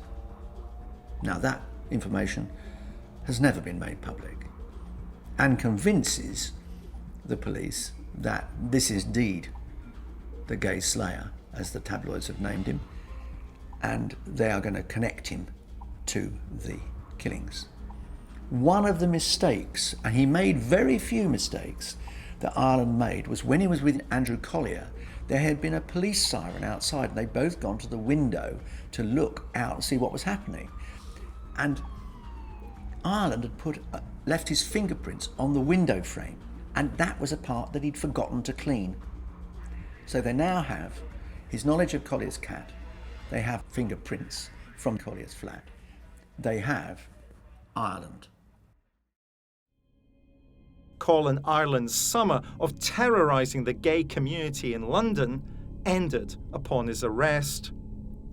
But his police confession makes it clear that he was still determined to intimidate and exert control over anyone who came before him, including the hardened detectives who interviewed him. Colin Ireland is remarkably arrogant, even by serial killer standards. He really feels that he can control and be in charge of everything and every aspect.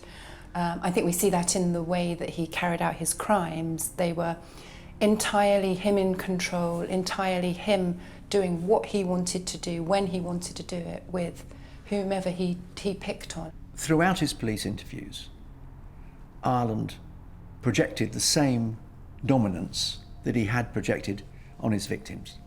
He was going to tell them what it was and what he'd done, and they were going to listen. He was in control, he was in command. And if you look at his confessions carefully, he is swaggering in them. There is no hint of remorse. He is saying, look what I achieved, look what I've done, look how I am. I think I should be placed in a position where I can no longer inflict harm upon others. Even at this stage, faced with the evidence of what he's done, he is still prioritising his own emotions, his own emotional experience in the confessions. There's no awareness whatsoever of the evil that he has conducted. So we get him talking about feeling real anger. I felt real anger, being affected mentally, him being affected mentally by what he was doing, by having to stay in the same room as one of the bodies as the person started to blotch up and start to decompose. So we get him focusing on his own emotions, which in this situation, when he's confessing for what he's done to other people, is remarkable. It is almost impossible to underestimate the level of Ireland's conceit, nor the level of his disconnection from his conscience. At one point in his police interviews, for example, he insists that 60% of the time he's a perfectly reasonable human being. It is an extraordinary statement. It defies belief. I'm probably 60-70% quite a reasonable human being most of the time. But there is that side of my character that is negative. It's quite cold and calculating. There can be nothing reasonable about a man who ties up, binds and gags his victims and strangles them with a noose. That is not reasonable behaviour. Michael, why stop at 5? Why doesn't he go for victim 6, victim 7, victim 8? And I think that's a good question to ask. Sometimes offenders want to be caught in order to bring what they're doing to an end. Other times they want to continue. With talking to the police and engaging in them, there's an element that he wants to be caught, and one has to say, well, why? Yes, he goes into detail with each offender and can remember and wants it sort of recorded on record. This is what he's done. But it is always an interesting question. Why leave yourself open to a situation in which you can be caught? This wasn't a slip. So why did he go to the police? I don't think that is clear. And if we try to find a rationale for that, then we're just speculating. He's proud. He is actually proud of what he's done. He thinks he's managed to achieve a level of dominance, a level of freedom of expression of what he wanted to do to these people in a way that very few other people have the nerve to follow through on. So he's proud. That's why we get all the details that we get in his confession. Ireland died in 2013 at the age of 53. He was serving a full life tariff with no chance of parole. His bleak confessions continue to offer a fascinating resource for police officers and psychologists looking to understand how a serial killer with a mind barren of empathy thinks.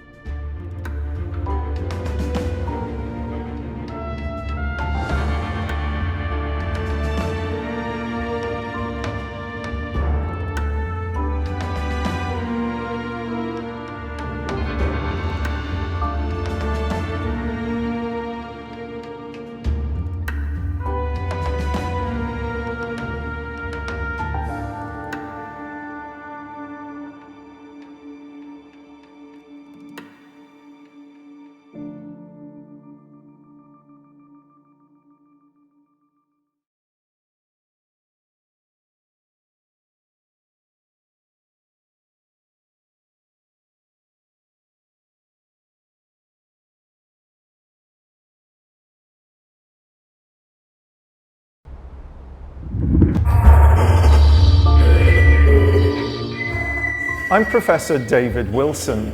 As a criminologist, I'm often asked, what's it like to interview a serial killer?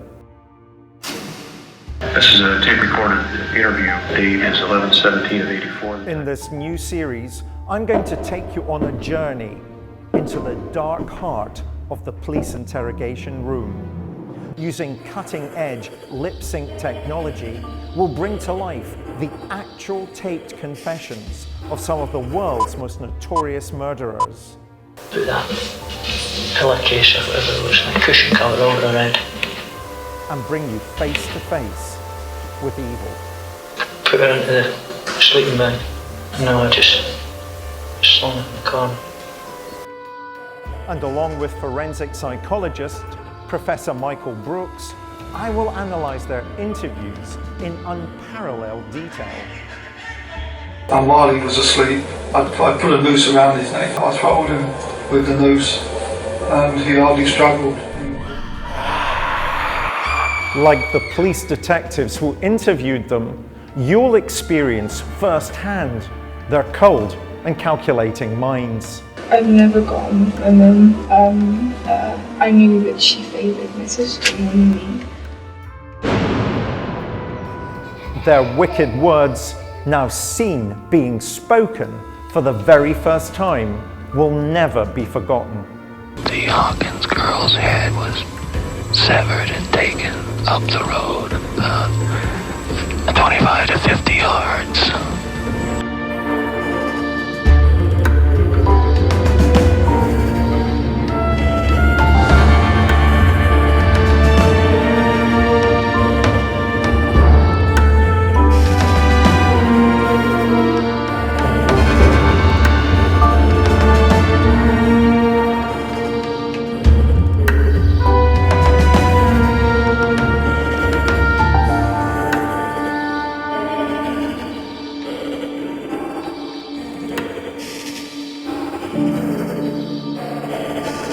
When the police arrest someone on suspicion of serial murder, they'll pursue every avenue available in a bid to encourage the guilty party to confess.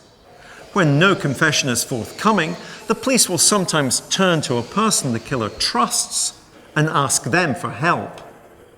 In today's episode, we'll examine the confession of one of America's most controversial murderers.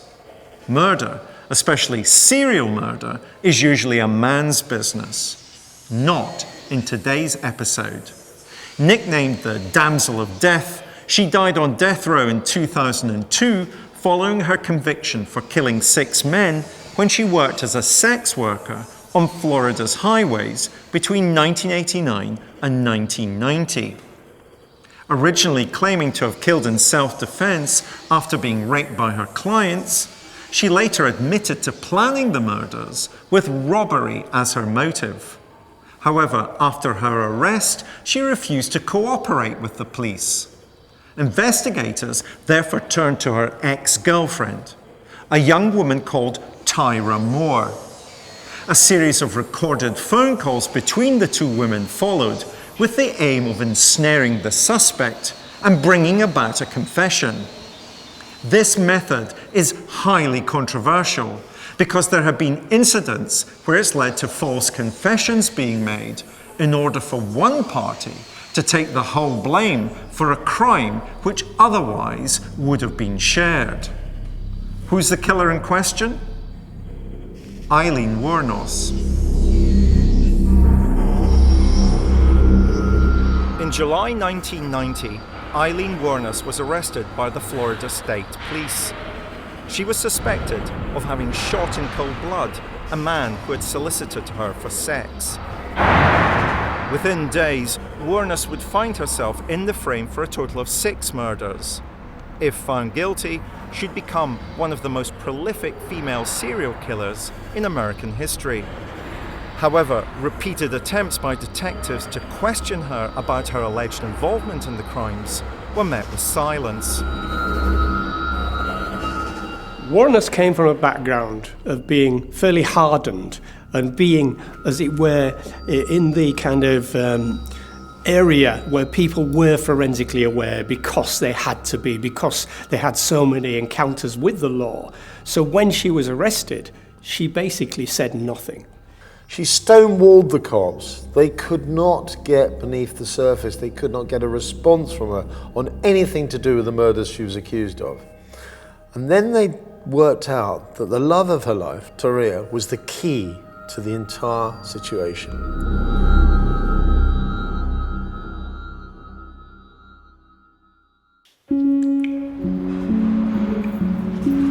Tyria Moore was a young woman who'd been in a relationship with Wuornos for some time. Witnesses had seen Moore with Wuornos in the vicinity of at least one of the murders. Hey, Ty? Yeah. What are you doing? Nothing. What the hell are you doing? Nothing. I'm sitting here in jail. Yeah, it's what I heard. There's been officials up at my parents' house asking some questions. Uh-oh. And I'm getting scared. I think what happened, there was pictures in the newspaper. Mm-hmm. And it was a case of mistaken identity. In the days that followed, the calls between the two women continued, with Moore sounding increasingly desperate, and Aileen Wuornos pushed ever closer to the cliff edge of confession. I don't know whether I should keep on living or if I should... No, Ty. What? You go ahead and let us know what you need to know. You want to know that you're innocent. Listen, if I have to confess, I will. This was more than Wuornos could actually stand. Wuornos suddenly was ready to actually spill the beans to protect the love of her life.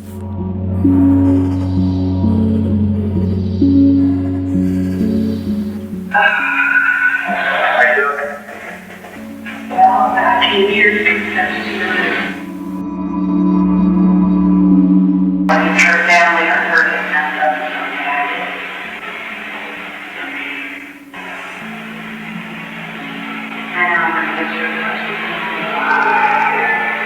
she's a real big person. Sweet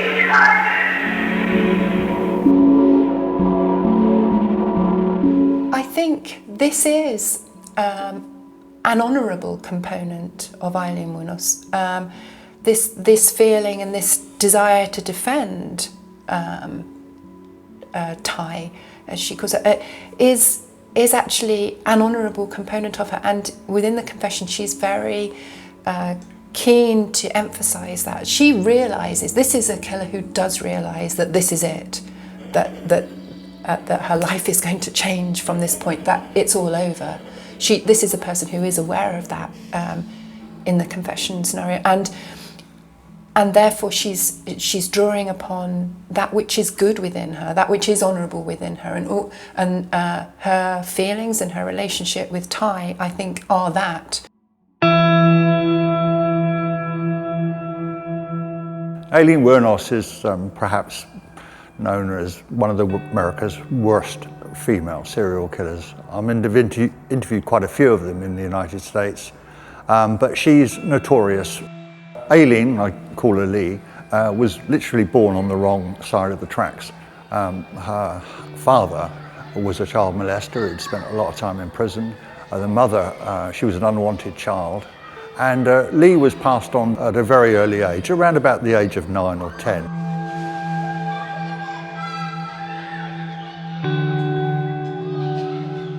I think her own grandfather abused her, she later claimed, and it seems to have been a true claim.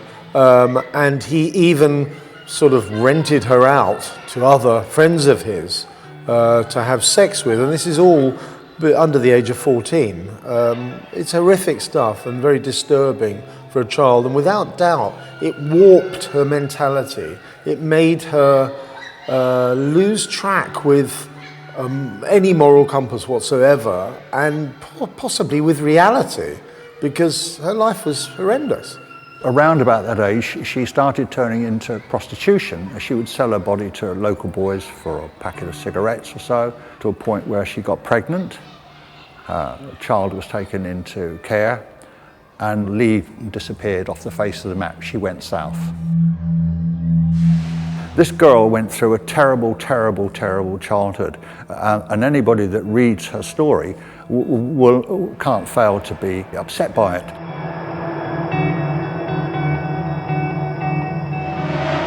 When Lee effectively left home, she was streetwise. I mean, she'd go and play pool. She was known to drink.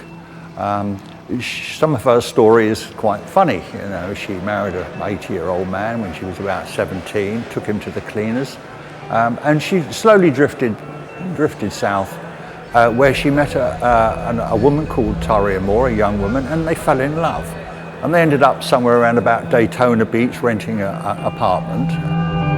She was someone who became the love of Wuornos' life, someone who would almost save her from a lifetime of turmoil and prostitution, someone who would make her feel that there was something good within her.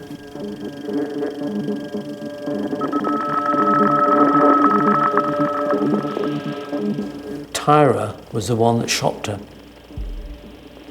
She made a deal with the police so that she would have immunity and Aileen would end up on death row, basically.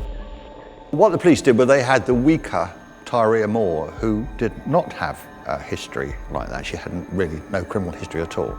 So they leaned on her. They went to her home. They bothered her parents. They sweated her. And Taria, look, tell us all about it, otherwise you're going to go to the chair. You know, Lee's already told us you're involved. That sort of common and garden police tactic to get somebody to confess. And they sat there while she phoned Lee in jail. Hey, Ty? Yeah. What are you doing? Nothing. What the hell are you doing? Nothing. I'm sitting here in jail. Yeah, it's what I heard. Listen, I gotta ask you something. Is there anybody in that room? No, just me. What? What? Is there anybody in your room? No. Here we have a situation where a woman who is the lover of Aileen is encouraged to talk to her on the phone, and Aileen is even given that phone number where she can contact her lover, and during those conversations she starts to admit the murders she refused to admit before this moment. And that in itself seems manipulative. It feels that the police and law enforcement were pushing a situation into an unnatural set of circumstances during which the suspect finally admits the crimes they've committed. And I'm not sure, and a lot of people are not sure, whether this is the right way to go about law enforcement. There is obviously more than a suggestion of entrapment. The police knew that Taria Moore was the weak link. They used that against Wuornos, even when they had plenty of evidence to convict her for at least 6 of the homicides. And they used Taria Moore as a tool when they had no need to. They knew that Lee would protect her, being the more dominant of the couple. Lee would have given her life for Taria Moore.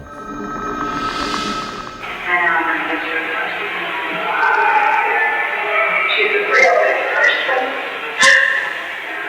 Sweet heart.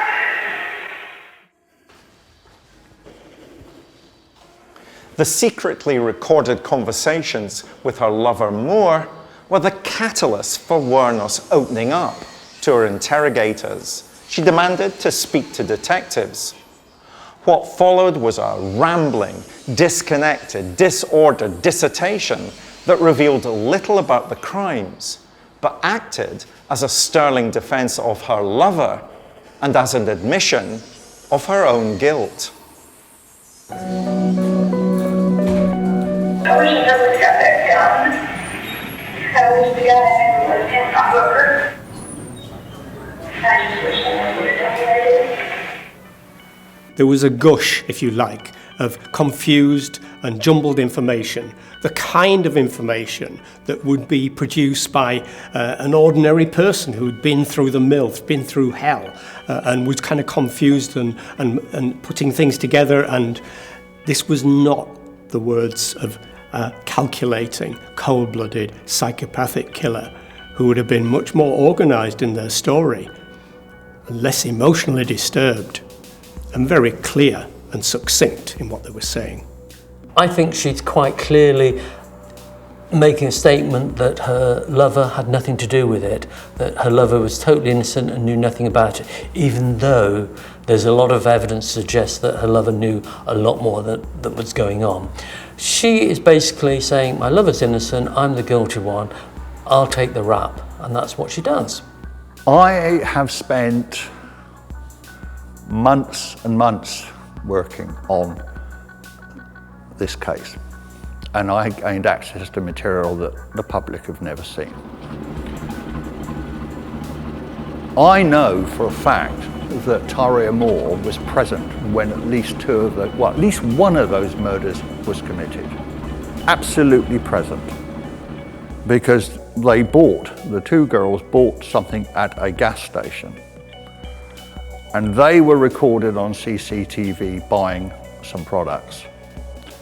And the receipt and the gas station put those two girls in a murdered man's car the afternoon of the time he was shot. From where they were, she had to be in that car when this man was shot. So I think Tyria Moore had more than an inkling that Lee was a serial killer. It seems that Aileen discovered her true self through Tyria, but there was also a lot of anger involved in this relationship, and the two women did seem to taunt each other at times. Wuornos and Moore were trying to build what, on the surface at least, had the appearance of a normal relationship. Despite having very little money, they managed to set up home together. But any outward appearance of domesticity hid a volatility behind closed doors. Arguments invariably revolved around a lack of funds and were often fueled by alcohol. As the older of the two women, Wuornos took it upon herself to be the breadwinner. But unable to secure a regular job, she turned to the only real trade she had ever known: prostitution. There's a great irony in this, because of course she was now with the so-called love of her life, another woman, and yet she was having to go out and have sex with men in order to make sure that relationship survived and that she could finance it in an effective way. Aileen was introduced to prostitution, and I suppose you could say worked as a prostitute from an incredibly early age. And this undoubtedly made her believe that being a prostitute was a way to make a living. And in an environment where it was difficult to get work anyway, and she'd left school early, she had no qualifications, it was almost natural to her to slide into the career of being a prostitute. I wish I never got that gun. I wish the guy never was in my hooker. I just wish I never would have done that. Okay, Michael, Aileen Wuornos. Now, I have to admit that I've always felt a degree of sympathy for Aileen Wuornos, and I'm perfectly willing to be dissuaded from that sympathy. Do you buy any of the things that we heard, though, about her saying that she killed in self-defense? She kills her clients in self-defense because they were going to rough her up, they were going to beat up on her. No, because there's other actions that she could have taken. So she could have run away. But equally, she says, I wished I'd never picked up a gun, I wished I'd never become a hooker. This is somebody who really did have an absolutely dreadful life. But she still made the choices to pick up the gun and to become a hooker. Well, her choices were incredibly limited, though. I mean, again, one of the things that's the bedrock of our criminal justice systems, whether we're talking about the United States or whether we're talking about the United Kingdom, is the idea of responsibility. And it seems to me, though, her responsibility is partial, limited. This woman has had the most appalling set of circumstances thrown to her in her childhood, and therefore, is it any surprise that she ends up as a sex worker? I mean, I think But it's a sex worker who then goes on to kill. So actually, if she knew she was getting into a situation in which she was likely to be roughed up and beaten, why perpetuate that? Why not stop at that point? Why not choose an alternative occupation?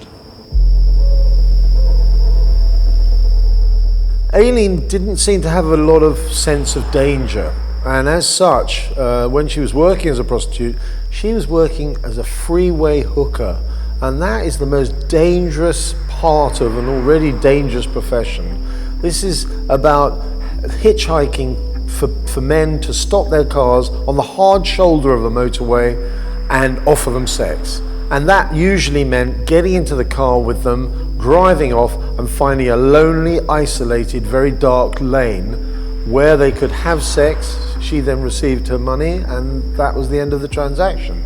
And the men she was meeting were expecting her in many ways to be violent, and they wanted to be violent to her. And this expectation seems to have gelled with her anger that she already felt for many men and for life in general, because until she met Taria, she had had a miserable life, and of course her childhood had been absolutely appalling. Many female serial killers, especially the ones that use a knife, like the English killer Joanne Dennehy, hated men with a passion. She loved blood. But this cannot be said of Aileen Wuornos, not at all. She was social in bars, she enjoyed bikers' company. As I said, she's been with 200 men, and most of them said that she was very fair and straight with them and very good fun and everything else. She didn't hate men. This is a picture of her that's been painted over decades and many decades that she's a hater of men. That is completely and utterly untrue. What she didn't like was the fact that she, as a young child, up to the age of about 11 or 12, she was abused by her in-laws and the man that stood over and beat her and thrashed her. And so I think that when these men started to abuse her in the cars, all this came flooding back, and she lost the plot.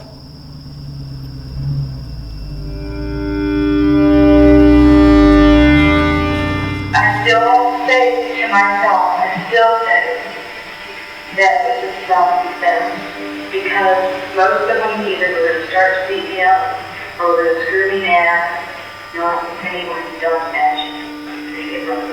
So I fight up and I get away from it. Now, if you're a client just treating her with respect as such, and you're treating her gently, and she's giving the client sex, she's in control. She knows what he wants, he knows what he wants. It's an amicable, almost, if you like, a business relationship. But there are men, and certainly the ones that she killed, that went beyond that deal. They broke that deal. They wanted more. They wanted to treat her like trash. They wanted her to strip off. They wanted to punch her and do terrible things to her when they were alone in a car. They wanted to treat that woman like dirt. And it got to that point where she just, all her memories of her youth and childhood came back to her. And she was defenseless against these men without some sort of weapon. And in her bag, she carried a revolver. And that point came when eventually she says, I can't deal with this anymore. Stop it, stop it. And then she shot them. And then as I get away from them, I run to the front of the car or jump over the seat or whatever, grab my gun and just start shooting. Which they would be out of the car, most of them would be nude. And they just close. and didn't think about running back in the car or anything, I would start shooting out from out of the car. Shoot out.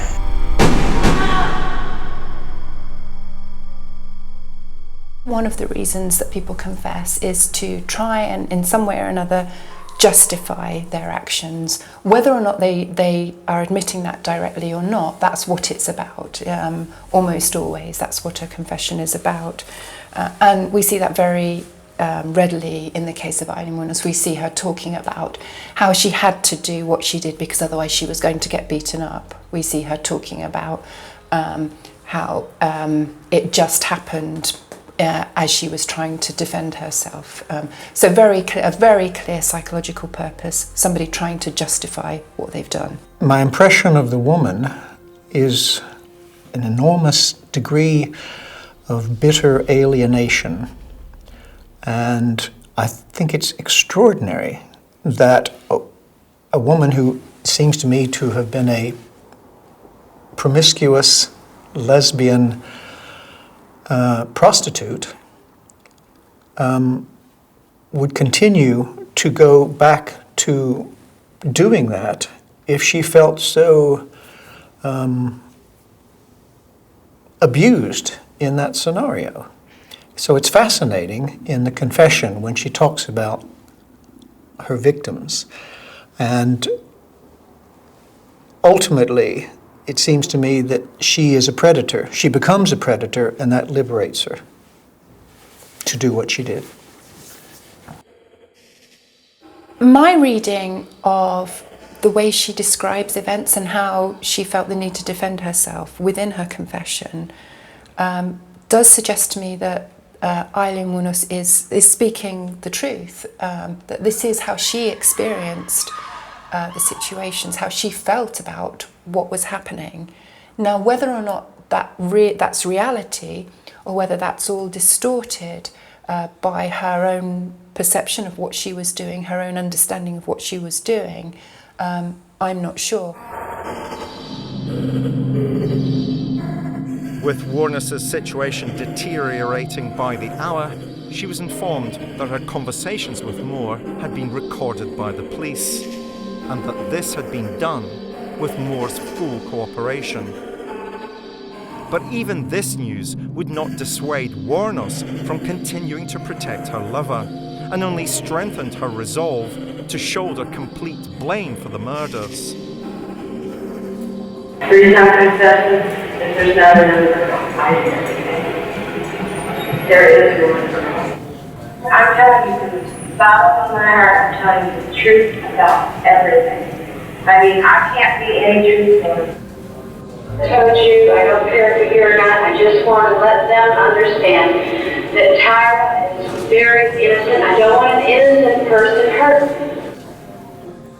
When you invest that much in someone and you find someone that you believe you love and that you can trust and confide in, and you then protect that person by giving this for her, ultimate sacrifice of confessing to being a serial killer, to then be betrayed by that person would be extraordinarily difficult. And yet for her, she probably has such a chronicle of betrayal that it doesn't surprise her.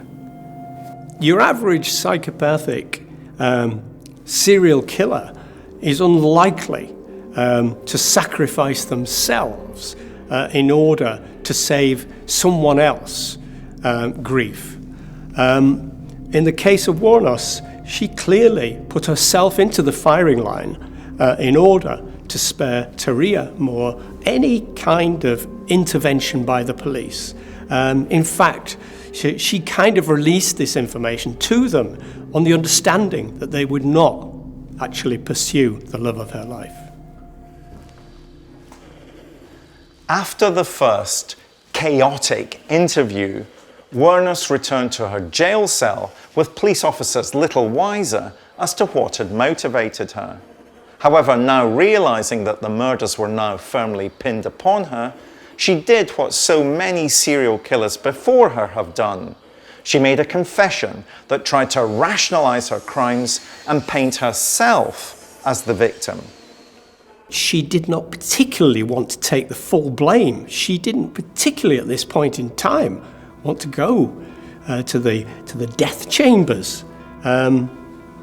What she actually came up with was a kind of compromise. She would just present this as, yes, I actually did kill these people, but it was all in self-defense. She extrapolated from the very first time when she was raped and she retaliated with a gun, and just made it seem as if that scenario had been repeated, albeit a lot of times. There are so many grey areas with Aileen Wuornos.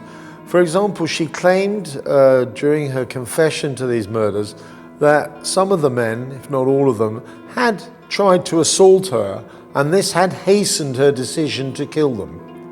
There's no doubt that there was a certain element of violence on their part towards her, and obviously ultimately from her to them. But where is this line? Where do we draw this line where it becomes cold-blooded murder and it becomes murder or a killing carried out partly in defense of your own life? They got violent with me and I decided to defend myself.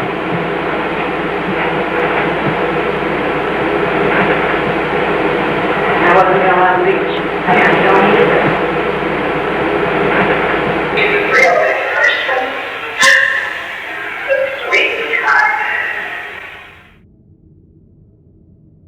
Female serial killer, we should talk gender. You know, usually female serial killers are angels of death, people working in healthcare settings.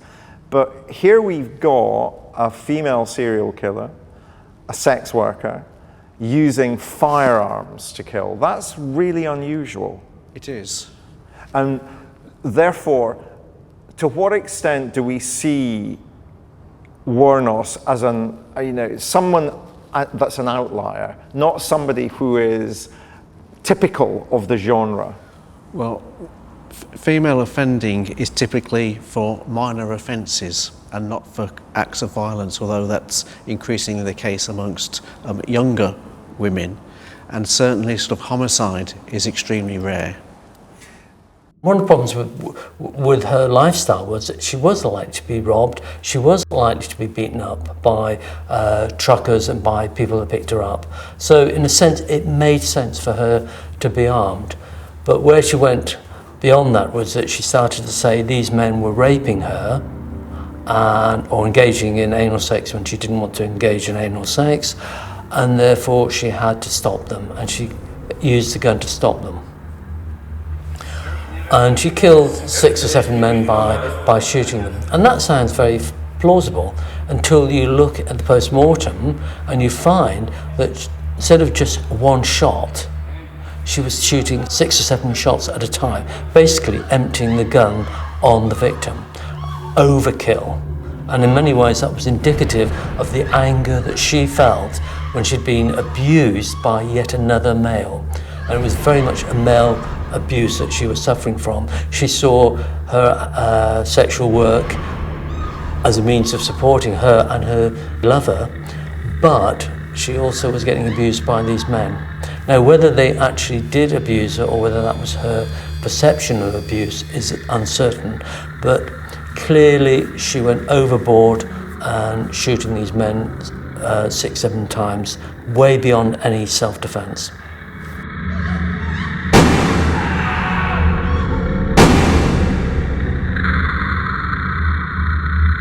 I think without any doubt she projected onto these men her sense of betrayal, her anger at being abused. They were the men, the 50s and 60s, were the age group that abused her earlier in her life. So she's just repeating the same abuse. Now, whether they actually abused her or not is debatable, but we're looking at her perception. Her perception is that these are abusers. I need to protect myself against them.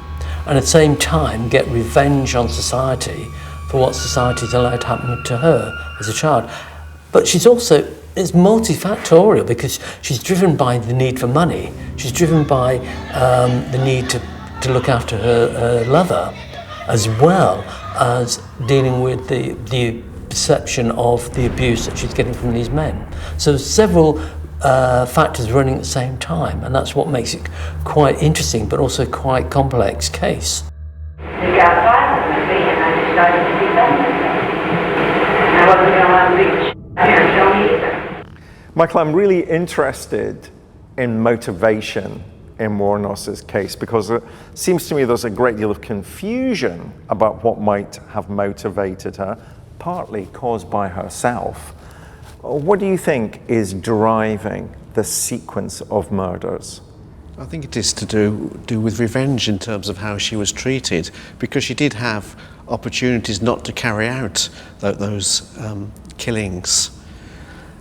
And therefore she's in creating that confusion, that mist around why did she do it, to try and explain to others in a way that she thinks they will accept, rather than it simply being she wanted to get men back for what they'd done to her. So you think revenge is motive enough for her? It isn't. I think this seems to me to be the predominant motive in this particular case. Doesn't justify it, but it does seem to me to be the predominant reason. Now, there's many other young people who have been abused as children who don't go on to kill. We mentioned it's a rarity amongst female offenders. We know that most abuse occurs against females. So their actions quite often are to internalise it, to be much more sort of suicidal, to be much more negative about themselves and not to take actions against perpetrators. But in this case, this is clearly what she does. She didn't have to shoot. She didn't have to get the gun. She didn't have to be a hooker. She went down that path.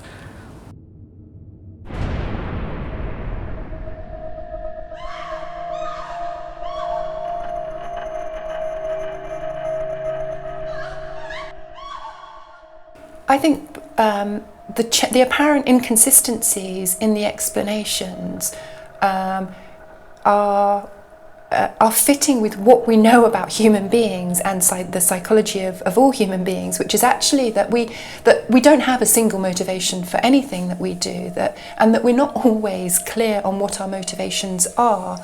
And that we're much more emotionally led than we realise, and I think that just comes out in the confession. She's both of these explanations are part of the picture, are part of why she did what she did. They're only still part of the picture, but they both are valid. And she's moving in and out of the different explanations according to her feelings, according to who she's being interviewed by and the context. So I don't think my sense of Aileen Wuornos is that this isn't a deliberate attempt to negotiate, or it's not strategic. It's somebody who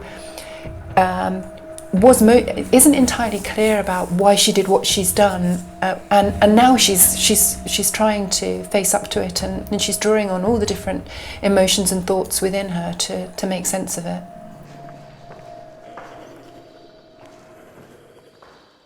Wuornos' confessions clearly demonstrate that she was a complex personality who was ultimately driven to confess out of love and loyalty to her ex-lover Moore.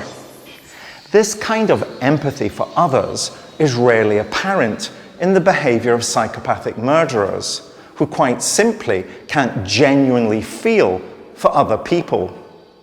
What this serves to illustrate is why controversy still reigns around Aileen Wuornos and whether she should ever have been executed for the crimes for which she ultimately willingly confessed to.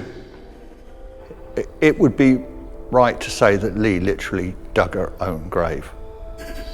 She was stacked up against law enforcement that obtained Terry Moore's confession and used her like some sort of tool.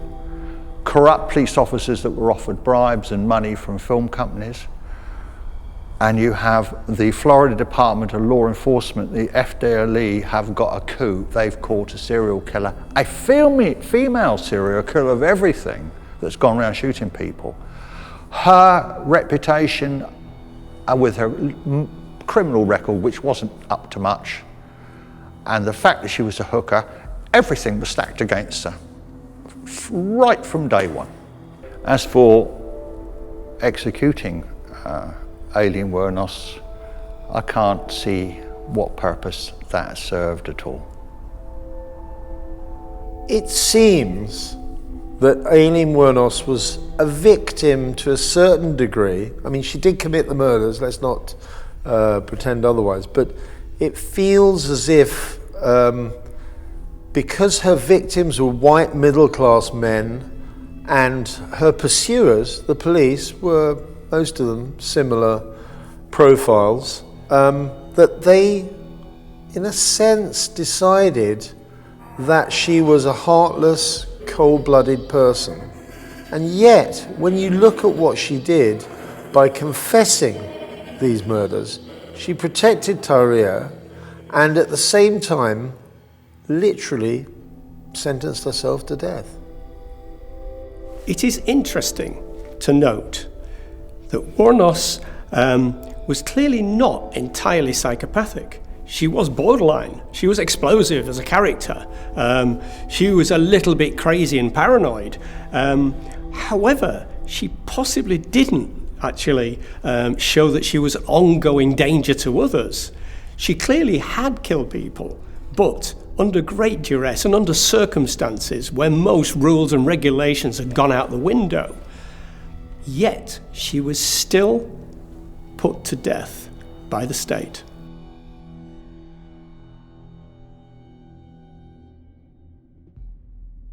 Ultimately, I feel it's justified when the end justifies the means, and the end here was significant. If you're talking about preventing someone from killing other people, I think extreme measures can be justified. Ethically, I think there's a point beyond which the argument for rehabilitation doesn't hold. I think ultimately people have to pay for their crimes, even if the crimes and the magnitude of the crimes are beyond cost. I think to allow someone to live in the knowledge of what they've done, of that magnitude of depravity, is in itself an injustice.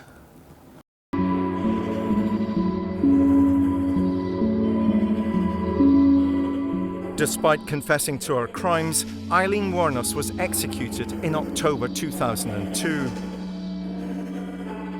It's just a very sad case. It really was a sad case. You feel that in many ways it was almost inevitable. She was a very, very unstable character, but that was because of the very nature of her background. She'd been so abused for so often by so many different people. She had no real concept of what a normal relationship was. She had no real concept of what life is like for most people. She had a very bizarre perception of life from her background. And in many ways, she was very angry. In one of her last confessions, she blamed society and the community for her problems. And in many ways, they were. Society let her down over a long period of time. The life and death of Aileen Wuornos is a tragedy in every respect. From her own childhood to the American justice system, it all seems warped, it all seems a failure. It seems that the system or systems did not work in either respect. In some ways it's a more upsetting confession for me psychologically, because you can see the way in which events have unfolded for somebody who is basically fairly human, but has been caught up and carried along in a chain of events that has led to her being where she is now.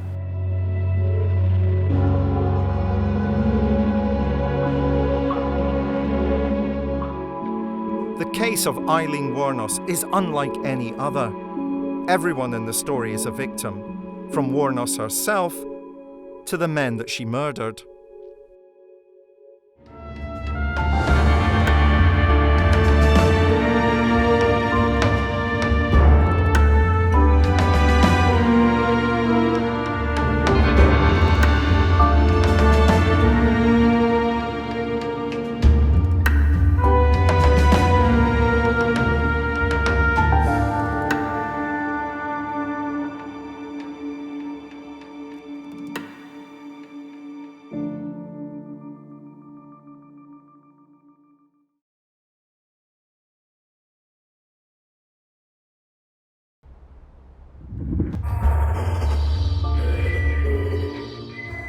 I'm Professor David Wilson.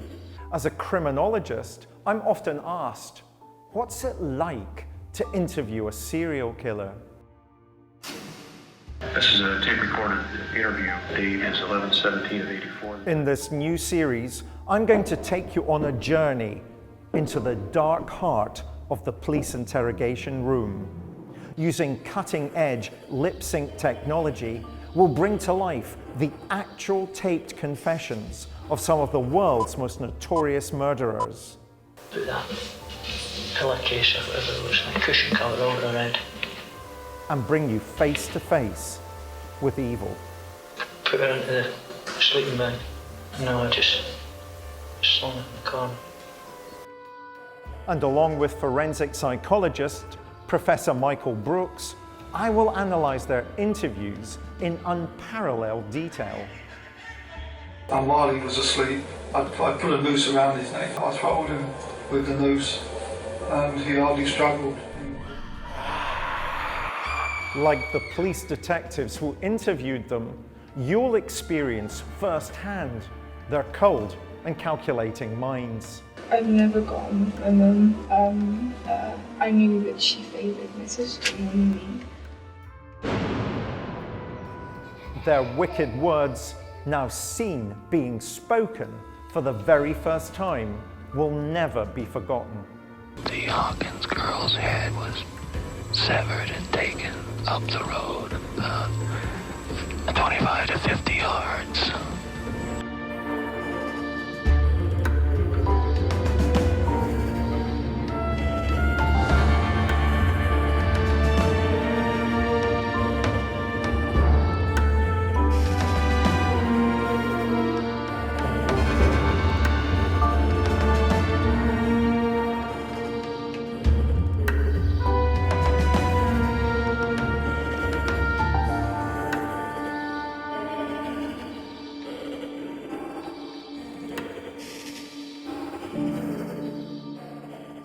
In the course of my work as a criminologist, I've written extensively about the history of British serial killing. One phenomena has been of particular interest to me: the killer who kills for thrills in order to achieve infamy, because it's their only way of living a life less ordinary. And this isn't just a postmodern phenomenon inspired by access to the internet and social media. To demonstrate this, in today's episode, we're going to compare two murderers and their confessions, which took place over 50 years apart. The first murderer takes us back to Glasgow in the west of Scotland in 1954, where for a 2-year period he terrorized the city, culminating in the murder of an entire family in their own home. And he would eventually be convicted of the murder of 7 people in total. He earned the name the Beast of Birkenshaw.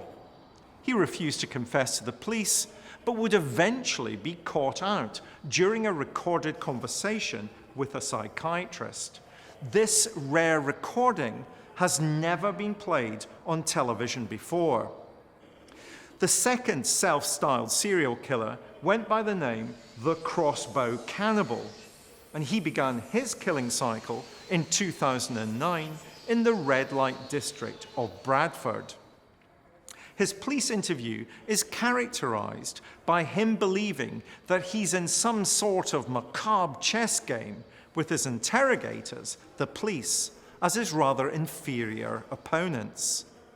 They may have murdered a generation apart, but these men were driven by exactly the same desires: to make headlines, to satisfy their sense of self and their inflated egos. Who are they? Peter Manuel and Stephen Griffiths. In 1958, Peter Manuel was awaiting trial at Barlinnie Prison in Scotland. He was suspected of murdering as many as 8 people in a savage and psychotic killing cycle that had lasted almost 2 years. During his time behind bars, Manuel claimed that he was insane and therefore not to blame for the crimes. To test his mental state, one of the most preeminent psychiatrists of the day, Professor Ferguson Roger agreed to meet Manuel in prison. Their conversation would be recorded. On first listening, it sounds like the disjointed ramblings of a madman. But does it disguise a sinister truth that requires repeated listening to and closer analysis? I went down to this house on a Thursday, and I found this, and I set my eyes up, and I made the move I was making, and then I went out. Yes, and I took the car. I thought that was a good move. I said, see this car dumping, that looks as though somebody shot him and went away in the car. The younger generation probably have to sort of relearn about Manuel, but certainly for my generation and for my parents' generation, they just had to say the name, Peter Manuel, and people were terrified. He was a bogeyman. Manuel's attempts to try and convince anyone he was insane would ultimately prove to be futile. Found guilty of 7 murders, he was sentenced to death by hanging. But he had already achieved an infamy, one he had fought so violently for. Manuel would go down in history as the first British serial killer of the modern age. Almost inevitably, according to the behavioural scientists, serial killers begin with petty crime, progress to crimes with a moderate amount of violence, go on to sexual assault and rape, and then escalate still further to murder, and often serial murder. Manuel, in many ways, was absolutely typical of that progression. Not only was Peter Manuel actually someone who was one of the first people in the UK to carry that label, serial killer, when it was kind of invented, and he was also outstanding as a psychopath. On a scale of 40, which is what we kind of measure psychopathy on, he scored 40, which meant he had every characteristic of a psychopath. Some 50 years after they were recorded, the Peter Manuel tapes demand close scrutiny. Listen to what he's saying again. Manuel's psychopathy is in full flight because amongst the veneer of garbled words, he's actually reliving the crime he committed, the annihilation of a family called the Smarts. You can't stand at somebody's house, load a gun at it, shoot at it, do that in a quiet bedroom, and then go off to a farm without waking somebody up. And then you let this thing back very carefully, because if you just put the safety off it goes off, lift it carefully, and then you can fire it. One of the problems you often find with offenders is that they will try to show how clever they are and actually end up giving, like in this case, information that was not known to the public. So they would give information by explaining how something is done, and in the process, actually incriminate themselves. It's akin to the way in which we know when somebody's lying or when somebody's telling the truth.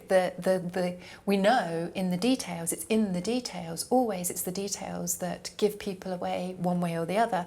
And here, because he really did it and he really experienced it and he's reliving it now, we get the description of the details, and they're the kinds of details that you only know if you've actually been there and you've actually had the sensory experiences of having been there and experienced and actually carried out these murders. And I made the move I was making, then I went out. You were now referring to Smart? Yes, and I took the car. I thought that was a good move.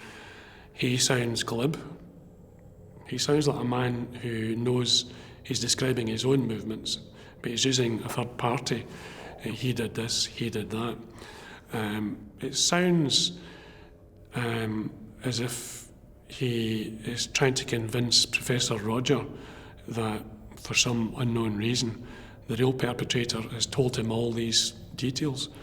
And I think in effect it sounds very unconvincing.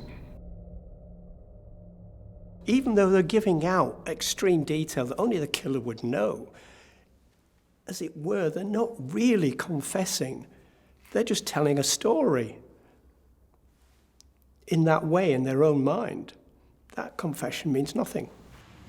Professor Ferguson Roger would later say Manuel was amongst the most dangerous men he'd ever met. But where had this killer, unlike any seen in the UK before, come from? And what was so terrible about his crimes that would see him labelled the Beast of Birkenshaw? Peter Manuel was a Scot who began life in the States and came over to Britain and resided finally in Scotland. He was somebody who was pretty explosive as a character. He was, if you like, a self-styled gangster. He was someone who would dress well, someone who would pick up the ladies, and someone who would turn to violence very, very quickly to get his own way. I think he was 12 when he first got into bother. In fact, he was 16, and his 16th birthday he was sent to Borstal. Professor Ferguson Roger had researched Manuel's case files before meeting him. The acts of juvenile delinquency recorded would escalate in adulthood to his first horrific murder. His first murder was in January 1956. It was a girl called Nilsen. She was 17. She'd gone out to meet a soldier that she'd met at a New Year dance. Tradition in the west of Scotland, he didn't turn up. Then decided to walk home because she only had 4 pence in her purse. When he finally wrote down a confession to this, he claimed, and another psychopathic trait I suppose, that she'd virtually invited her own murder because she's the one that didn't want him to leave. In fact, what had happened was she'd been chased across a field. Poor girl, it was terrified. She'd lost a shoe in the mud. He then hit her in the head and broke her skull into many, many pieces.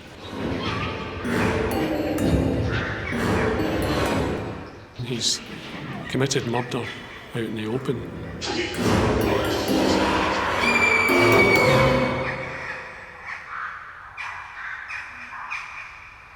Peter Manuel was somebody who was a classic psychopath. And as such, he had that kind of characteristic where he was fundamentally bored.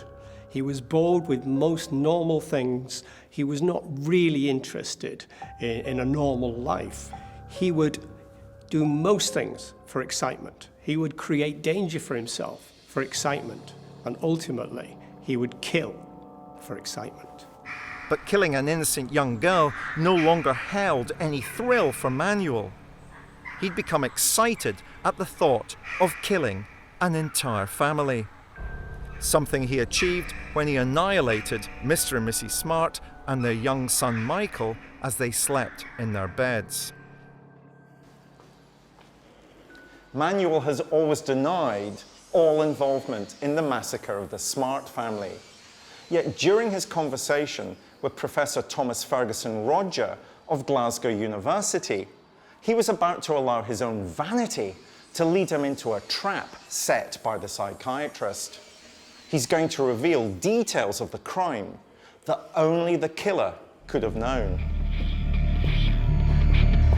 In times of peace, it is very rare that someone would go into the home of someone else and annihilate the entire family. This is one thing that Manuel did. He, as it were, did not pause. He almost relished in the idea of killing parents, children. It was no different for him. He had absolutely no boundaries on his own behaviour. Manuel goes, armed with a gun, to the home of Peter, Doris and Michael Smart. 45, 42 and 10. The boy is 10. Manuel not only kills them,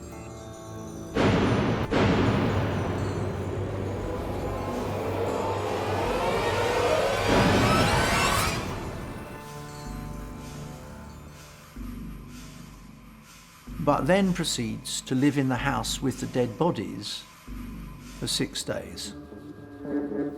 And perhaps further evidence of this trait that he had about staying at a crime scene.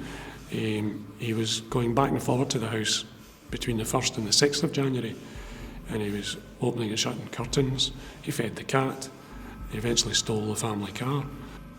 There is something about Manuel's confidence that is nothing if not chilling.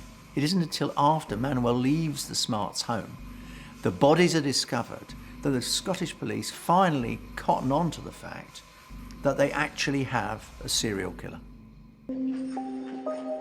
Manuel was arrested at the wheel of Mr. Smart's car. It wasn't long before the police began to connect him to a string of other murders. There was an abundance of forensic and physical evidence linking him to murder. But perhaps the most damning evidence of all came from his own mouth. I think that the extent to which we see Peter Manuel reliving his crimes in this statement is actually quite unusual. That he's actually back in the moment. He's not just thinking about what he's done, he's actually back there. And that's actually quite unusual. And it gives me an insight into what actually drove him, which was a pure excitement of doing what he did. His attempts to convince a psychiatrist he was insane would instead see him reveal details of the Smart murders that only the killer could have known. I said, this man's reconstructed a crime. I said, he told me when I went into the house and I didn't recognise people because I shot him with an automatic pistol with that bang back quick.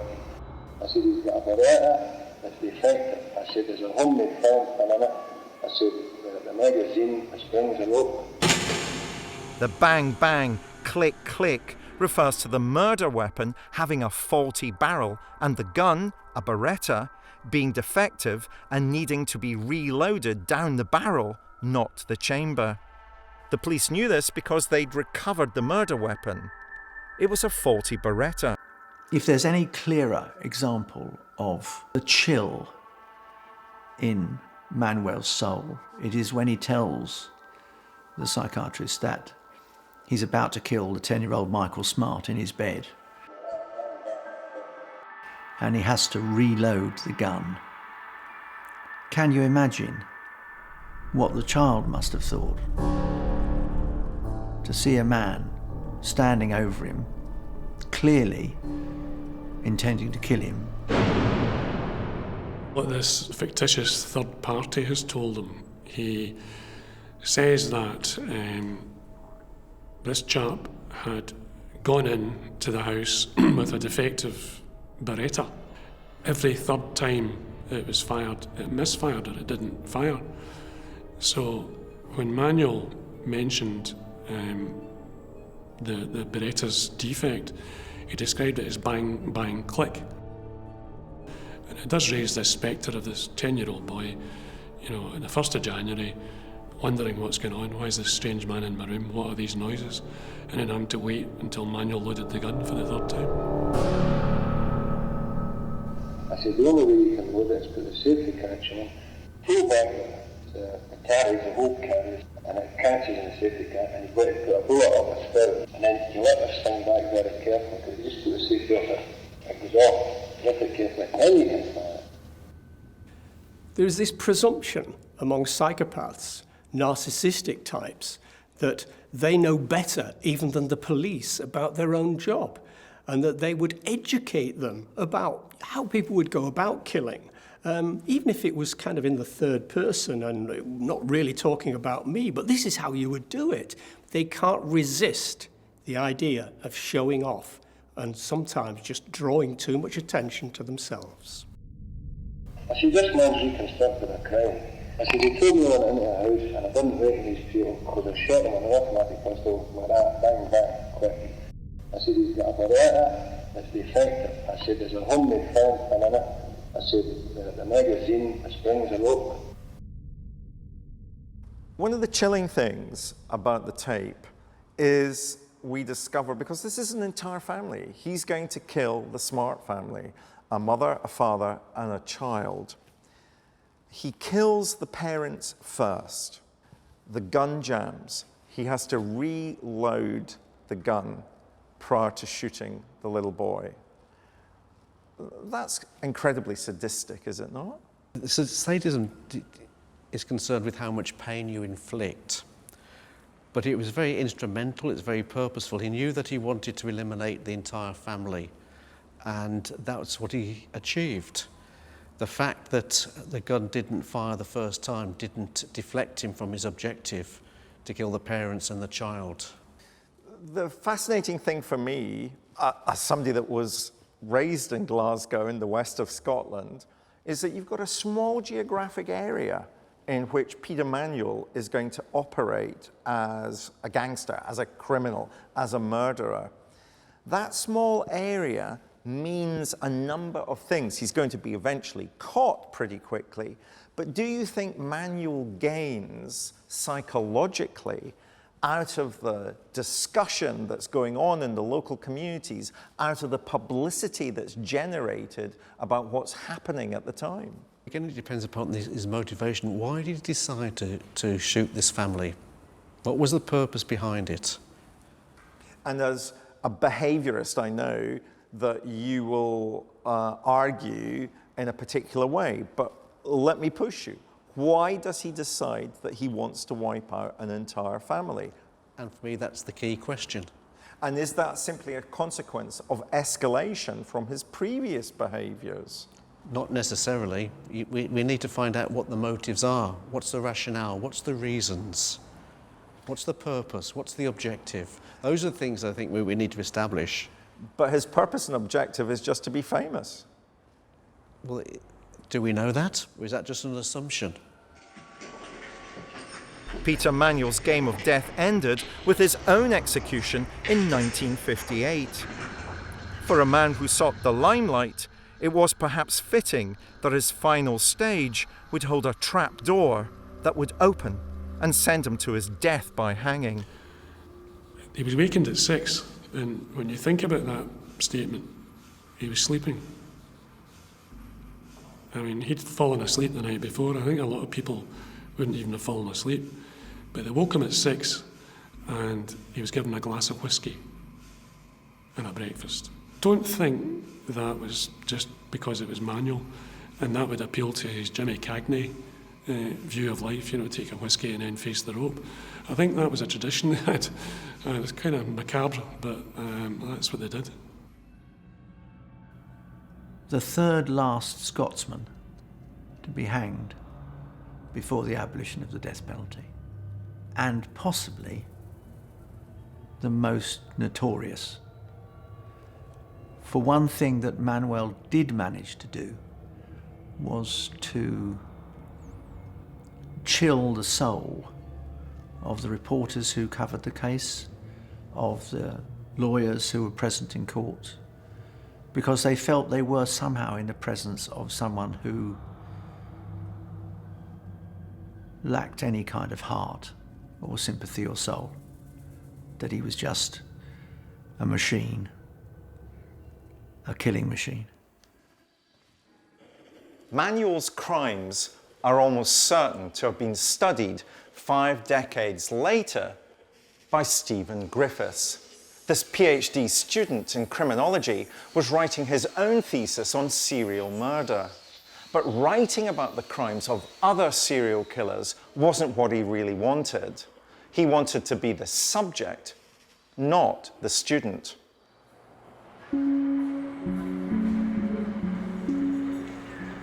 In May 2010, Bradford PhD student Stephen Griffiths was taken into custody. Police had caught him literally red-handed, murdering a local sex worker in the corridor of his block of flats. With such incriminating evidence held against him, Griffiths sat down to be interviewed by detectives. He was determined to present himself as a master of murder for whom being caught on camera was all part of his plan. Stephen, you found arrested with suspicion of murder of Susan Blue between Friday the 21st and today.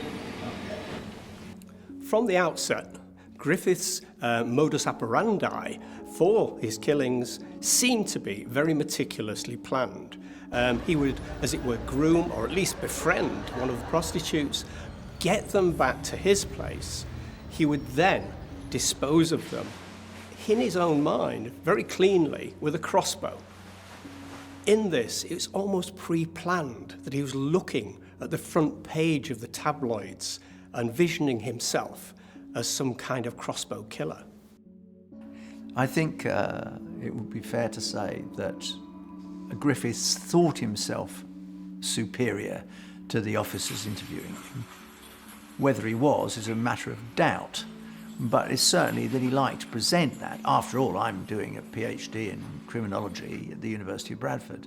I know far more about crime and criminology than you do, and I've got a degree in psychology, and so I'm not going to treat you as my equals. You are my audience.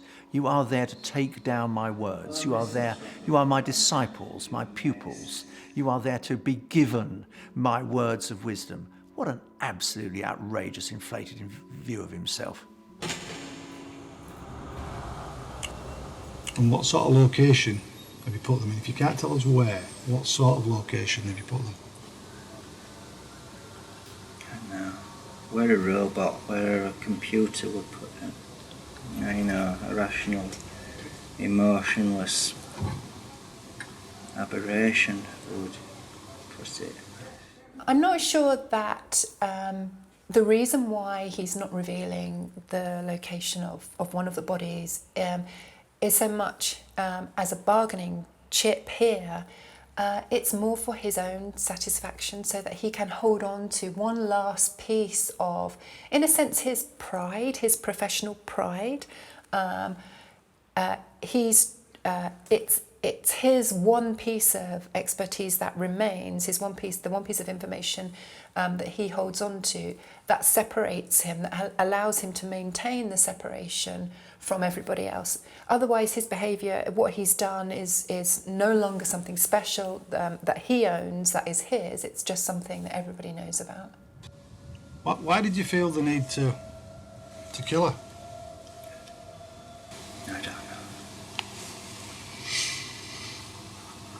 I don't know if I was... So, just actually killed someone to kill yourself, or killed part of yourself. I don't know. It's like deep issues inside me. When we look at his behaviour with the police, he was very arrogant, very dismissive. He thought he was superior intelligent. Clearly he was intelligent, there's no question about that. But he treated people with kind of contempt. And again, the thing is, most police officers don't have that much experience of dealing with homicides, because in the UK we have a very low homicide rate, and again most homicides are domestic or related to each other. Serial killing is quite rare. Most officers don't have experience, so therefore the serial killer is in control right from the beginning. He knows, and it's nearly always a he, that he knows more than they do. So why did you feel the need to kill any of the girls? Fun? I don't know.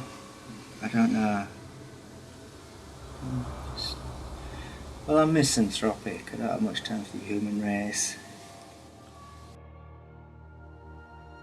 There are a number of ways in which Stephen Griffiths is trying to justify what he's done by separating himself from the police and indeed from humanity.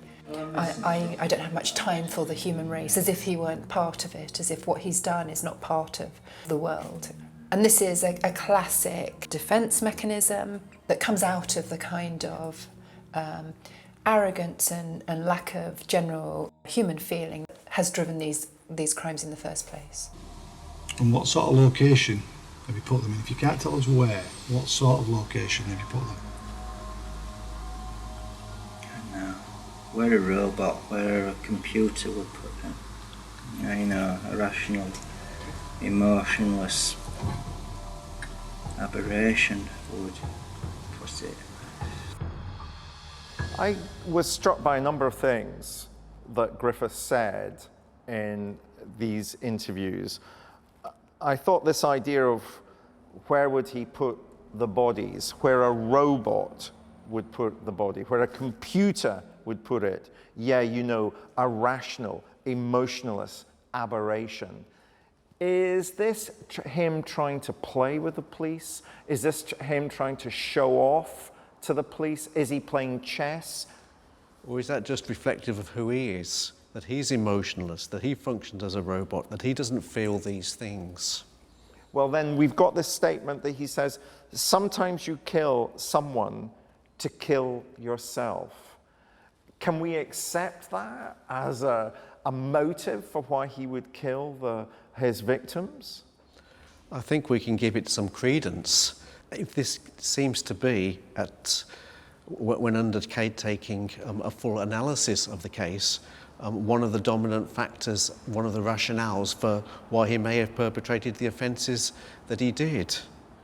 It's getting quite deep, and that may be sort of linked to some of his studies in terms of why do people commit offences, but what is it within him that he's wanting to kill? Stephen Griffiths was born in 1968. Raised in Yorkshire, his early years were characterised by a fractious family upbringing. His father left very early, and his mother seemed to struggle very much with actually making a living. His early life was a little bit of a struggle. He wasn't the most sociable of people. However, he did very well at school, and his educational abilities were pretty high. At the age of 17, Griffiths is sentenced to 3 years for attacking a supermarket manager, a female supermarket manager. While he's in prison, he is analysed and in fact diagnosed as a schizoid psychopath. He confesses that he has or fears that he could become a serial killer. When he emerges from prison in 1991, he commits another crime. He holds a knife to the throat of another girl, but he doesn't go through with the killing. There's not a killing this time, but he's sentenced to another 2 years. I think throughout this period of his adolescence and his young adulthood, Griffiths was trying to become what he hoped he was but knew he wasn't. A man with whom people would fear, a man who could hold Bradford to ransom, could terrify the police, could hypnotise police forces across the country. When we examine the career trajectory of Griffiths, it's fairly obvious that he had pre-planned much of what he carried out. I believe quite strongly that he planned from a very early stage, not only to dabble in killing, but to become the most notorious designer serial killer that he could possibly construe. We've heard two very different styles of confessions from two killers with a common goal: bloody notoriety, a desperate desire to stand out from the crowd and be noticed. But ultimately, their deadly achievements only amount to the tragic loss of life, ending with Peter Manuel being sent to the gallows and Griffiths sent to prison with no chance of ever receiving parole.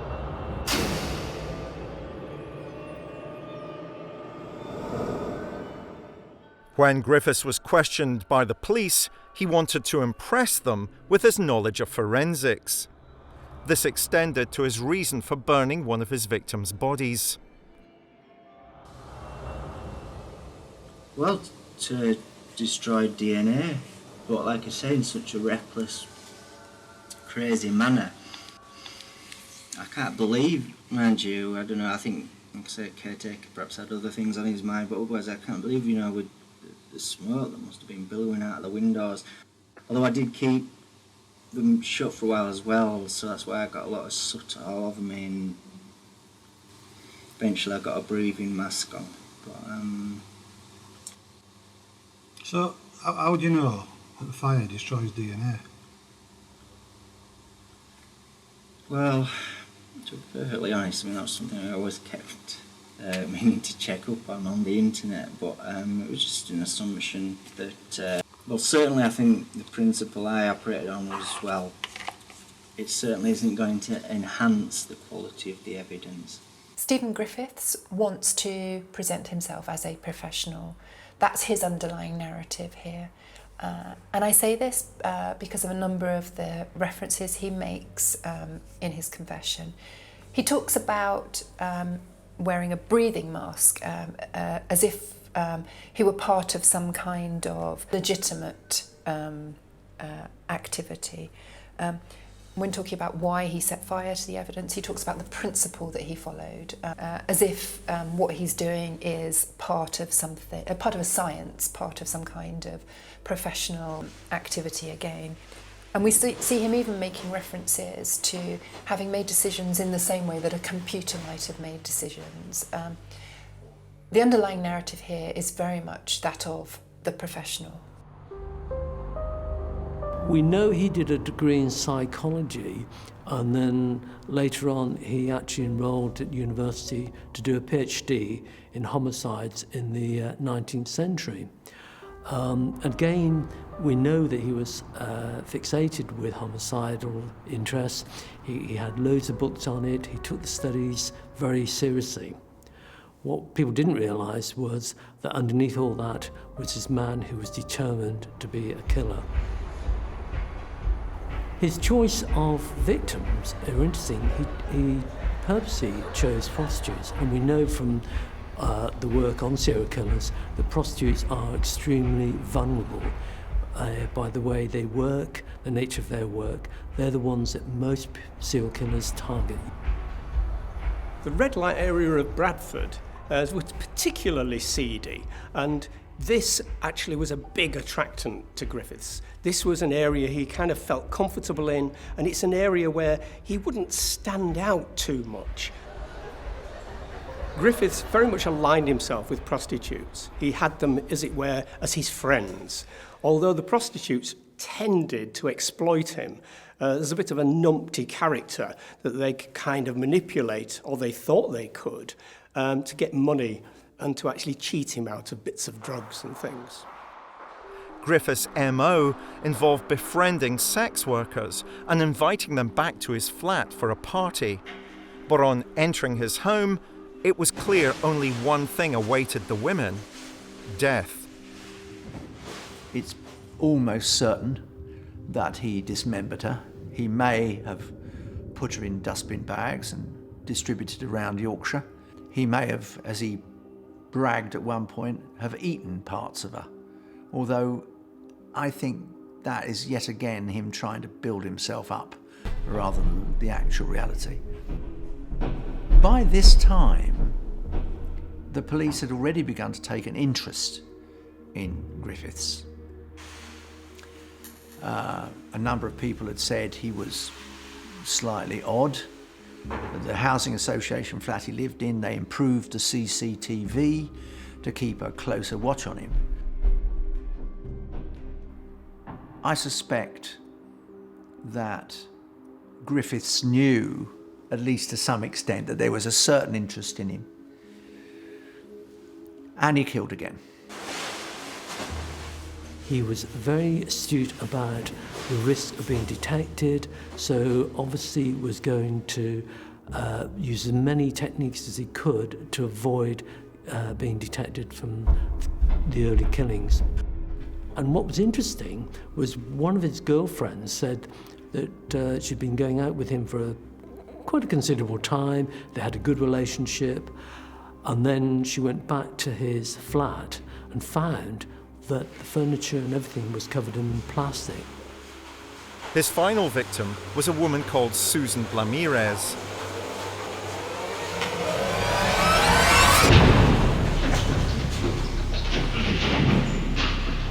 Final prostitute, Blamirez, as she escapes from the flat, they're outside. He did somehow not remember that on the landing of his flats there was CCTV. And he realized as soon as he had crossed the line in actually chasing one of his victims, he'd exposed himself on CCTV, carrying out what was clearly not a pleasant activity. He attacks her with the crossbow, shoots her with the crossbow, killing her, drags her body by the foot back into the flats, and holds the crossbow above his head as if he's acting for the cameras. And I think he was acting for the cameras. I think he knew that to some extent this was probably going to be the last killing.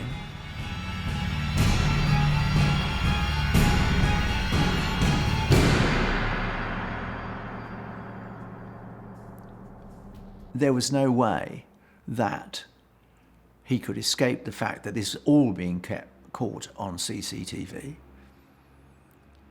And I think he relished it. I think he thought, this is my signature. I will forever be known as the crossbow cannibal.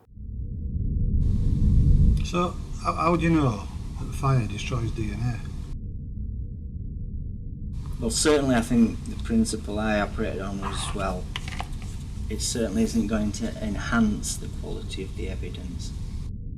So Michael, Stephen Griffiths, the PhD student in criminology, we both supervise PhD students. Is this confession about him showing off his criminological knowledge? I think it shows a lack of insight and awareness because he didn't research sufficiently, if at all, the impact of fire on DNA evidence. You'd have expected someone who was studying for a PhD, if they were going to carry out something that was very deliberate, to have researched the consequences of that action, and he never went onto the internet to find out about fire and DNA. I find that surprising. My biggest surprise with Stephen Griffiths is that after he was arrested and convicted, it was discovered that he had been reviewing my books, and that made me think very carefully about the need to self-censor. You know, do these serial killers research in a way to become better killers? And I wonder what responsibility you and I have, people like you and I have, to be very careful about the kinds of information that we're prepared to put in the public domain. Well, I think that is always a difficult area. Certainly, those who want to perpetrate serial murders may well read about it beforehand, others may not.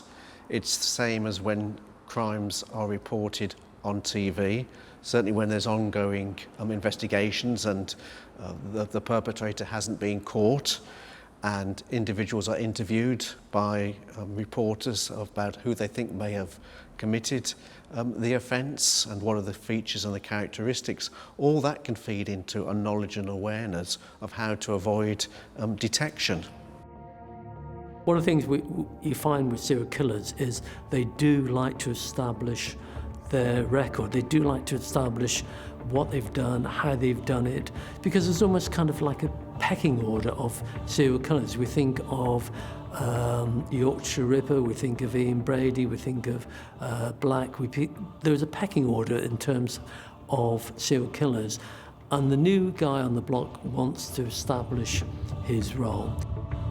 Griffiths obviously wanted to create a myth of himself, a myth of how horrible he was and how monstrous and how depraved and all of the above, and would hint at what he might have done and how he might have done it. I might have eaten them, or I might have dismembered them, I might have distributed their bodies. I think it's flim-flam. I think it's no more than a magician in a fairground. I think he doesn't deserve to be taken seriously. I don't think much of what he said he did. I think in the end he is a man of straw, but for the fact that he killed 3 unfortunate women.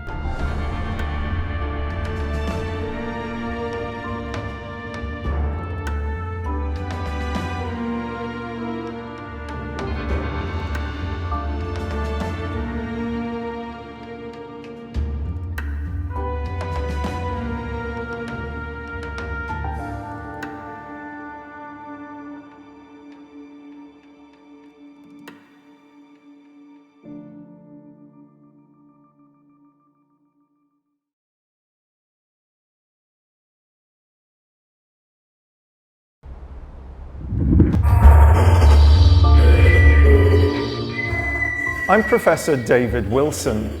As a criminologist, I'm often asked, what's it like to interview a serial killer?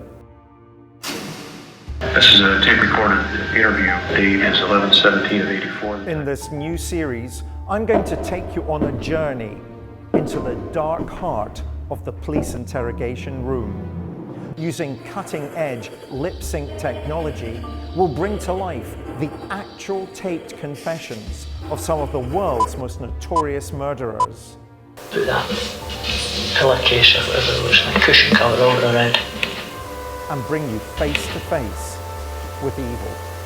Put her into the sleeping bag, and now I just slung it in the corner.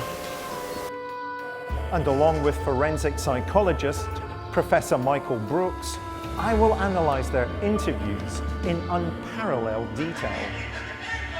And while he was asleep, I put a noose around his neck. I throttled him with the noose, and he hardly struggled.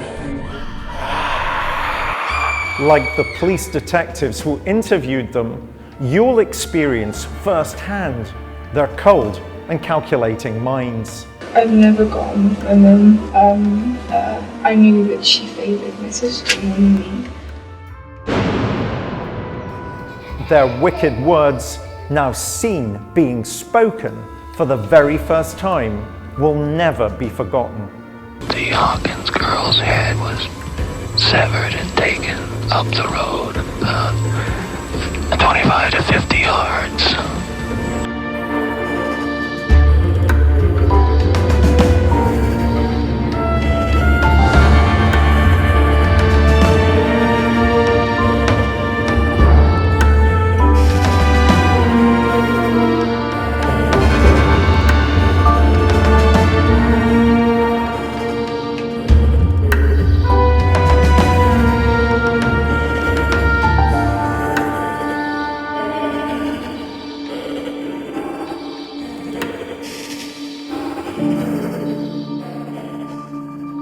One of the greatest challenges facing any police detective comes when they have to interview a child suspected of murder. In today's episode, we hear not one confession by a minor, but two. Teenagers who had killed within a folie à deux, or the madness shared by two. Dubbed by the press as the Twilight Killers, both aged just 14 at the time, they plotted for days to cut the girl's mother and her sister's throat as they slept at the family home in Spalding in Lincolnshire. Recordings of police interviews with minors are usually restricted, but the police took the unusual move of making these public because of the cold and calculated nature of the crimes.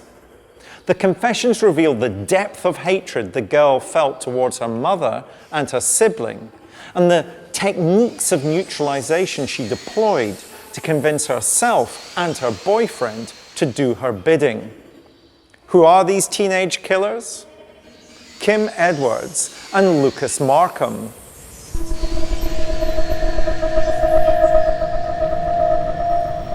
On April 15th, 2016, the residents of Lincolnshire heard the news that a violent series of murders had unfolded. Police are appealing for help to determine what led to the deaths of a mother and daughter. Two children are accused of murdering 49-year-old Liz Edwards and 13-year-old Katie Edwards. Police want to hear from anyone who observed any comings or goings from a house in Spalding between Thursday and Friday when the bodies were discovered. Detectives at Spalding Police Station awaited the arrival of two teenagers, Kim Edwards and Lucas Markham. Both were suspected of involvement in the murders, and they would be interviewed separately. As the tape recorders rolled, no amount of police training or work in the field could prepare those present for the ice-cold descriptions of murder that would be spoken by the children who sat before them. News of the arrest spread rapidly. I think it made the headlines because it was so unusual. We find very few people under about the age of 17 committing murder, and for two 14-year-olds to be involved in a double murder, it's extremely rare. All evidence pointed to Edwards and Markham being involved in the murders. The murder weapon was still in the house, and neither of them had made any effort to leave the scene of the crime. No sooner had 14-year-old Edwards sat down, she proceeded to tell detectives precisely how her mother's life had been ended. He was on top of her, with a pillow over her head.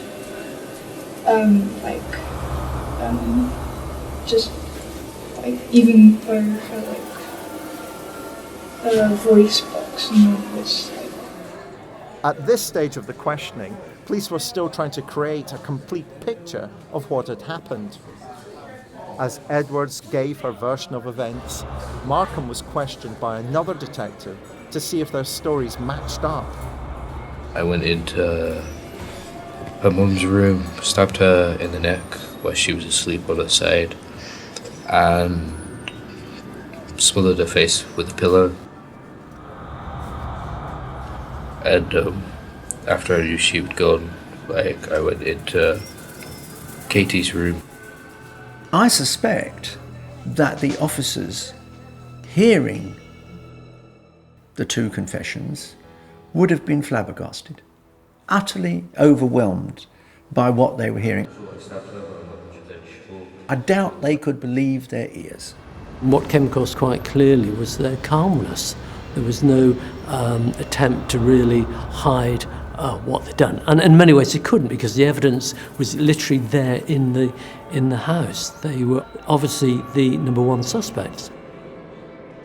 This is very rare for two people so young to conspire to murder the family of one of them. We don't normally see this happening at such a young age.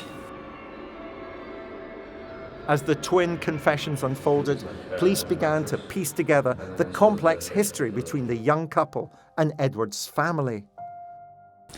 Kim Edwards was the elder daughter of a school dinner lady, Elizabeth Edwards, who had a younger sister called Katie. She went to school in Spalding, in Lincolnshire, where she wasn't particularly happy. She felt that her mother favoured the younger daughter, Katie, over her, and that her mother effectively dissed her, as she would have said at school. It made her, or convinced her, that somehow her life was dreadful. There was nothing to live for, she was unhappy, and all she was a torment to her family, Elizabeth and Katie. And worse, that her mother, Elizabeth, thought that she would probably turn out like her dad, who had disappeared off the scene.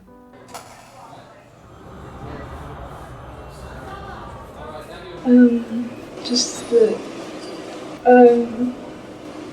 well, ever since, I was young, I've never got on with my mum. I knew that she favoured my sister more than me. And even though she said that she didn't, I knew that she was lying.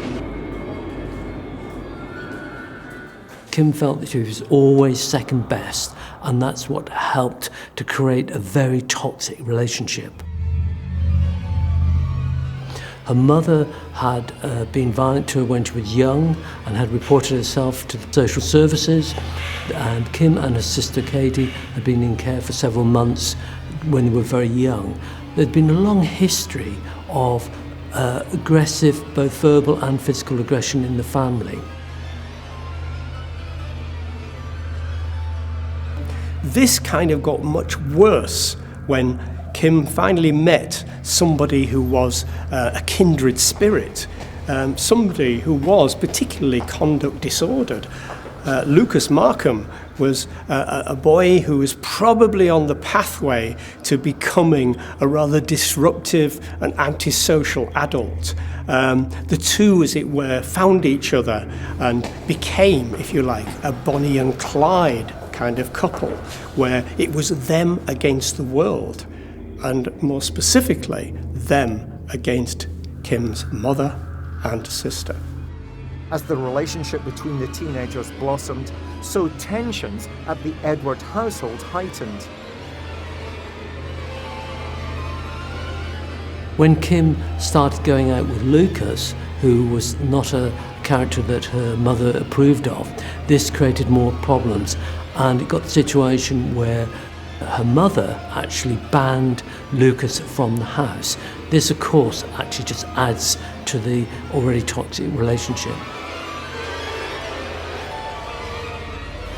Once a narrative of that much potency starts to develop and develops between two people and binds two people together, it just becomes stronger and stronger, to the extent, as we see here, where anything which threatens them in any way and threatens the viability of their story, they need to get rid of, they need to eradicate.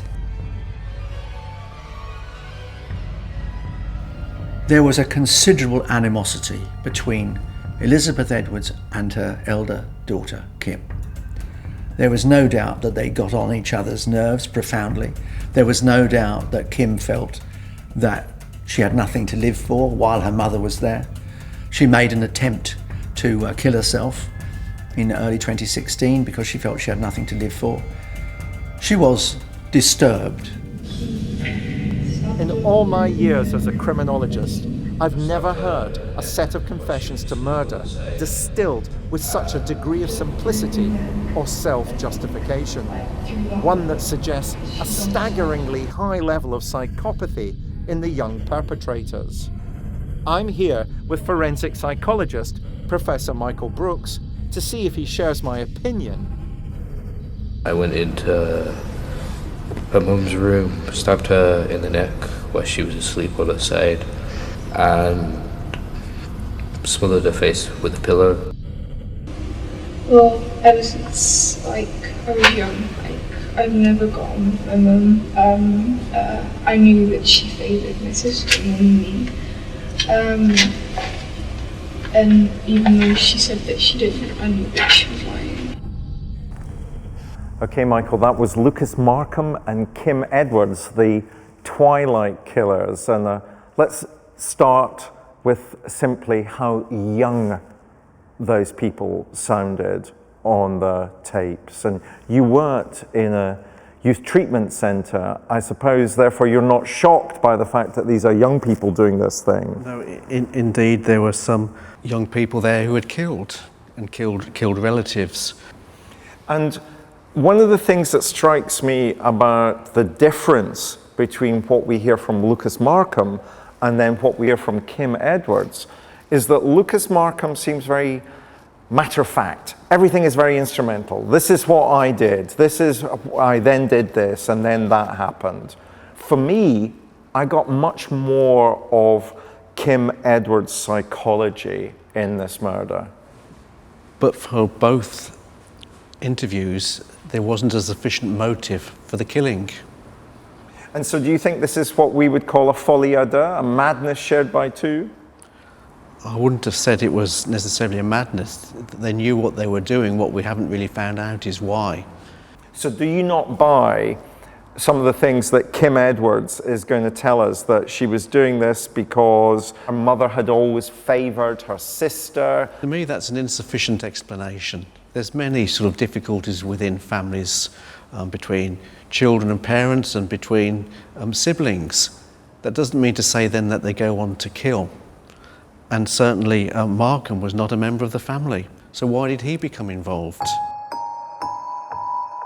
Now Markham was disruptive at school and was eventually thrown out. He had to go to another school, leaving Kim at the original. This deeply distressed Kim. She felt that somehow her life was coming to an end and that she had to do something about it. There was no doubt about their intoxication with one another, and particularly his intoxication for her. And steadily, the mother, Elizabeth Edwards, became more concerned. In fact, in the February 2016, she announced that the couple were like a time bomb waiting to go off. What she could not have known is that 7 weeks later, she would die at their hands.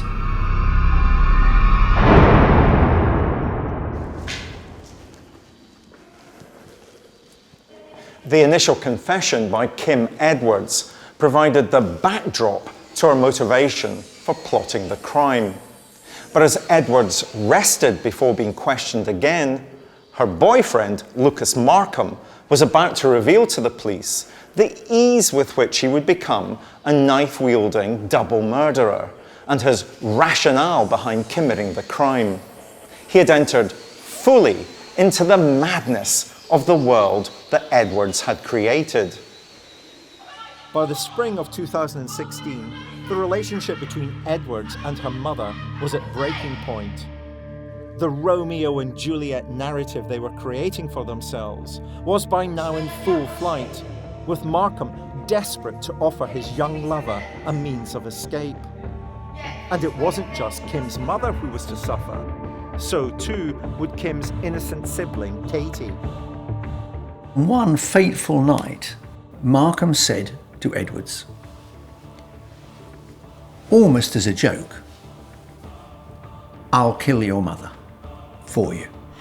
He then realised that Kim didn't take it as a joke. She actually wanted him to kill her mother and agreed that she would kill her sister at the same time. They would be partners in crime, Bonnie and Clyde as they were later dubbed. Once that seed was planted, rather than letting it just die, she and Lucas discussed it on a number of occasions. They even spent one night barricaded in her bedroom. So the situation was getting worse and worse and escalating it, till eventually you got a situation where she only could see an out was with killing her mother. The fact that her mother, as it were, stood in the way of everything she wanted to do and be, this kind of evolved into a us against the world. They talked to each other, they plotted with each other, but they did not talk to anyone outside of that little duo, which meant that all of their thinking, planning, plotting, no matter how crazy, was never actually met with derision, humour, or alarm by other people, because it wasn't known to anyone else. It subsequently evolved into killing her mother and her sister, because, needless to say, one would lead to the other. Why? What was the reason for killing Katie? Because she had called the police. Okay. That the only reason? Pretty much. The plan was essentially for Markham to wait until Elizabeth Edwards and Kim's sister Katie were asleep, to climb into the house, kill them in their beds. What he was asked to do was to knock on a bathroom window, and Kim would wake up and let him in. The first twice they tried this, she fell asleep and didn't wake up to hear him knocking. But undeterred, Lucas Markham returned. And on the night of April the 14th, she heard him knocking. Kim Edwards admits Markham to the house. She has procured a bag of 6 kitchen knives. Markham says to Edwards, "Are you sure you want me to do this?" And she says, "Yes, but I don't think I can kill my sister." Markham, depraved though this may sound, says, "Don't worry, I'll do it for you." Having settled on a killing weapon, Markham ascended the stairs. In the master bedroom, he found Mrs. Edwards asleep. He proceeded to stab her in the neck and then suffocate her with a pillow. The killing frenzy ended with Mrs. Edwards being stabbed a further 8 times. Edwards hears a lot of her mother's struggles, but doesn't intervene to say, oh, I've changed my mind, or stop, or nothing. Just keeps up with the plan. With Mrs. Edwards dead in her bed, detectives try to comprehend why Markham would then move on to killing her daughter Katie. His response stunned them. Why? What was the reason for killing Katie? Because she had called the police. As her interview proceeded, Edwards was rapidly setting out her stall, making it clear that she was orchestrating every murderous act and did nothing to discourage the carnage that was unfolding. Her only concern was for the welfare of her boyfriend. I went into the room to see what was going on because I heard noises and stuff. So I just wanted to check if he was okay.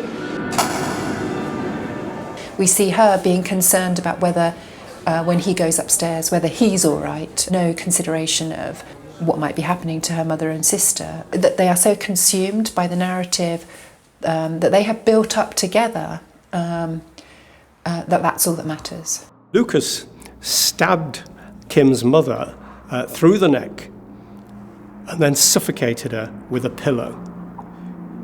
This took a little while. He then stealthily moved into the sister's room and repeated this process with the sister, who was slightly more resistant. However, he succeeded in killing both.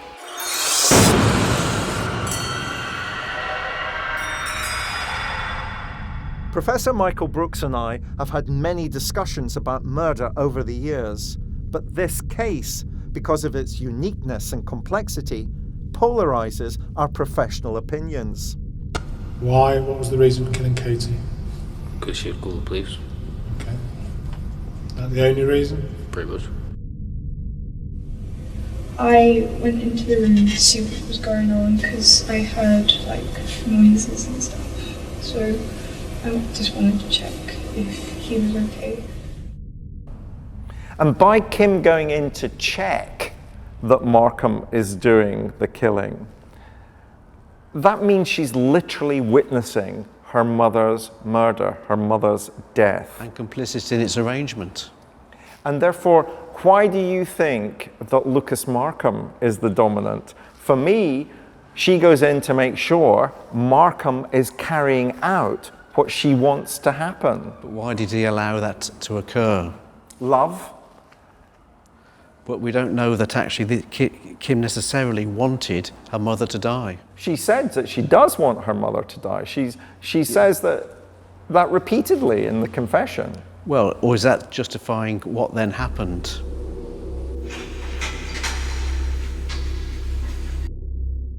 Markham in particular is covered in blood. So they decide that they'll take a bath together. Bear in mind, the house has 2 dead bodies in it, although Edwards has thought to cover up her sister with a blanket, not her mother.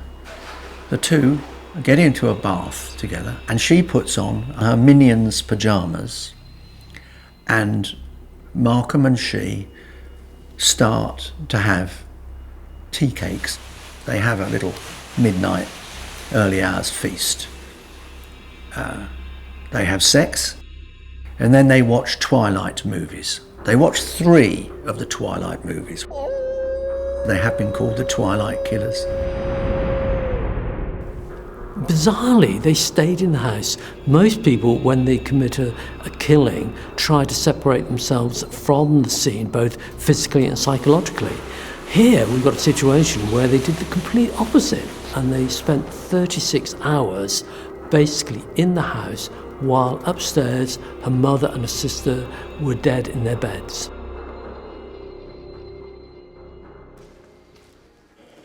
A lack of genuine remorse or display of empathy is not unusual amongst those who murder multiple victims. However, the degree of disengagement with which Edwards describes the crime and her motivations for doing it are highly unusual. And as her final confession reveals, most disturbing of all is her egocentric belief that she was actually doing her victims a favour by having them murdered. As her boyfriend Markham killed her mother and sister, Edwards looked on with a sense of satisfaction. Listen to the flat affect in her voice as she describes the murders. I thought I heard her say "get off me," but I'm not entirely sure. Then after about 10 minutes of Lucas putting his weight on her, she was dead. He was quite clear, clinically clear, without a hint of remorse or tearfulness in any way.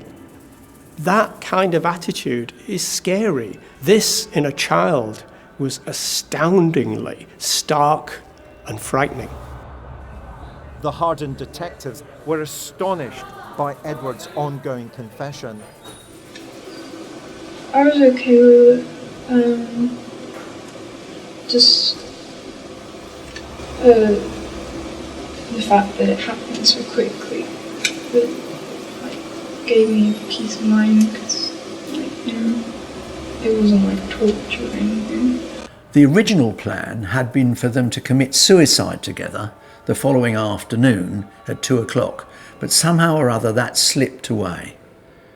And so they watched the 4th Twilight movie together, and inevitably, Lucas Markham's mother, after all he'd disappeared from the house, had reported him missing. Hello? Is anybody in there? Eventually, on April 15th, 2016, the police break in at around midday. They say, "Where's your mother?" to Kim Edwards. "She's upstairs." What's she doing? "Well, you better go and look for yourself." The two uniformed officers then find Elizabeth and Katie Edwards stabbed to death in their beds. And how do you feel about it on reflection now? The same way. What, relieved that it's done? Yeah. In many ways, they were honest because A, the evidence was clearly against them, and B, she actually thought she was doing the right thing. This is what comes across in the case. She doesn't feel that she was doing anything horrendous. The problem was her mother, and to dispose of her mother would solve her problems. And that suggests a very mature, very naive approach to life. Feel happy about it? To a point, yes. What's that? Yes, because my mum doesn't have to deal with me being suicidal, and she doesn't have to wake up worrying every morning to see if I'm still alive. And my sister doesn't have to go through all the heartbreak and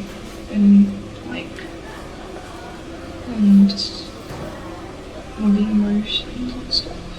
This justification, this rationalisation that what she did was okay, would seem so flimsy to your average person. But for this child, it was rationale enough to violently have her mother killed and her own sister killed.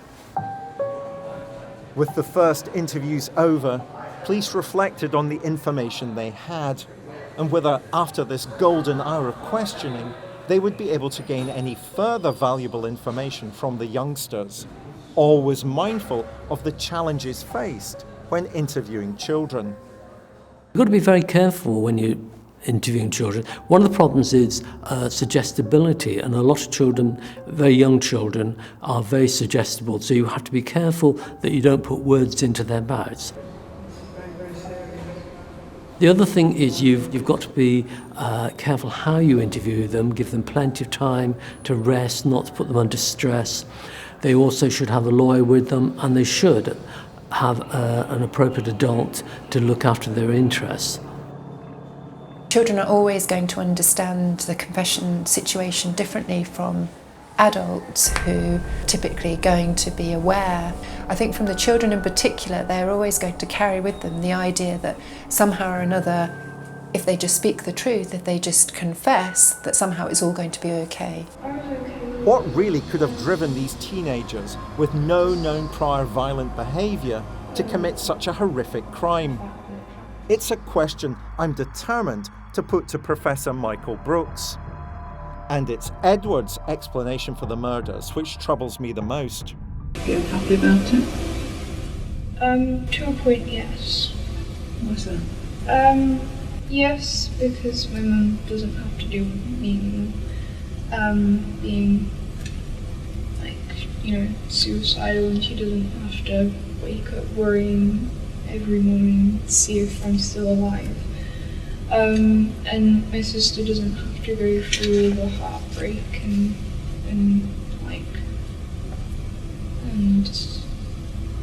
all the emotions and stuff. We shouldn't simply accept that she wants her mother dead because her mother has never liked her and has always favoured her younger sister. I wouldn't accept that at face value, no. And also the murder of the younger sister.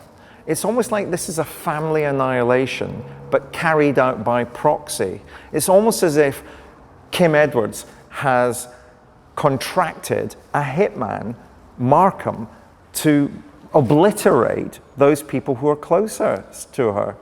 But did Kim really know that her sister was going to be killed as well? Do you doubt that? Because I think that it's Markham who is much more likely to have been the dominant influence. I think he then decided to kill Katie rather than Kim. Why did Markham get involved? What was his reason? Even if Kim said she wanted her mother killed, for doing it. There's many times that children will make statements that they don't really mean. And it sounds to me from reading this that Kim is trying to put a justification around it, even though she was completely didn't know it was happening. Perhaps she didn't really want it to occur. But there was something around Markham that wanted to engage in killing someone. And smothered her face with a pillow. Lucas Markham projected the idea that he was basically completely besotted with Kim Edwards and was possibly ready to do almost anything that she wanted him to.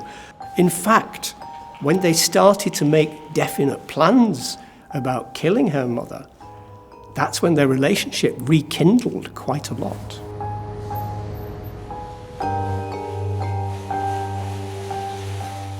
What the criminologists and psychologists call folie à deux, the mixture of two people making the crime worse, or the act worse than it would be if committed by one of them alone, is rare enough.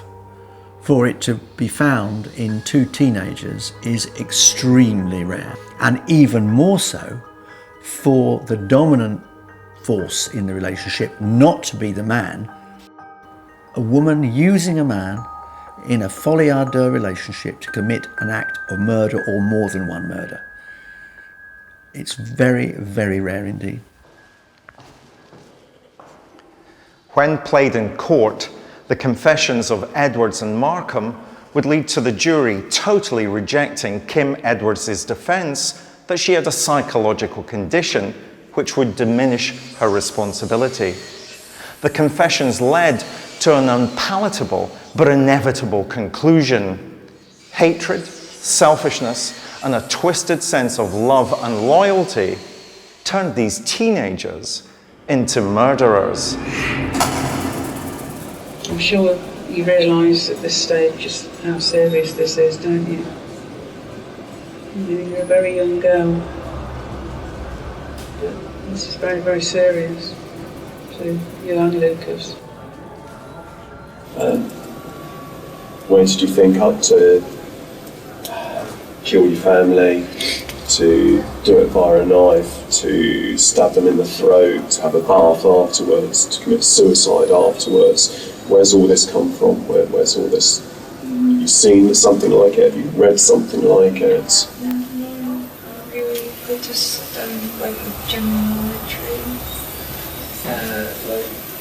Because the voice box stabbing in the throat, the bath because of the dog, so she wouldn't smell the blood and also because I don't like the smell of blood. And committing suicide after. It's just most people who do commit murders try to commit suicide themselves.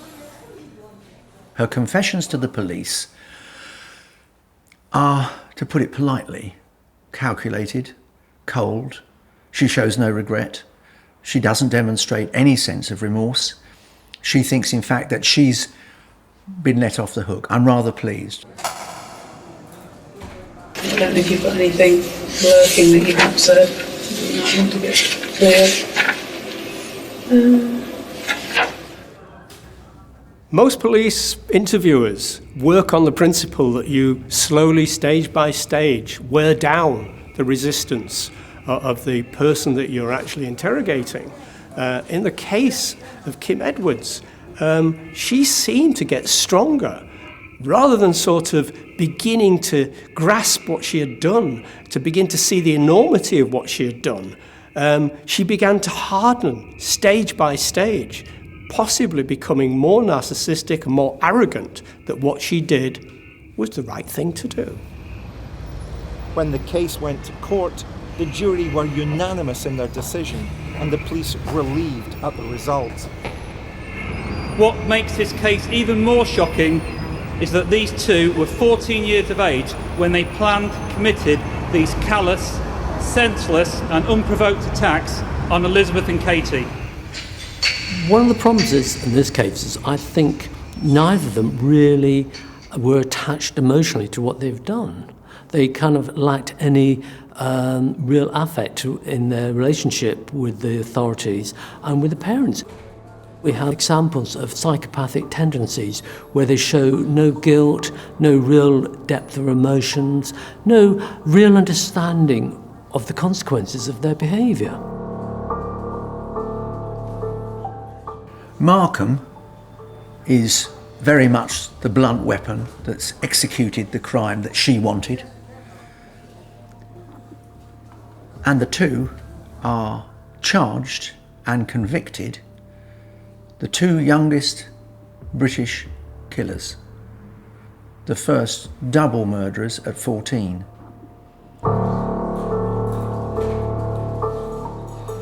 So there was nothing that you'd seen, you'd read, or anything that gave you this sort of notion. Nobody had discussed it with you. All your own doing, just you and Lucas. One interesting aspect of this killing couple is the idea that their story never changes. There was not one of them covering up for the other or any kind of bickering or trying to undermine the other person and they could take the blame and not me. There was none of this.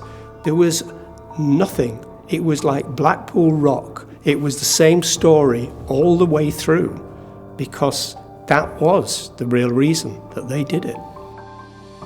It's quite unusual that they're being so open and direct in their confessions. The narrative here that's driving them is such a strong one. It's a kind of Romeo and Juliet story that's driving the two of them, that's binding the two of them together, and that they're supporting and feeding and building it up together. But actually they cease to see that what they're doing might not be right. Because the voice box, the stabbing in the throat, the bath because of the dog, so she wouldn't smell the blood and also because I don't like the smell of blood. And committing suicide after. It's just most people who do commit murders try to commit suicide themselves. One of the things that interests both you and I is helping people change their behaviour. And with young people, I always think there is the possibility that they can change in their lives.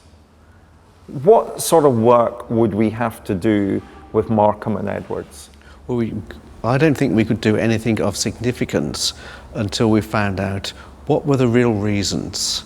Who was the dominant partner? I think it's Markham. Was he doing it as you mentioned? about Kim wanting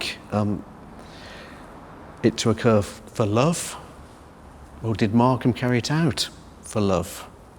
Would you want them to be separate? But I doubt that very much. In most instances in which there's a male and female relationship in which offences occur, it's usually the male that's a dominant partner. It's the male who's directing, and it's the female who is complicit within that and submissive within that, and who goes along with that and is drawn into the actions of the male. These Twilight Killers seem to me to be thoroughly reprehensible, and I still think that Kim Edwards is the dominant within that relationship. You wouldn't accept that at all? I think it's highly unlikely. On June the 8th, the reporting restrictions on the case were lifted. Such was the calculated nature of the murders, the unusual step was taken to name Markham and Edwards in the British press. She would go, like, I went into Katie's room, which is the same room as Kim's, and I thought I stabbed her, but I'm not 100% sure if it was like her or the mattress. The fact that the police actually released the interviews with Markham and Edwards probably emanates from the fact that these interviews actually did impress the police so much that these individuals were so arrogant about having committed this crime that they probably thought that the public would have seen them as children and this was an exaggeration. So actually releasing these interviews did make it clear to the public and all just the nature of these two killers. A life sentence now stretches out before Edwards and Markham. They will have time to reflect upon their crimes and hopefully work towards rehabilitation back into society when they reach adulthood. I've dealt with a number of children who've committed murder, and they find it very difficult later on. She won't find it difficult at the moment, but in another 10 years' time, when she's had the maturity to look back and realise what she's done, then I think she's going to have problems. Matricide is unusual to say the least, and I think in 10, 15 years' time, it will hit her what she's really done. I understand that, like Henley and Brady, like a lot of relationships, while they were very intense while they were together, they've now split up and they're actually having quite a vitriolic relationship with each other. And this is quite often the case, that having had that intense situation, they can't maintain it, and then they start blaming each other. I went into her mum's room, stabbed her in the neck. Most police, and in fact most people who have studied this case, are completely baffled by the children's attitude after the killing. He stabbed her through the neck, I think, through that way, because she was on the side.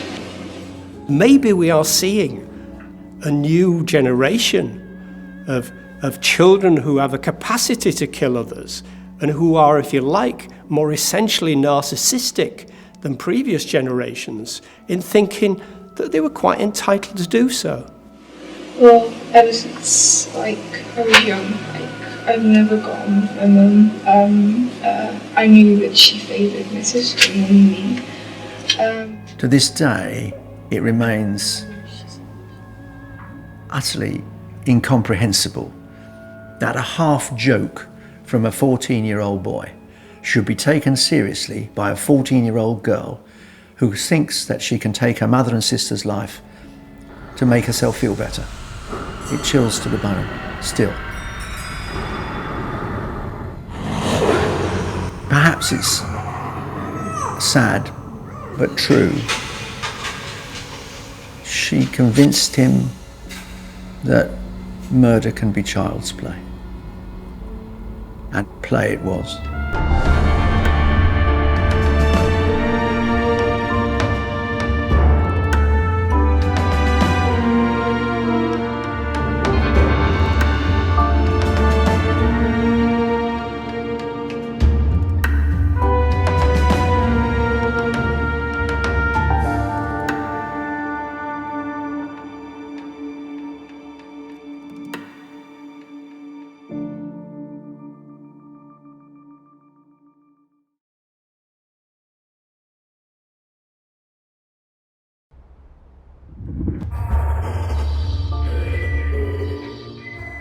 I'm Professor David Wilson.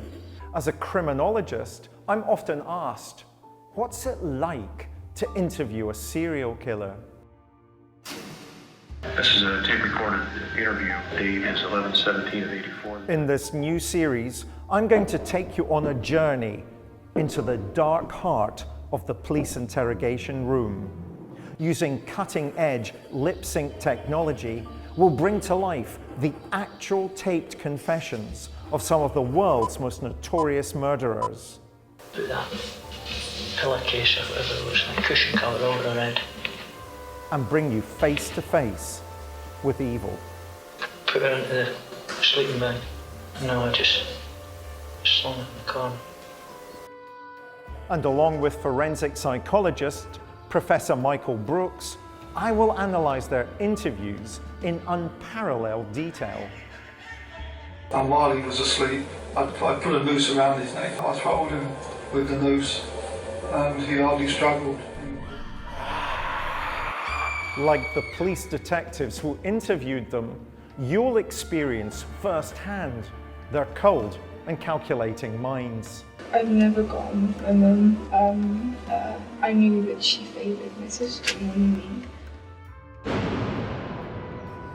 Their wicked words, now seen being spoken for the very first time, will never be forgotten. The Hawkins girl's head was severed and taken up the road about 25 to 50 yards.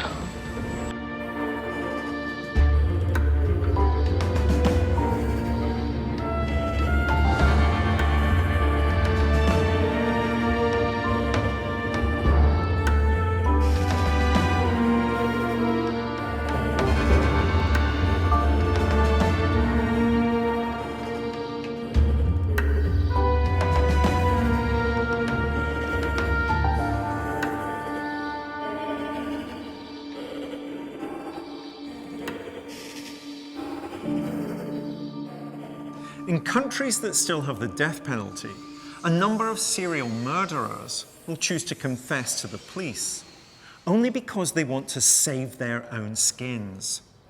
In today's episode, we examine the confessions of one such man who entered a plea bargain to avoid the executioner's chair. One of the most prolific serial killers in American history, he was charged with the murder of 49 women in a killing cycle that lasted from 1982 to 1998. Dubbed the Green River Killer, he dumped many of the bodies of his victims along the waterway that runs through Washington state. The confessions are particularly interesting for the techniques employed by the American interrogators. In the UK, detectives employ what's known as the PEACE model. It's an acronym: prepare and plan, engage and explain, account, close, evaluate. However, in the United States, they deploy what's known as the READ technique. This is very different from the PEACE model and is in effect an accusatory process. The investigator, in essence, tells the suspect that they know that he committed the crime. Often this can simply become good cop, bad cop. Observe closely in particular how King County Sheriff Dave Reichart, now an American congressman, seems to befriend the murderer and put him at ease as the good police officer would, only to then turn on him when he believes he's lying, becoming the quintessential bad cop. So who is the killer we get up close and personal with today in the police interview room? Gary Ridgway. In 2001, Washington State Police arrested Gary Ridgway on suspicion of murder. Ridgway's DNA had been found on the body of a dead woman. Within hours, he'd be accused of many more murders. With death by execution awaiting him for his crimes, he decided to bargain for his life, offering revelations about the whereabouts of the bodies of many other victims, all of whom he had buried along the Green River in Washington state. King County Sheriff Dave Reichardt had long pursued the murderer. And now the killer and the cop were about to face off in an extraordinary interview. Morning. Morning. You know, why don't we take his chains off for a minute? Gary and I are just going to have a visit for a couple minutes, sir. Got you chained up pretty good there, don't they? Yes, you do. Must be concerned about whether or not you're thinking about running off, huh? You wouldn't do that, would you? No. Gary Ridgway, in many ways, was a very normal man, a very ordinary man. He worked in a body shop for some 30 years. And nothing unusual about him, very ordinary, down-to-earth chap. Except he liked killing.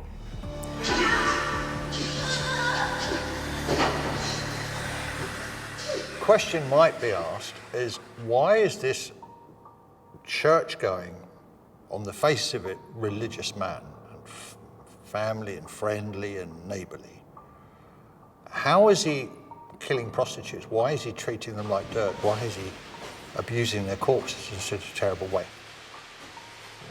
I believe that behind the mask was a monster. Outside, I think he probably was. He believed he was a church-going man, but he had this beast inside him that surfaced every now and then to kill. I think he killed because he enjoyed it. He enjoyed treating these women like trash and dumping their body like so much garbage once he'd used them and abused them. To fully understand Ridgway, it would be a good exercise to close your eyes and listen to his voice.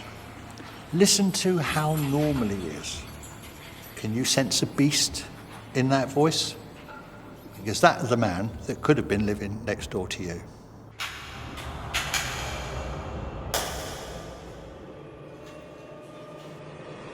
And I choked her to death. Then I took my socks off and got them in a knot and tied them around her neck and tied them as tight as I could. And so she raised her head up, and that's when I put my arm around her, my right arm, and started choking her. But I thought I was doing you guys a favor. Killing prostitutes here, you guys can't control them, but I can. In the confession itself, he actually steps up and tries to present himself in a much more matey, heroic type of role. We see him offering to be helpful to the police. We see Gary Ridgway trying to position himself as one of the good guys, as a hero. You guys can't control these prostitutes, but I can. Which suggests to me we're not dealing with somebody who is psychopathic in the traditional sense, but rather somebody who has learnt these very disruptive behaviour patterns, these very disruptive relationship patterns from his early days. He's one of a long line of killers, a God-fearing character who seemed to believe that by killing prostitutes, he was ridding this world of evil people. He created the perfect recipe for serial murder by picking victims who were prostitutes, who a lot of people didn't really care about, and some might not even be noticed that they'd gone missing. So that gave him a safe environment in which to kill. And we mustn't forget, he killed dozens and dozens of people. He was successful for many years, killing women, and what he did was literally leave them by the river, hence the Green River Killer as he was known. Rivers are very good places to dispose of bodies because they rot quite quickly. They have the water washing all the forensic evidence away. We found that when the police did start finding the bodies, that they were decomposed, which made it very difficult for the police to even identify many of the victims for some time. he did that because he knew enough about crime to know the best way to avoid detection. What he did was just very methodically kill and dispose. Most people, if they kill, they don't think about disposal. He clearly disposed on the river where he was comfortable. Killers like to work where they're comfortable. He didn't strike as being particularly intelligent, but he had a kind of cunning, manipulative capacity in him as well. That certainly was an aspect of that. The flat affect, the absence of any emotion, any sign of contrition that I saw when I looked at one of the tapes of the confession was striking and frightening. And I choked her. From the moment Ridgway sat down to be interviewed, it was clear he wanted himself to be perceived as a man who was on a self-ordained mission to rid the streets of sex workers. However, I believe his motivations are far more sadistic, and I'm here with forensic psychologist Professor Michael Brooks to explore what drove Ridgway. And so she raised her head up, and that's when I put my arm around her, my right arm, and started choking her. But I thought I was doing you guys a favor. Killing prostitutes here, you guys can't control them, but I can. So Michael, Gary Ridgway, the Green River Killer. A substantial serial killer who's now claiming 70 to 80. That's highly significant. And I, as a criminologist, would call him a mission serial killer, because what about this line that he says to Dave Reichart, the interviewer? He says, "I thought I was doing you guys a favor. You can't control them, but I can." He's on some kind of self-appointed mission to rid the streets of sex workers. It's certainly a purposeful killing for a reason. So mission would be one good way of describing it, wanting to erase from the US, from the state, sex workers. A key to Ridgway's success as a serial killer was his banality and ability to integrate killing into his everyday life. Many serial killers live alone with their mothers. They're often the peculiar person. They have quirky habits. Gary Ridgway had a family. He looked on the surface like someone that basically no one would point the finger at as being a serial killer. His life is the American dream gone wrong, but it's also a Jekyll and Hyde existence. It's maintaining a happy family life, a nice home, a nice car, an environment that appears to be all American. And yet, at the same time, there's this twisted, dark side to him that brought him to this place where he felt it was totally okay to go out and kill innocent women. He's a Jekyll and Hyde character. Behind the mask of normality is a monster. A sick, sadistic killer that not only his only family wouldn't have known about it. He's that cunning and crafty. So he can go to church or barbecue on a Sunday afternoon and then make an excuse to go out for an hour and kill and come home as if nothing had happened at all. And even his own family would be used to help create the perfect cover for his crimes. My son was there and I killed her. I'm real sure my son didn't see it. Gary Ridgway is suspected of having killed many more victims, and the true figure may never be known. His almost robotic recitation of his crimes reveals that he was process-focused, enjoying the time that he had with his victims to determine when they would die. The appalling self-justification he has for murdering innocent women is also a chilling reminder that even when serial killers confess, they remain proud of their crimes and determined to take some of their secrets with them to the grave. Perhaps the most disturbing fact of all about Ridgway was that he wasn't just content with killing his victims, he also wanted to violate them, even in death. This was a chilling fact that serial killer Ted Bundy would alert detectives to many years earlier when they turned to him for advice on how to trap the Green River Killer. Well, first of all, he's trying to dispose of the bodies where they won't be found. This guy doesn't want to get caught. I think it's clear that over time you can see him, at least it would appear, that over time he's trying to improve his dump sites. He's trying to get better at disposing of his bodies. Bundy was killing in the same area, the Pacific Northwest. He had enough knowledge about the areas to give advice, and he actually did give sensible advice because he knew the kind of framework that Gary Ridgway was working in. It takes one to know one almost, and he was very good at doing that.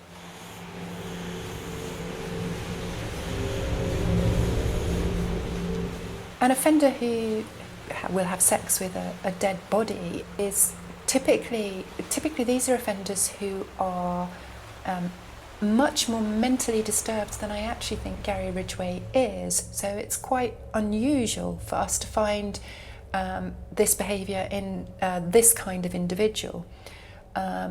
Because for me, Gary Ridgway isn't profoundly psychopathic.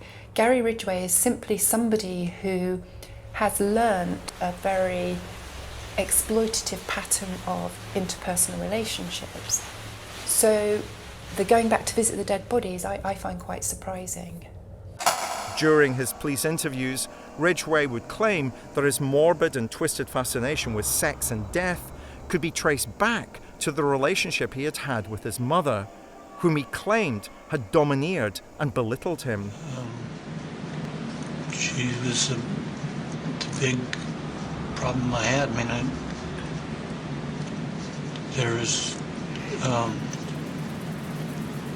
my dad wasn't around that much. He was working all the time, and she was the one that was in control, and she was constantly trying to get me to do better in school, and I just couldn't do better. I wanted to have her stop, and the only way was to kill her, to hurt her bad.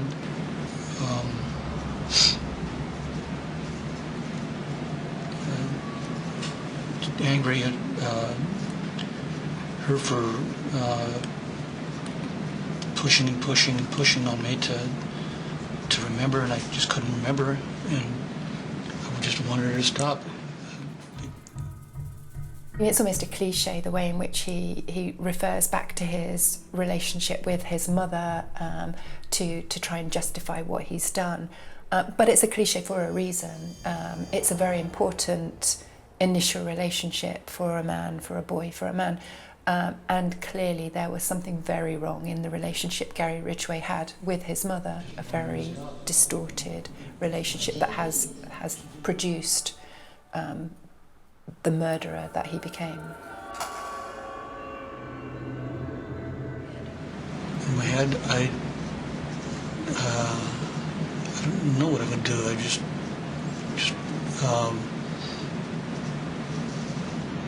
wanted her to stop.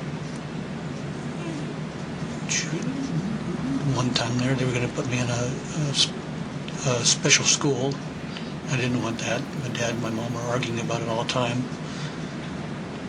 And it was for retarded people, and I wasn't retarded, I don't think. So I was mad at them for wanting to put me away from other kids. And wanting to hurt her, and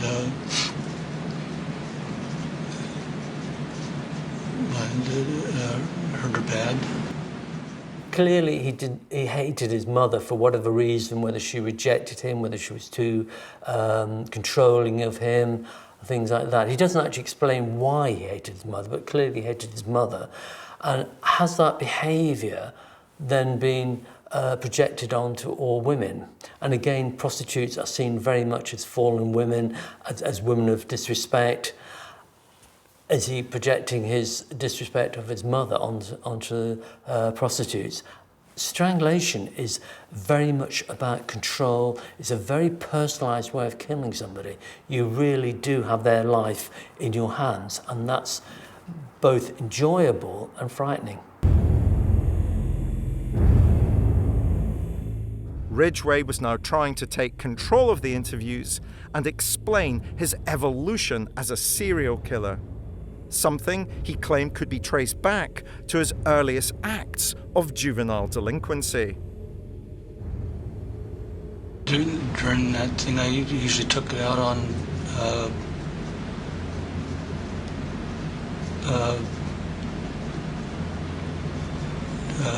other things instead of hurting her.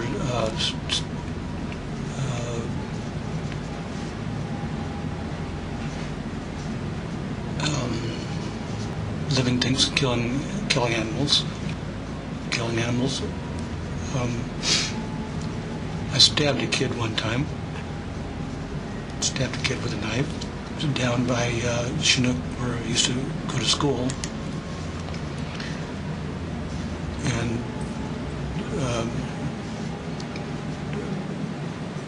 boy was playing. I stabbed him in the side, and didn't kill him. And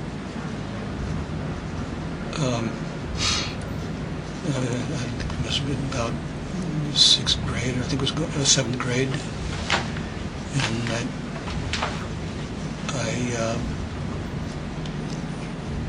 was at the same time I was breaking out windows, throwing rocks at windows. But that's what I took my aggression on. I couldn't take it on my mom. I had to take it on my animals, and I killed a lot of birds, but one cat suffocated it in a ice chest, and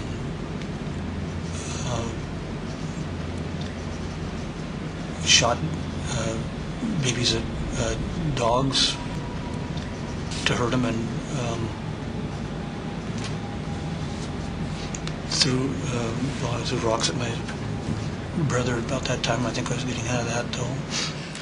It's a kind of element of a learning curve of trial and error in terms of being able to vent that dysfunctional, unresolved conflict in him, that anger, that frustration, that inadequacy on the relatively innocent victims as he progresses through this kind of hierarchy of victim.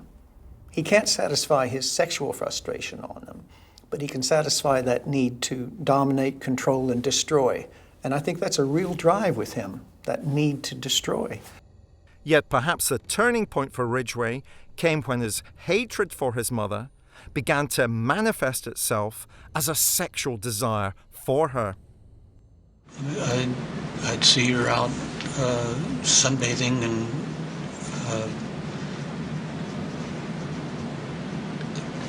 I feel that she'd be good to have sex with, but she's my mother, and I never. She's the only woman in my life, other than neighborhood girls, but so I'd get fantasies of having sex with her, and wanting to, but being restricted on that part. He reports, and we don't know if it's true or not, but he reports kind of a sexualized relationship with his mother, which he found both appealing and at the same time revolted by it. He doesn't quite understand the sexuality of what's going on, but he knows that he doesn't really understand it and doesn't really like it, and it makes him uncomfortable. And in some ways, that probably scarred him for the rest of his life. She was there sunbathing and tan, and it was a something that really intrigued me. She didn't even know I was there. No, I stared and looked out all the time, gliding together in my head when she was just laying down there. She was more of a sex object than a mother, and I loved the part of her being a sex object, but I didn't like the part of her being a mother.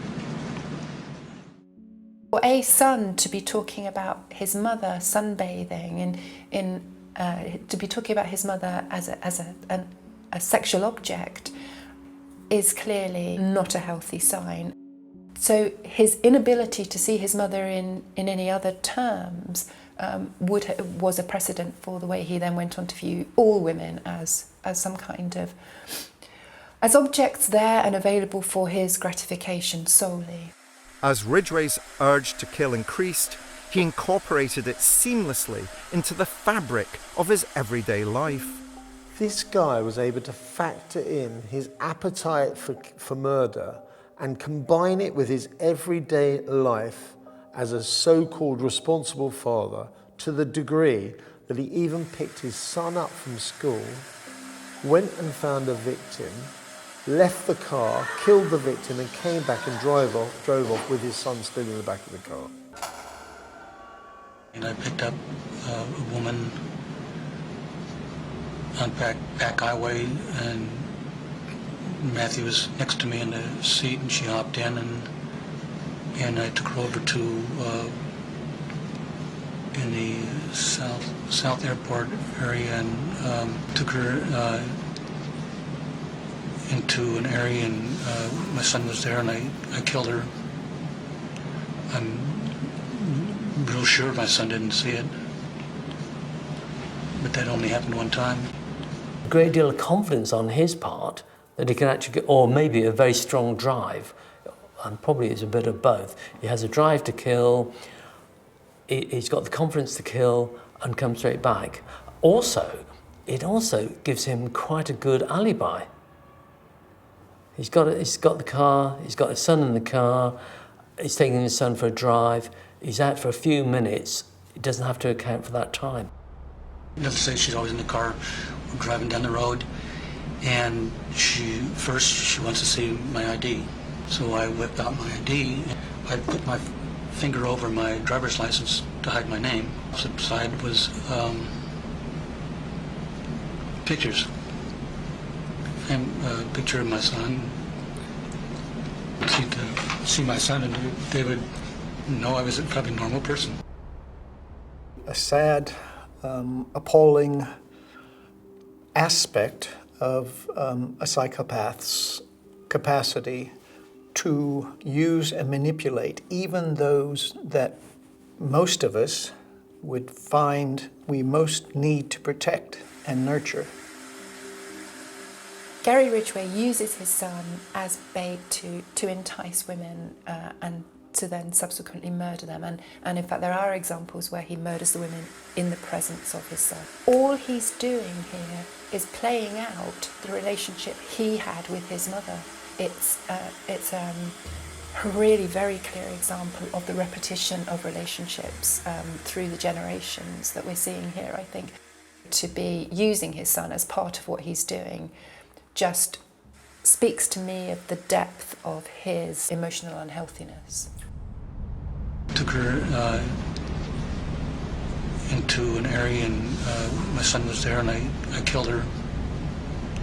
I'm real sure my son didn't see it, but that only happened one time. He even reveals that on one occasion, he brings his son home from some kind of game, and his son is in the truck, and he leaves his son in the truck and goes and kills someone. Now, is that to provide a perfect alibi? Does it give him greater thrill knowing that his son is there? What's going on there in your view? Well, not necessarily. So he's on a mission. He knows what he wants to do. I would speculate that this is planned. He knew that that person would be there and took advantage of the situation to eliminate her. It was part of the fabric of his life. He got into a habit He got into a habit that was deadly, obviously, for his victims. And I don't think towards the end of his reign, if you want to call it that, he gave it much thought. It was like an addiction. You know, it was like, instead of going to the bar and having a bottle of beer, he'd go out and find a woman to murder.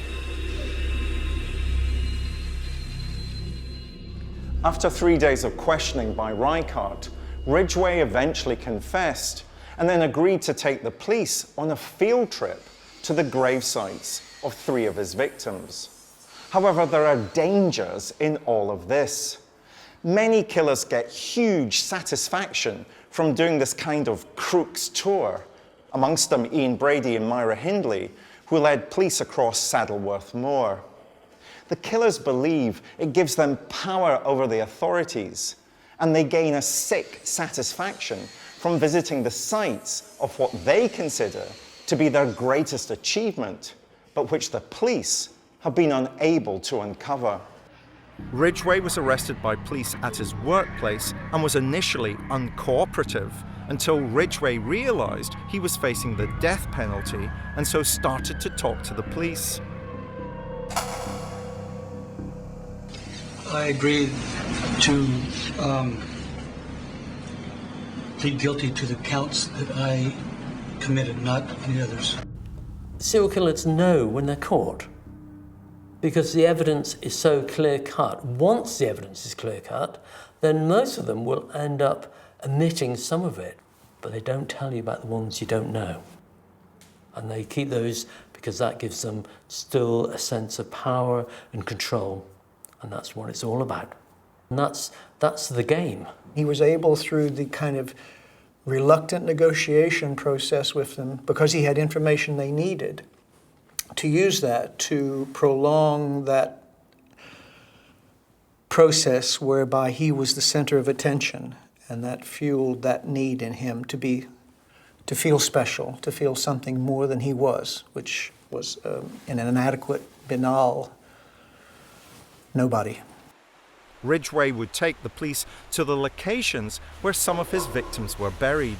But when confronted by the reality of his crimes, Ridgway would try to play the facts down to make him seem less inhuman. And then I got to thinking the families would like to know where their daughters are buried and how they died. It all sounds so normal, so ordinary. It doesn't sound like the voice of a monster, but it's the banality of evil. And it's probably more scary and more terrifying and more cold-blooded to listen to him talking in these terms than if he talked to them in a more emotional state. And then we have Ridgway's ability to perform the role of a multiple serial killer. Because once he's made his confessions, he's then taken down to the scene of his many crimes with a big group of police officers, forensic experts, judges, everyone. They come down with him and he's there. He's at the center of all this and he's loving every minute of it. He's got the fame that perhaps he'd always wanted to have, even though it's for the most twisted reason. During one of the trips, Ridgway revealed the remains of several victims. But he had buried many more dead women along the riverbanks and either couldn't or wouldn't reveal where they were. This kind of outing is not uncommon among serial killers. It is, if you like, a way of them getting out of the cells, getting away from that confinement, and giving them almost a sense of purpose and power in leading the inquiry. There you have many, many officers, serious crime officers, who are being led by a serial killer to wherever that person thinks he may want to take them. And so that means you and I have stood in some of the same places. I think we stood in every place. Yeah. What do you think about that? That's pretty coincidental, I guess you would call it. You know, because you were on one side and I was on their side. Yeah. And where I killed him, you were the one who recovered. Yeah. I've been working on this case a long time. So you have a little bit of gray hairs. You think so? And then I got to thinking the families would like to know where their daughters are buried and how they died. And what about the field trip, Michael? How big a danger is it to allow a serial killer that's as controlled and organized as Ridgway to take him back, as it were, to show the police where he may have disposed of other bodies? Well, this is always a difficult one, isn't it? Because the families would like to know where their missing children or missing relatives are so that they can give them a proper burial and a decent funeral and a proper farewell. So you've got trying to meet the needs of the victims' families on the one hand, and against the publicity and the control that you're then giving to the offender, and that he's dominating those proceedings. So how many bodies are actually found when you take an offender to search for a missing relative? There's another twist to this, because when he is down on those riverbanks with these big crowds of policemen and forensic experts examining the sites where these poor women had been murdered, evidence emerges that he had necrophiliac relationships with the bodies after they were killed, and even revisited these crime scenes on a number of occasions. He denied this categorically.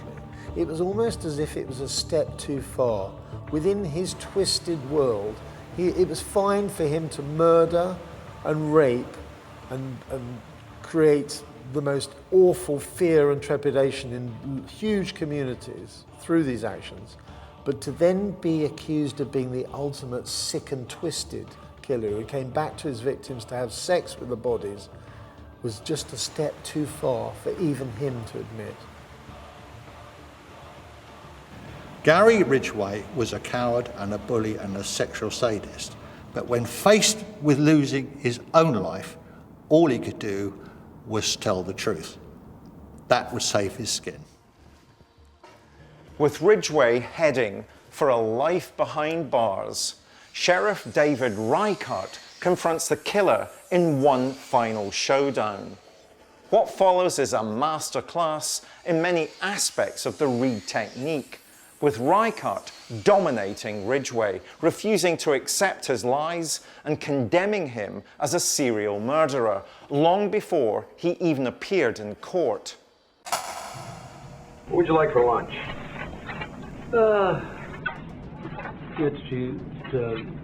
Just a Big Mac and fries. It's certainly an impressive in the sense that it is a very gentle, guided interaction.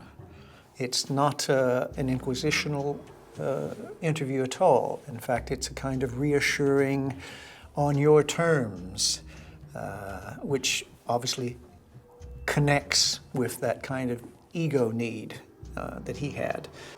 Sheriff Dave Reichardt was a highly experienced investigator who had worked through every detail of the case. Now that the killer was before him, he was about to use all the skills in his arsenal to extract as much information from Ridgway as he could. And this would see him shifting between playing the good cop and the bad cop. You and I can be enemies or we can be buddies. That's your choice. If you want to keep lying to me, we can be enemies. What are you going to do? You're not holding anything back. Oh, I think you are. I think you are. You know, I'm not holding anything back. And, you know, we got those small things that not. Can you really look me in the eye and tell me that you're not holding something back? I haven't been, you know, I've been thinking about. You're waiting. You know, your eyes are going back and forth. Well, I've been trying to. Look me in the eye and say, Sheriff, I'm not lying to you. I'm not lying to you. Yes, you are. No. You're Gary. You're lying. You're a serial killer. That's what serial killers do. Some interest with Ridgway's case is the fact that at some point during the Green River killing investigations, he was actually pulled in and questioned, and he was given a polygraph test, which he passed with flying colours.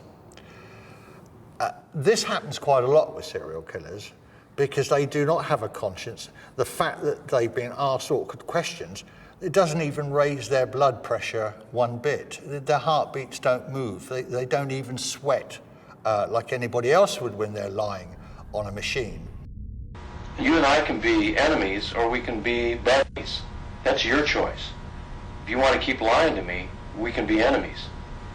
What are you going to do? I'm not lying to you. Yes, you are. You're a serial killer. That's what serial killers do. One of the things that we do in this country is that we have the police are trained in a particular way to interview, and it's called the peace model. And what we hear Dave Reichardt describing are the Reed techniques. And I'm not so certain that the Reed technique was particularly successful there. No, because he didn't build up a sufficient relationship, or at least Gary Ridgway didn't allow him to actually begin to fully explain everything that he'd done. And at the heart of building up that relationship is this need to build rapport. Could somebody like Ridgway ever allow himself to be able to be convinced by a police officer or indeed a forensic psychologist to establish a relationship where there is rapport? My view would be that such an individual always wants to be in control, so they will always seek to give a little information if that's what they want to, but they'll always want to hold something back. And in fact, we should be surprised that somebody as controlling as Ridgway was prepared to speak at all. So all credit to Reichardt for getting the information that he got. But this could all be part of the game that Gary Ridgway was playing. I will give you a little bit and leave you wanting more. So if you had Gary Ridgway here now in front of you, what would be your strategy for interviewing him? I don't think I'd want to engage too much in an interview with him unless he wanted to talk. So I'd simply ask him, what is it that you want to share with us? Because otherwise you're then getting into his game.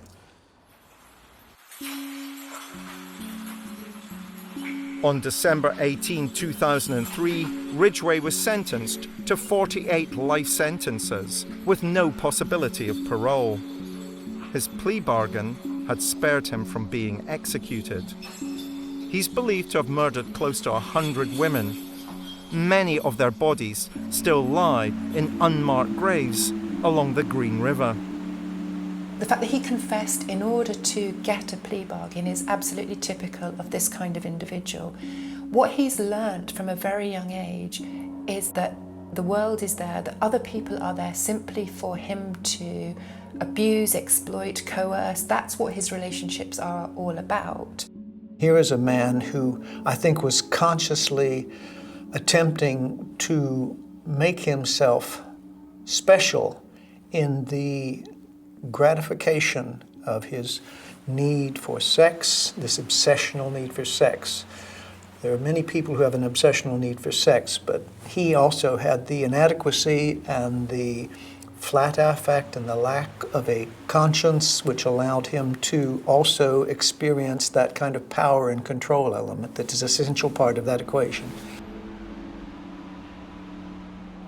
Being a nobody in his real life and having this other half of him, which is now becoming somebody. He is now become known as the Green River Killer that the police have been hunting for years and years. Here they've got him. He is the Green River Killer. And yet the circus around him is getting bigger and bigger, and as that gets bigger and bigger, he becomes smaller and smaller, to the point where he is convicted and sentenced to multiple life prison sentences, and now Mr. So What is reduced to a short prison number on a prison wing in one of the toughest penitentiaries in the United States. He is now a Mr. Nobody again.